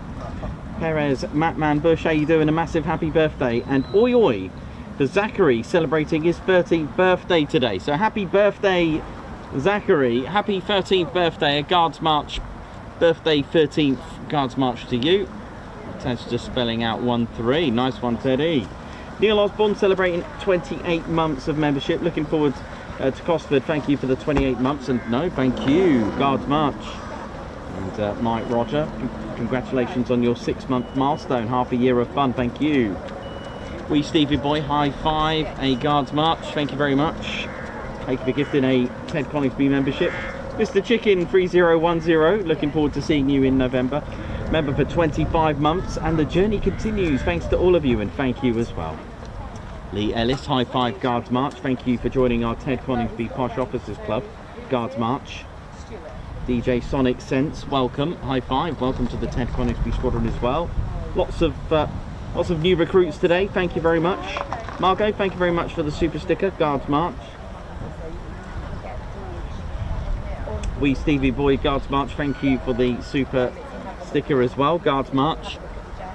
DJ Sonic Sense, high five, Guards March, thank you for gifting thank you for gifting a Ted Coningsby membership. Wee Stevie boy, thank you very much. F-35's enough said, thank you very much, high five for that one. Andrew Porter for all the pilots at Lakenheath, thanks a lot Andrew, Guards March. Curlew Farm, welcome, high five, welcome to the Ted Coningsby Squadron, Guards March. Doug Ross, thank you as well, thanks for the super, Guards March. Debbie Solkin, thank you very much as well, thank you, Guards March, thank you for the super. Philip Goodfellow, Guards March, thank you for the super chat. Daniel Walker, high five, and a paw pump, thank you for gifting 5 Ted Coningsby memberships, a Guards March. And Philip Knoll, member for 23 months, Guards March, thank you very much for your service. And thank you. Daniel Walker, thank you very much, Guards March, thank you for the super chat. Seems a coffee break and F-35s does go together. It does indeed. So in fact you've reminded me, I'll go and have a cup of tea. Stay tuned for our arrivals from today. And how long we got then, Ted? Probably another, we'll do 1 more hour then, Ted, shall we? Yeah, we usually finish off around 3 o'clock, so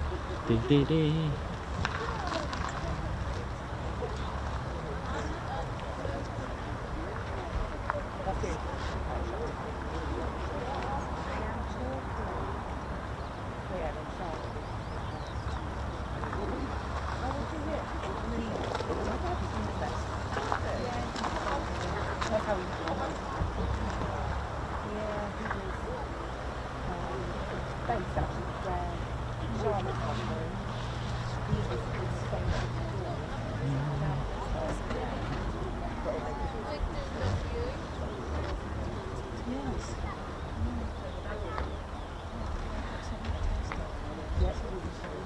pieces of kit, aren't they? Amazing, isn't it? Yeah. I was in the tree for most of it. All right. In fairness on the F-15.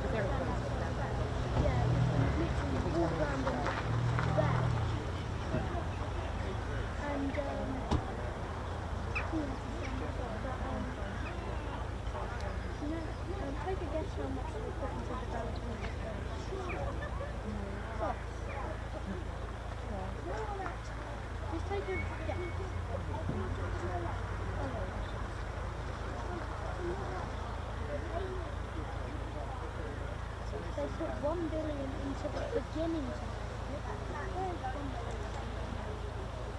and then they thought they put 2 billion into it. Put that into the and that's right.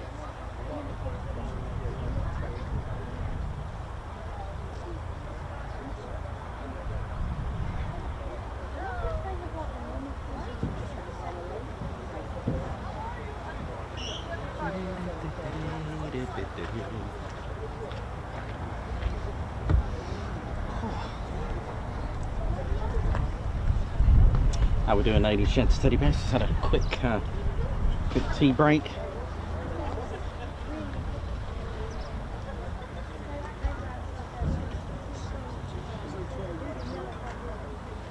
What is this? What's going on here?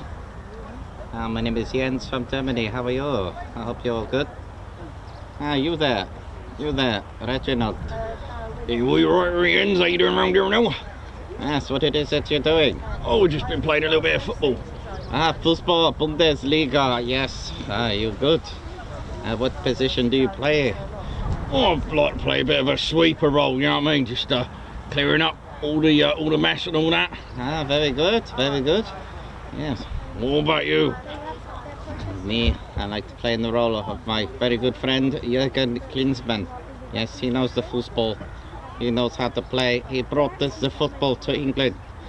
Oh yeah, he used to play it, didn't he? Yes, my hero. Yes, very good. Yes, he must play well. I must teach you the way of the Klinsmann. Yes, he is very good. I remember the goal he scored. It was beautiful. It actually, it was reminded me of another good friend of mine from the Netherlands. All right, who was that then? Yes, by the name of, you might know him, Marco van Basten. He was amazing, the goal he scored. Could not believe it. It reminded me of my good friend Jurgen. All right, well, maybe we can reenact it, you know, you can all feel, you know, reminiscent and all that there. Yes, you must go over there and send me the corner, and I will do a Jurgen Klinsmann. All right, there now, it should be all right, shouldn't it, there? Yeah, so if you take the corner, and I will do the Jurgen Klinsmann. All right, mate. Oh, wow, look at that. Did you see that there now? Oh, goodness me, those chucking skills on that there now. Mind you, you're right, mate. Jens? Dear, better call a paramedic or something there now. Oh, dear, oh dear. Get away from me, don't do that to the resuscitation of me. Are you all right there, mate? Yes, I'm fine. I'm just, I may lie down for a little bit. Are you all right, mate? Hello, who's calling me? There's no phone ringing, mate. That's your hand. Oh dear, I better lie down. Dear, oh dear, oh dear.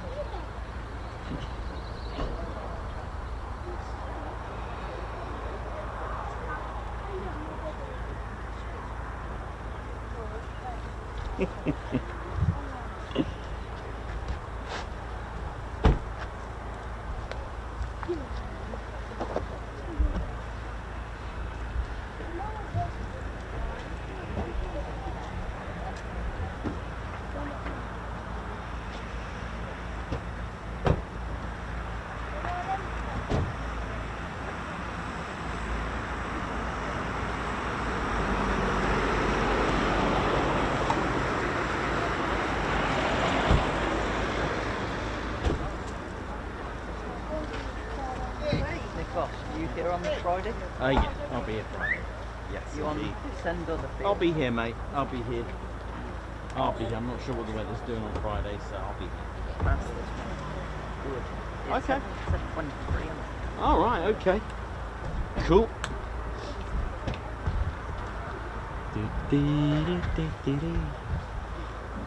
Big shout out to everyone at Lakenheath. RAPCON, that's radar approach control. How you all doing? 48 Fighter Wings LN Tower, which also manages Mildenhall as well. So RAPCON is 24/7, as Mildenhall is 24/7 as well. And it's just as well that the two runways are differently aligned. Wouldn't that just be a bit chaotic? So fair play to them.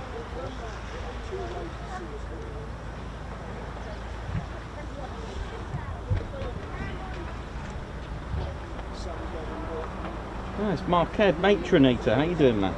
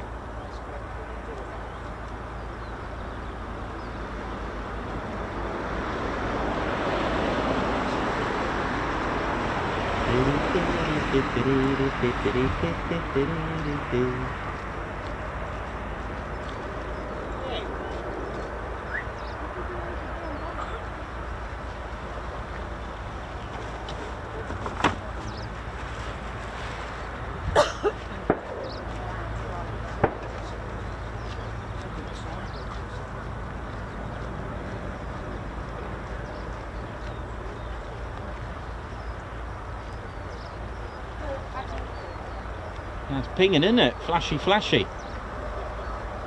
Yep, I can hear it actually. I can hear the C-17. Oh yes, that's fired up.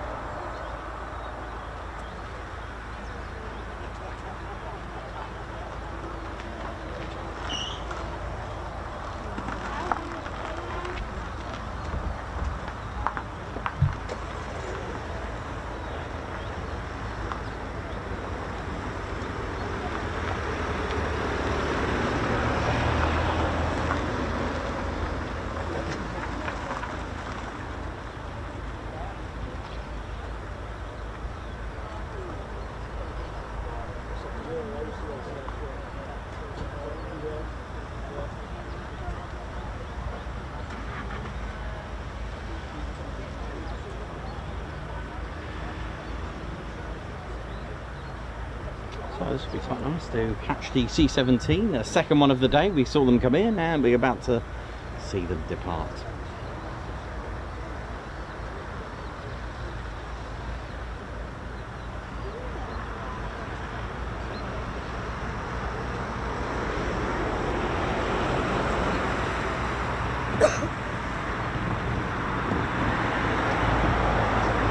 So just behind the C-17, of course, is Lakenheath's tower. The original tower stands on the opposite side, where there's an 8,000, or at least 8,000-year-old spring, and of course that ties in with our historical content of Lakenheath. But the 48th Operations Support Squadron behind those 15-degree angle tinted glass to eliminate the glare, and that's called RAPCON, or Radar Approach Control. That's what it stands for, facility at Lakenheath, and they ensure the security and readiness of the military aircraft as well as civilian aircraft flights operations around the clock by managing an airspace of up to 60 nautical miles in radius and 20,000 feet in altitude. And they also deal with aircraft that are actually heading towards each other unknown to them. They will make sure that they will just divert them. RAPCON employs radar technology to manage its designated airspace, coordinating with multiple host nation command and control agencies across the East Anglia region, which is the region that we're in. This arrangement supports the daily flight ops of the 48th Fighter Wing, the 100th Air Refuelling Wing and the 352nd Special Operations Wing, facilitating their routine flights and complex military exercises, which, because Mildenhall is 24 hours, RAF Lakenheath's RAPCON control both. They have an assist controller and an approach controller. The approach controller is always talking to the aircraft, and the assist controller is writing down their altitude and course of flight. Collaboration between RAPCON team and pilots is crucial, so particularly during adverse weather conditions like we had today, holding off the C-17, recalling aircraft back, and the team facilitates the safe entry and exit from designated airspaces and assist with practice approaches, supporting the execution of fighter maneuvers and other aerial activities, which of course are vital for training missions and NATO pilot integration and real-world mission operations as well. They do take monthly proficiency tests as well, and any new ATC or controllers that head on to RAPCON will also need to understand, or at least to be able to be educated in what aircraft are actually here, because it's useful to know, because if you got an F-35B and it requests a vertical takeoff unknown to them, at least they know what they're dealing with and what type of capabilities the aircraft have. Now, air traffic controllers, like I said, this proficiency test, not only does it include the test itself, but also simulators as well. Now, they do require constant training as well, and it doesn't matter what skill level they have, they are essentially always training. So, which, like I said, training, practice. To be a good pilot, you're always training. To be a good air traffic controller, you are too always training. They are kind of like the conductors of the sky. They assist and have that sort of trust to the pilot to help them get from literally windows blacked out to 20,000 feet.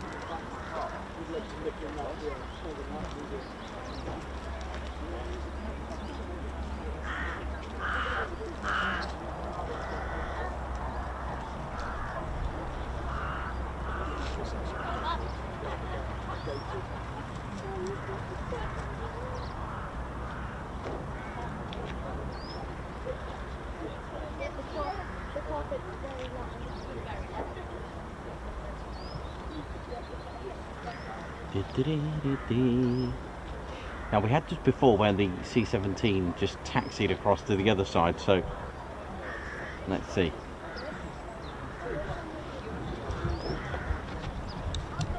It didn't actually take off, it just mind you saying that I can hear it.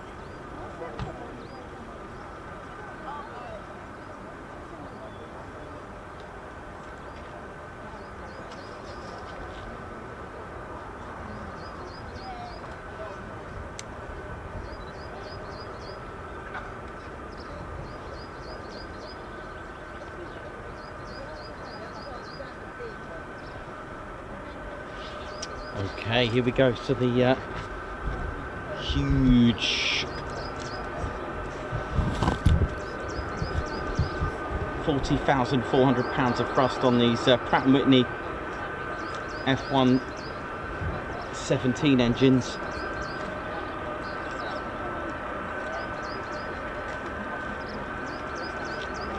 Times 4, no doubt.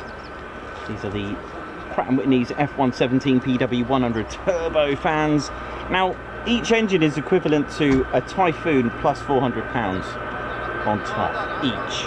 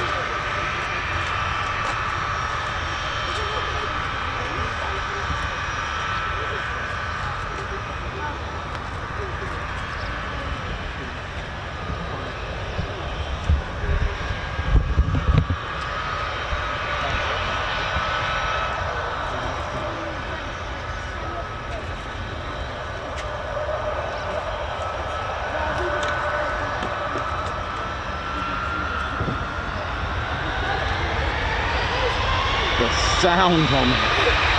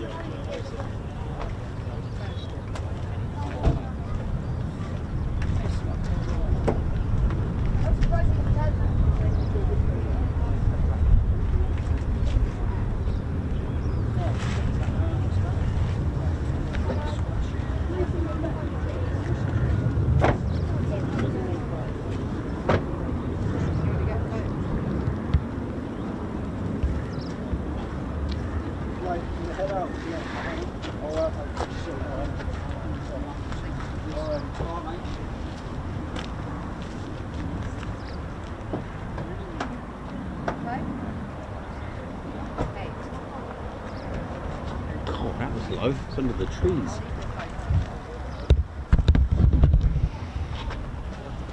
Nick off. 35 shown. Okay, cool. No worries.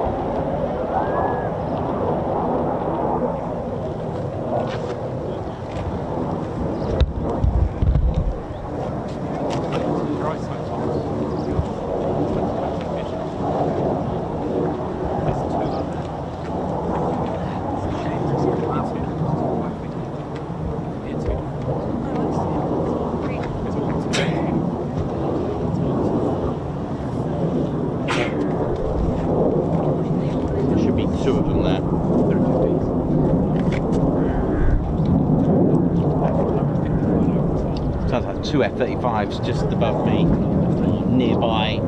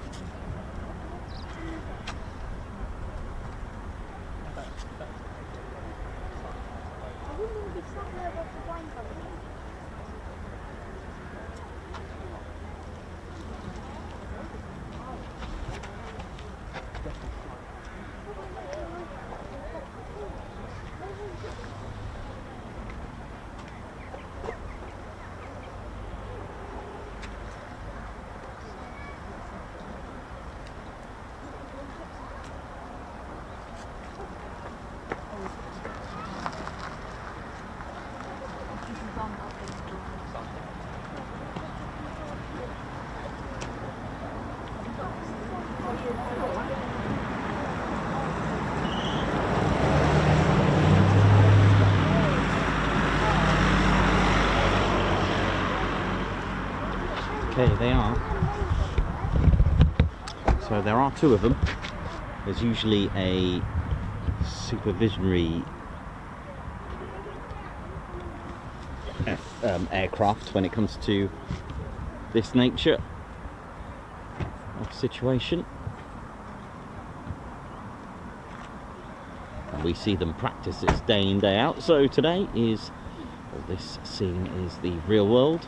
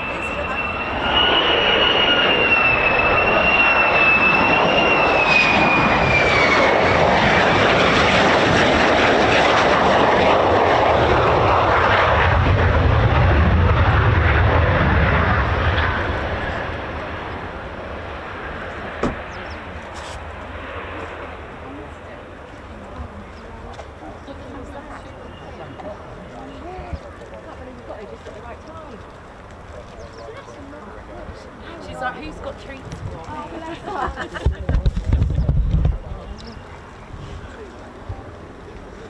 Debbie, if you get it on your camera, you'll have to do it to me because I'm using crap at things like that.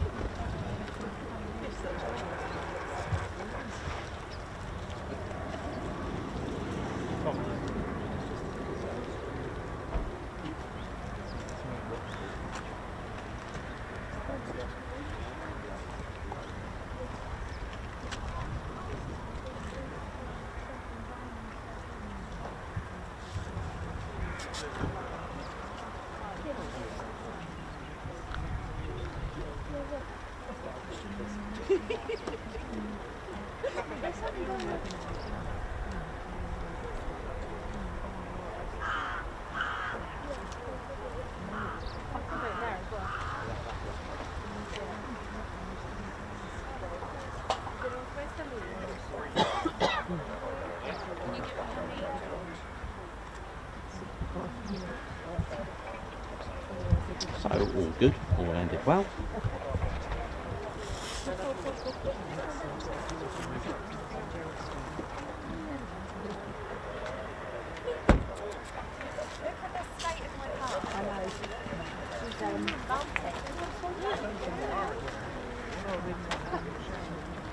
Just been watching you.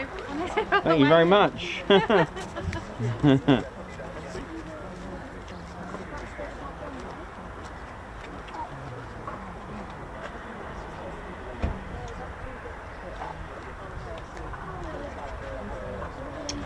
My bad, it's still up. Sorry about that. Thought that was our emergency. Okay, no worries. Let me just cheers for that, Chris. Sorry about that. Okay.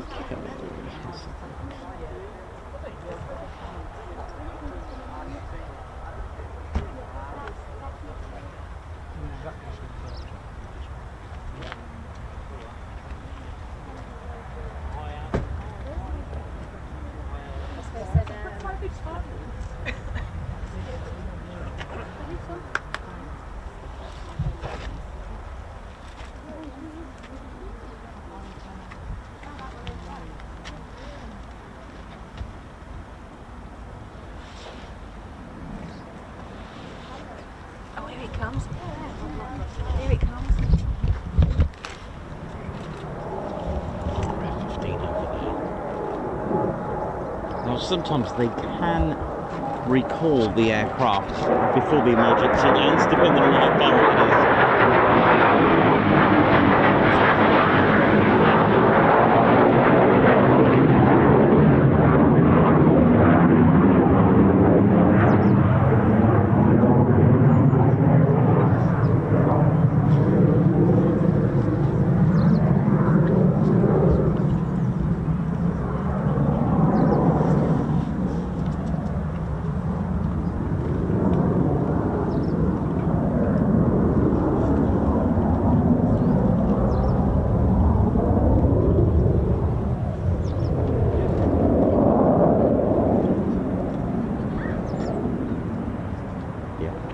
C2. There's usually a supervisionary, yeah, just as I thought. This is more, yeah.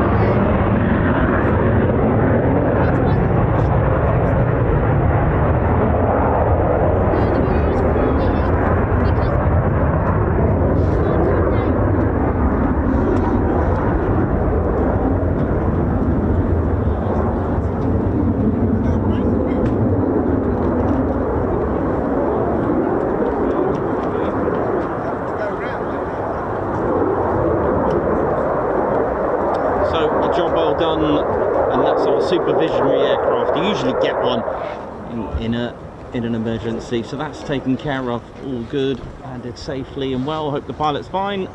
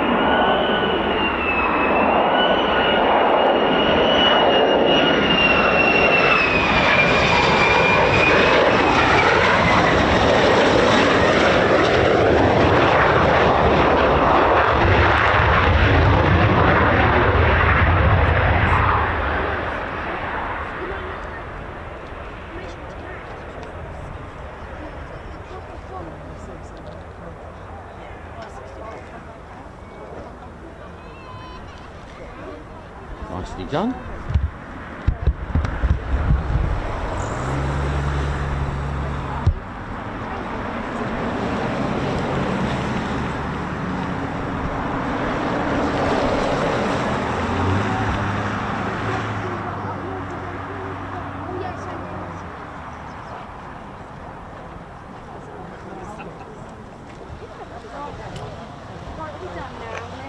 I think that. Come on then.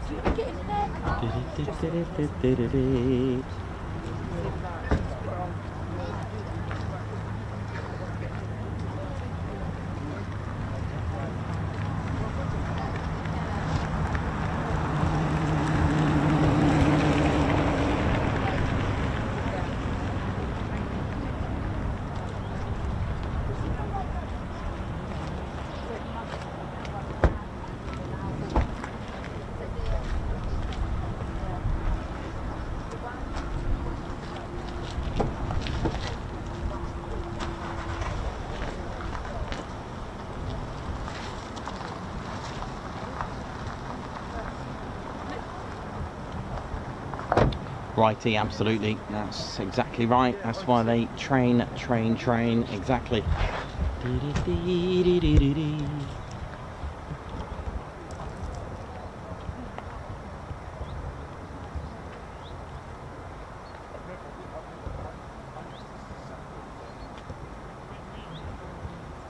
RAF Mildenhall, 5.5 miles where the backwards crow flies, and that's one of their KC-135s of the 100th Air Refuelling Wing, the 351st Air Refuelling Squadron.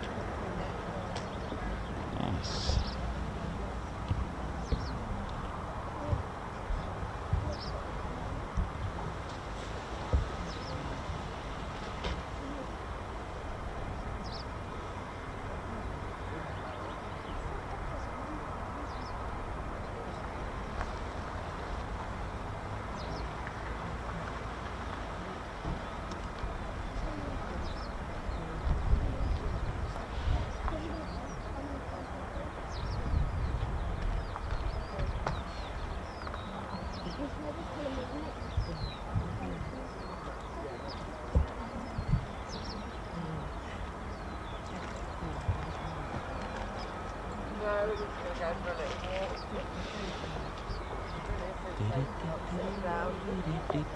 we're just coming up to the end of our show, and I'm loving the sort of break in the skyline. Look at this. Mother Nature does its thing and carves a beautiful picture naturally. Look at that. Speaking of which, it's just starting to rain again.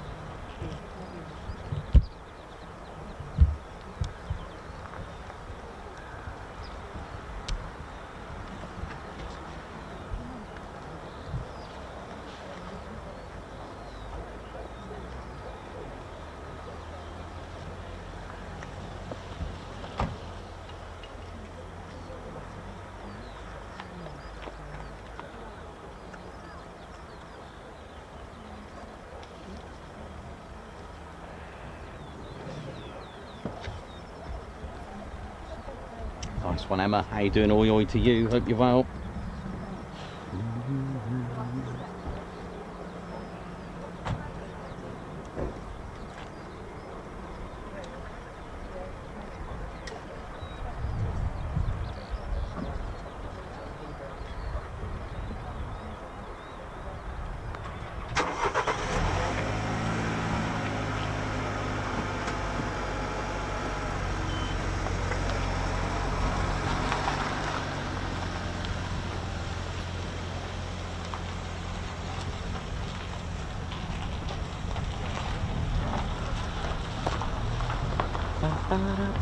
Well, I hope you've all enjoyed today's show.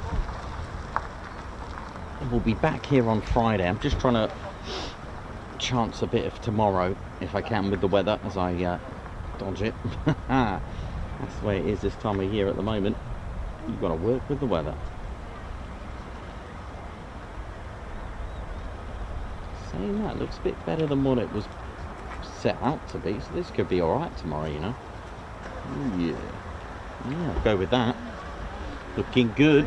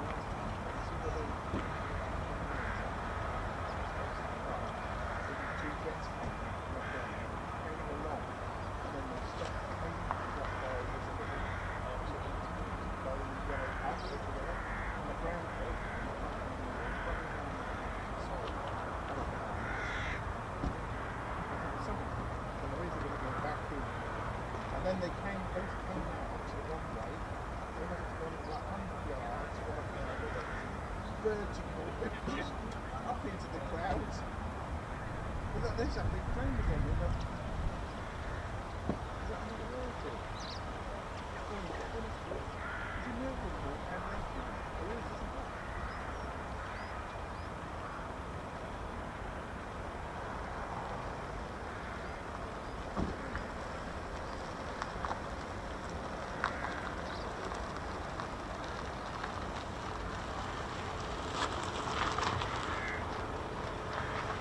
I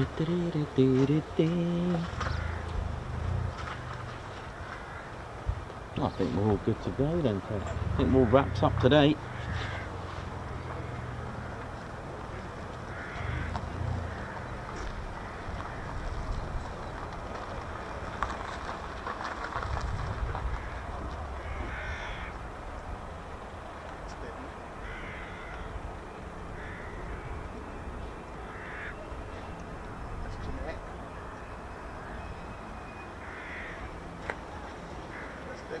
Is it?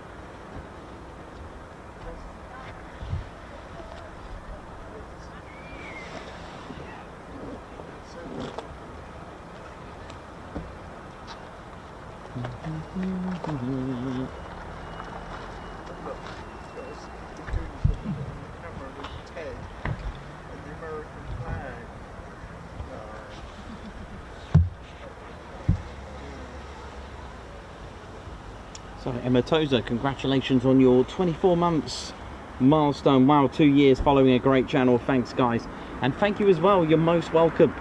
DJ Sonic Sense as well, thank you very much for the super chat. Thank you very much, Guards March.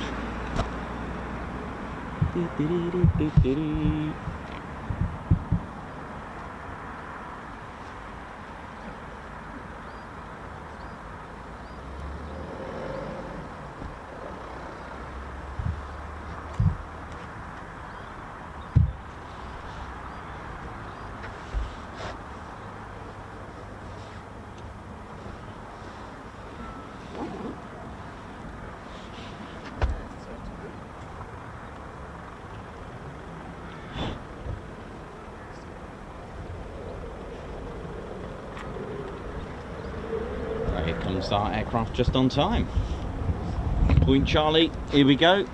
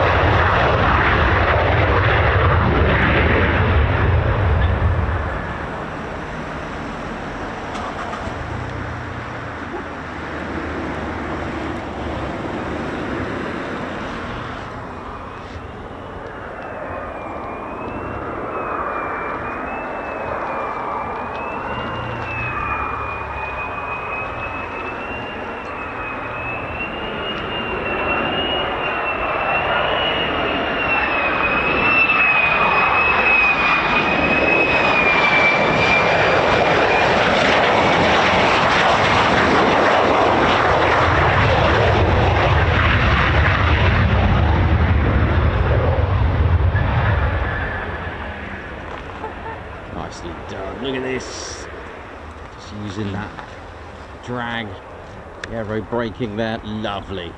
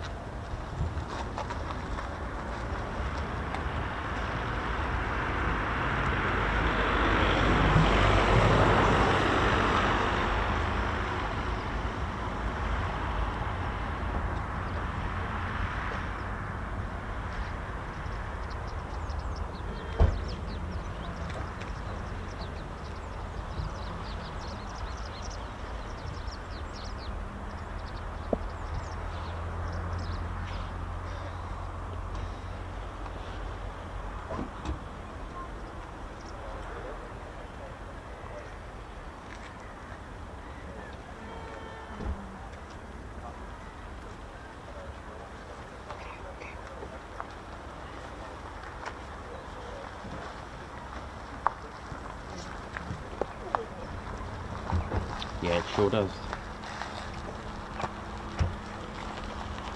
Yeah, it looks alright Friday actually, and tomorrow looks a bit better, so options there for me tomorrow. So my original plan may just work, so switch your notification bell button on, ladies, gents and teddy bears. Oh yes.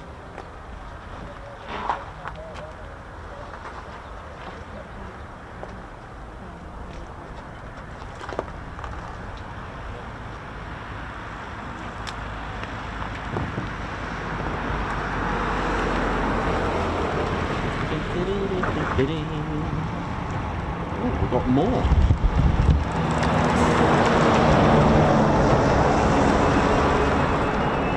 Sounds like two of them.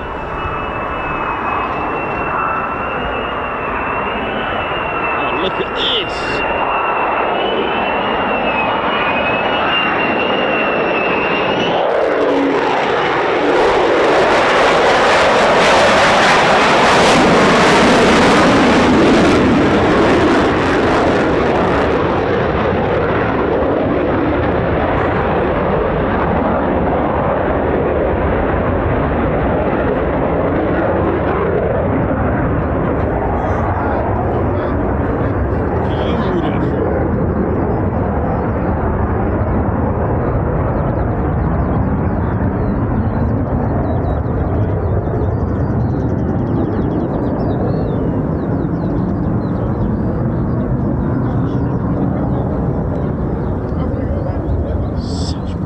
Engines. I never got to show you the inside of the F-35's engine, the Pratt & Whitney's F-135 PW100, and I can tell you now that the air compressed is 28 times, which is absolutely phenomenal, with a bypass of 0.57 to 1, 43,000 pounds of thrust, and to get that, it's got the first stage.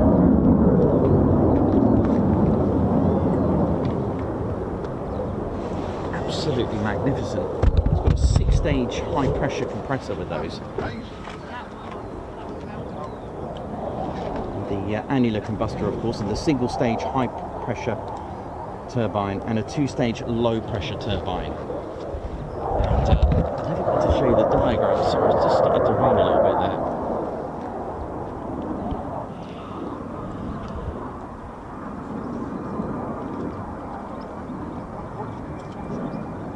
Of course, the F-35B has a slightly different variant, of course. When I say slightly, it ain't slight at all. It's a huge engine. It's the PW600. Look at this, low key.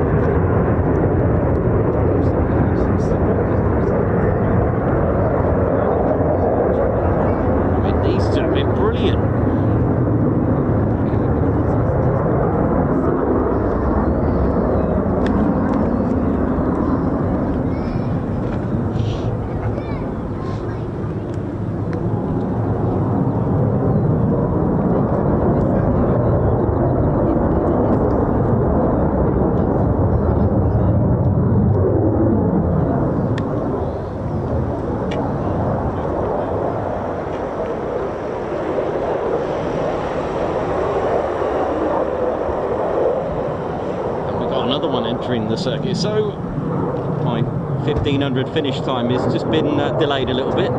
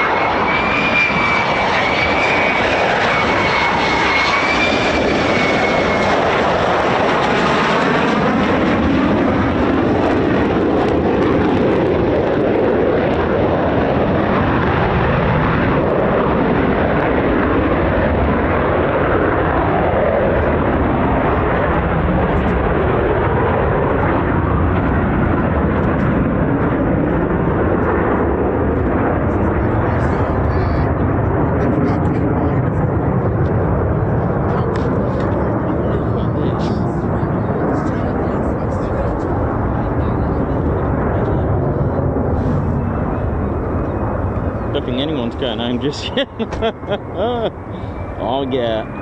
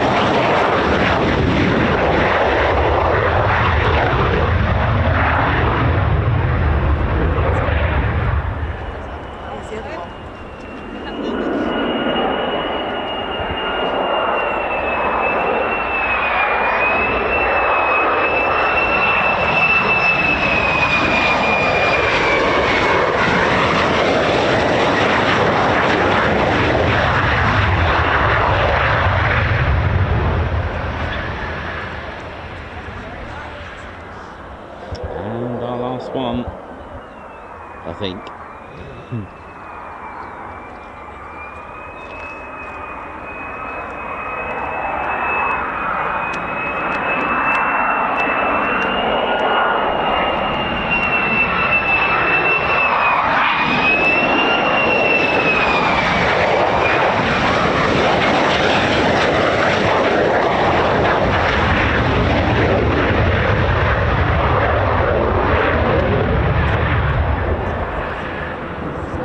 No, another 2 on point Charlie.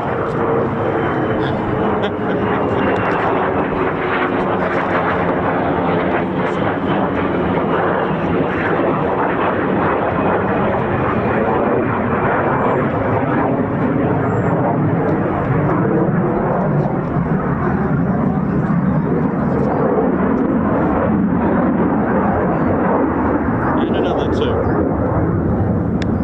Okay.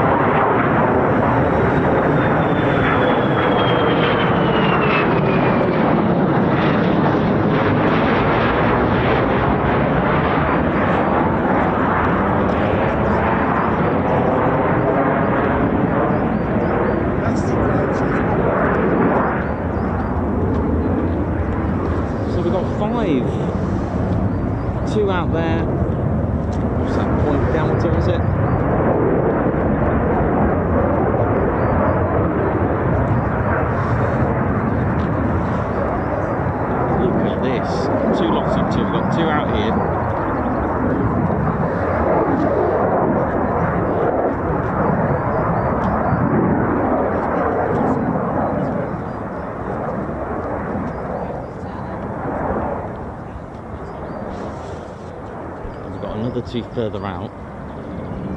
These two here. So we'll put these two, and I know I've got one in now, but I might just...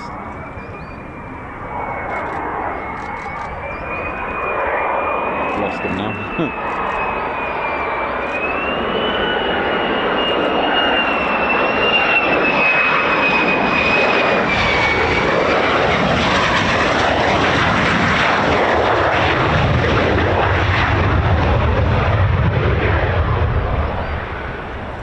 Cool stuff going on out here.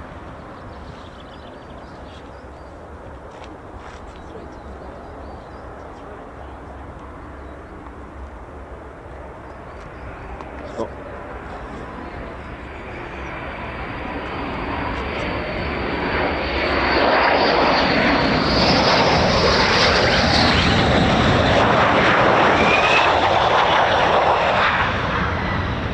So we've got 4 F-35s out in the distance there, and then we've got aircraft in on finals now on the final approach. So we've got 2 lots of 2.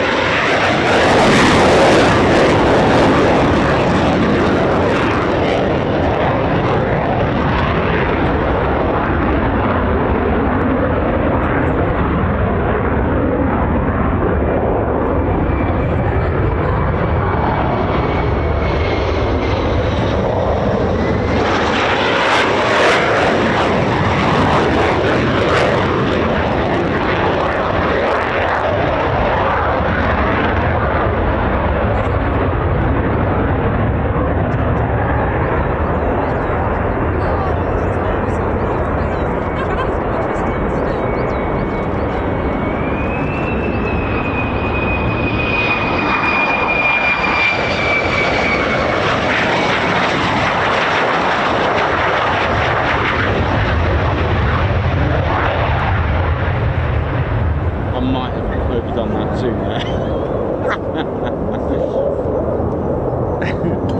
Well, we've still got 3 in the circuit.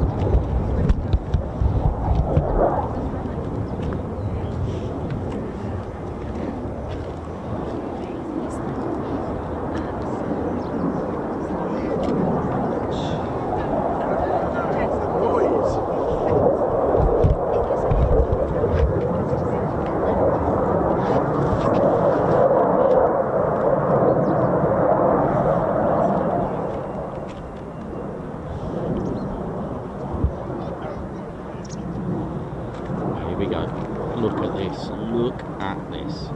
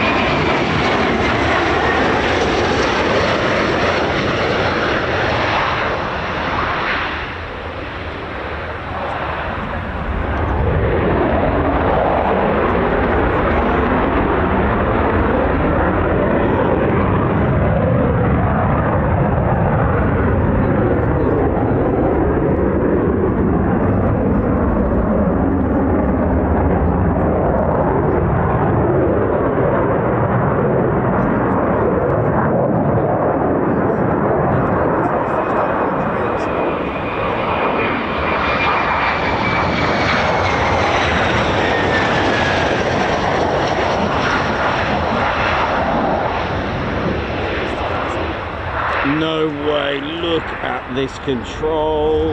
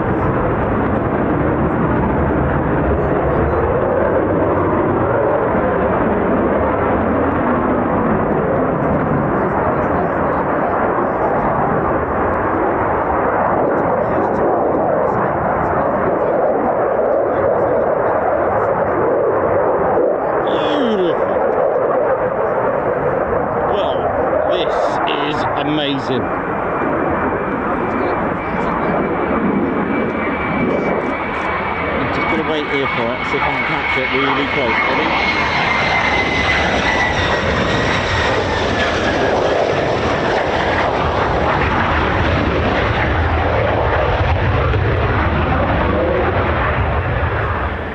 Something that I normally do, zoom in that much. Yeah, we're really not going home because there's another 2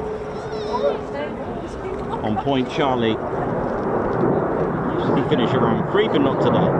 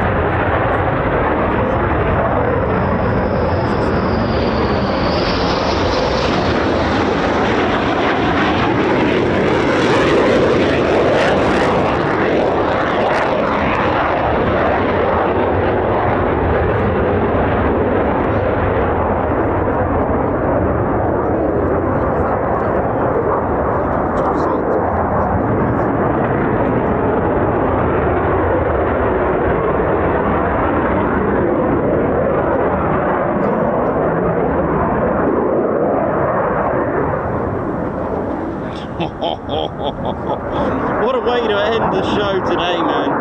Woo! I thought I'd try something different, you know. I thought I'll go all in. Why not? Why not? Why not? Why not? It's a cheeky sweep.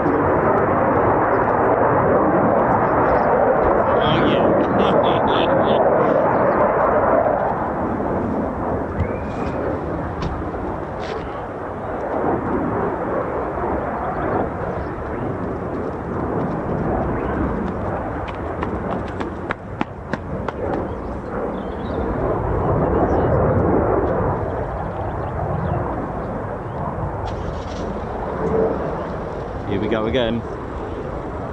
My arm is killing me though to do that. That's fine. Getting ready for air show season, right?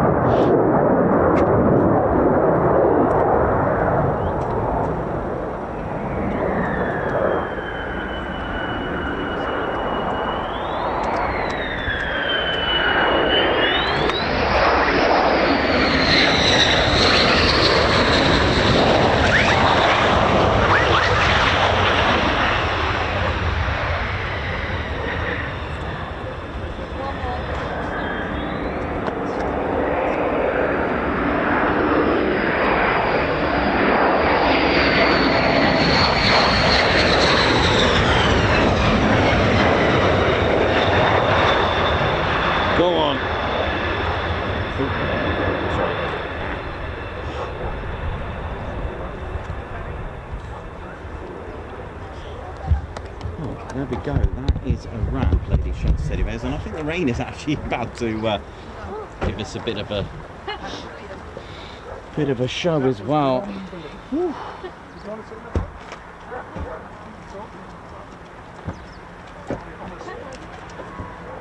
Of all the days.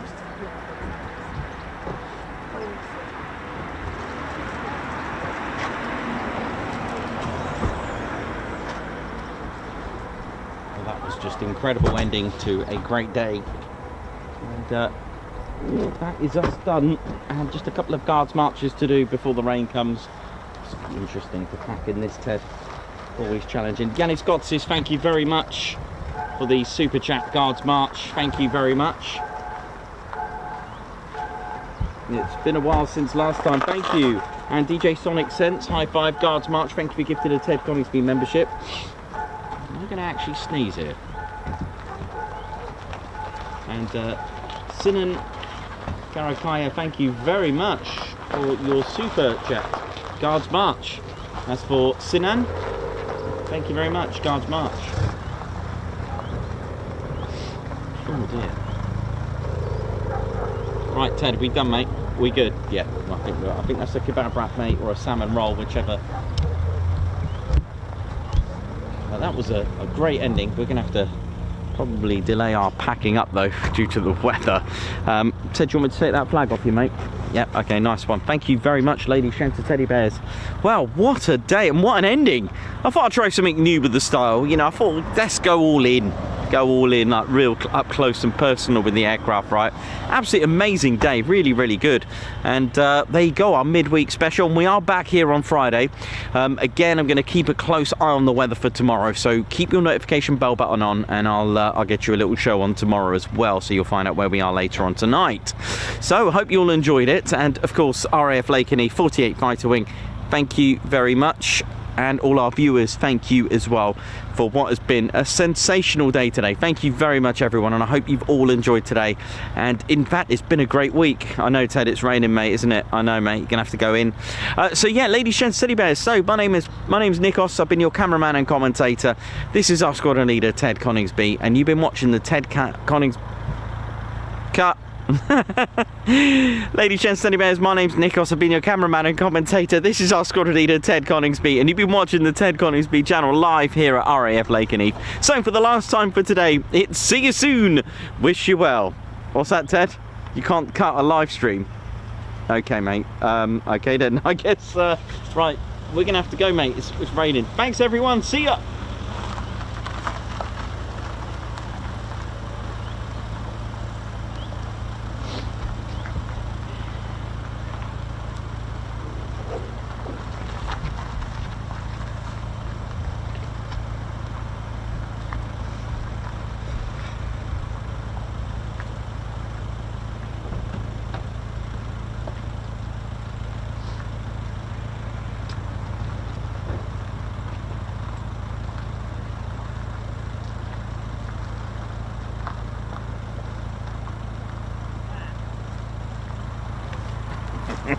Oh yeah, ladies, sheds and teddy bears, welcome to the Ted Coningsby channel membership.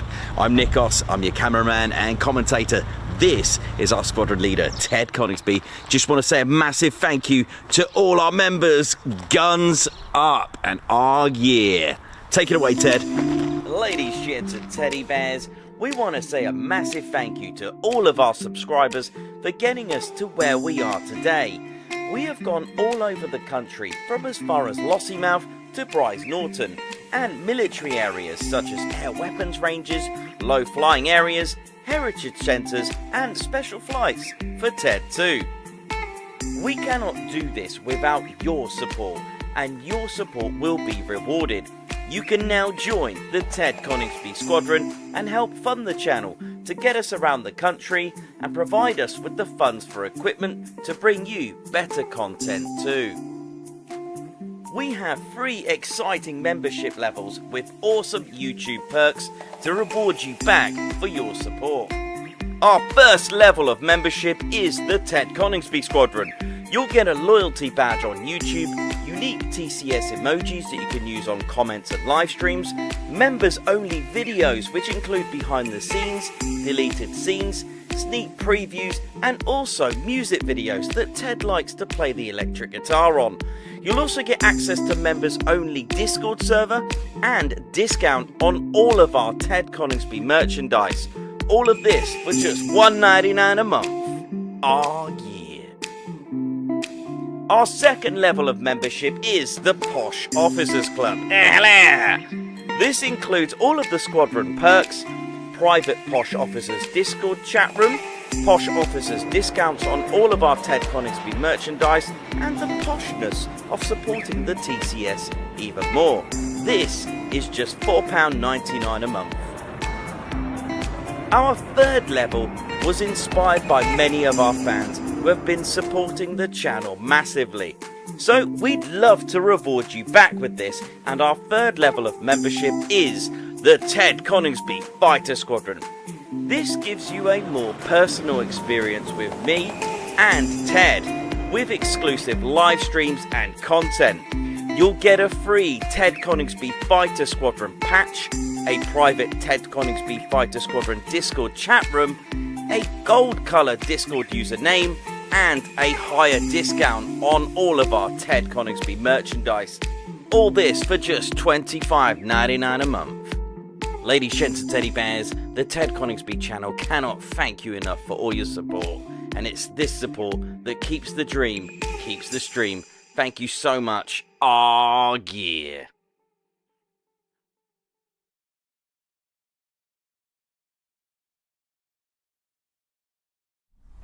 Golf India, Bryce 31,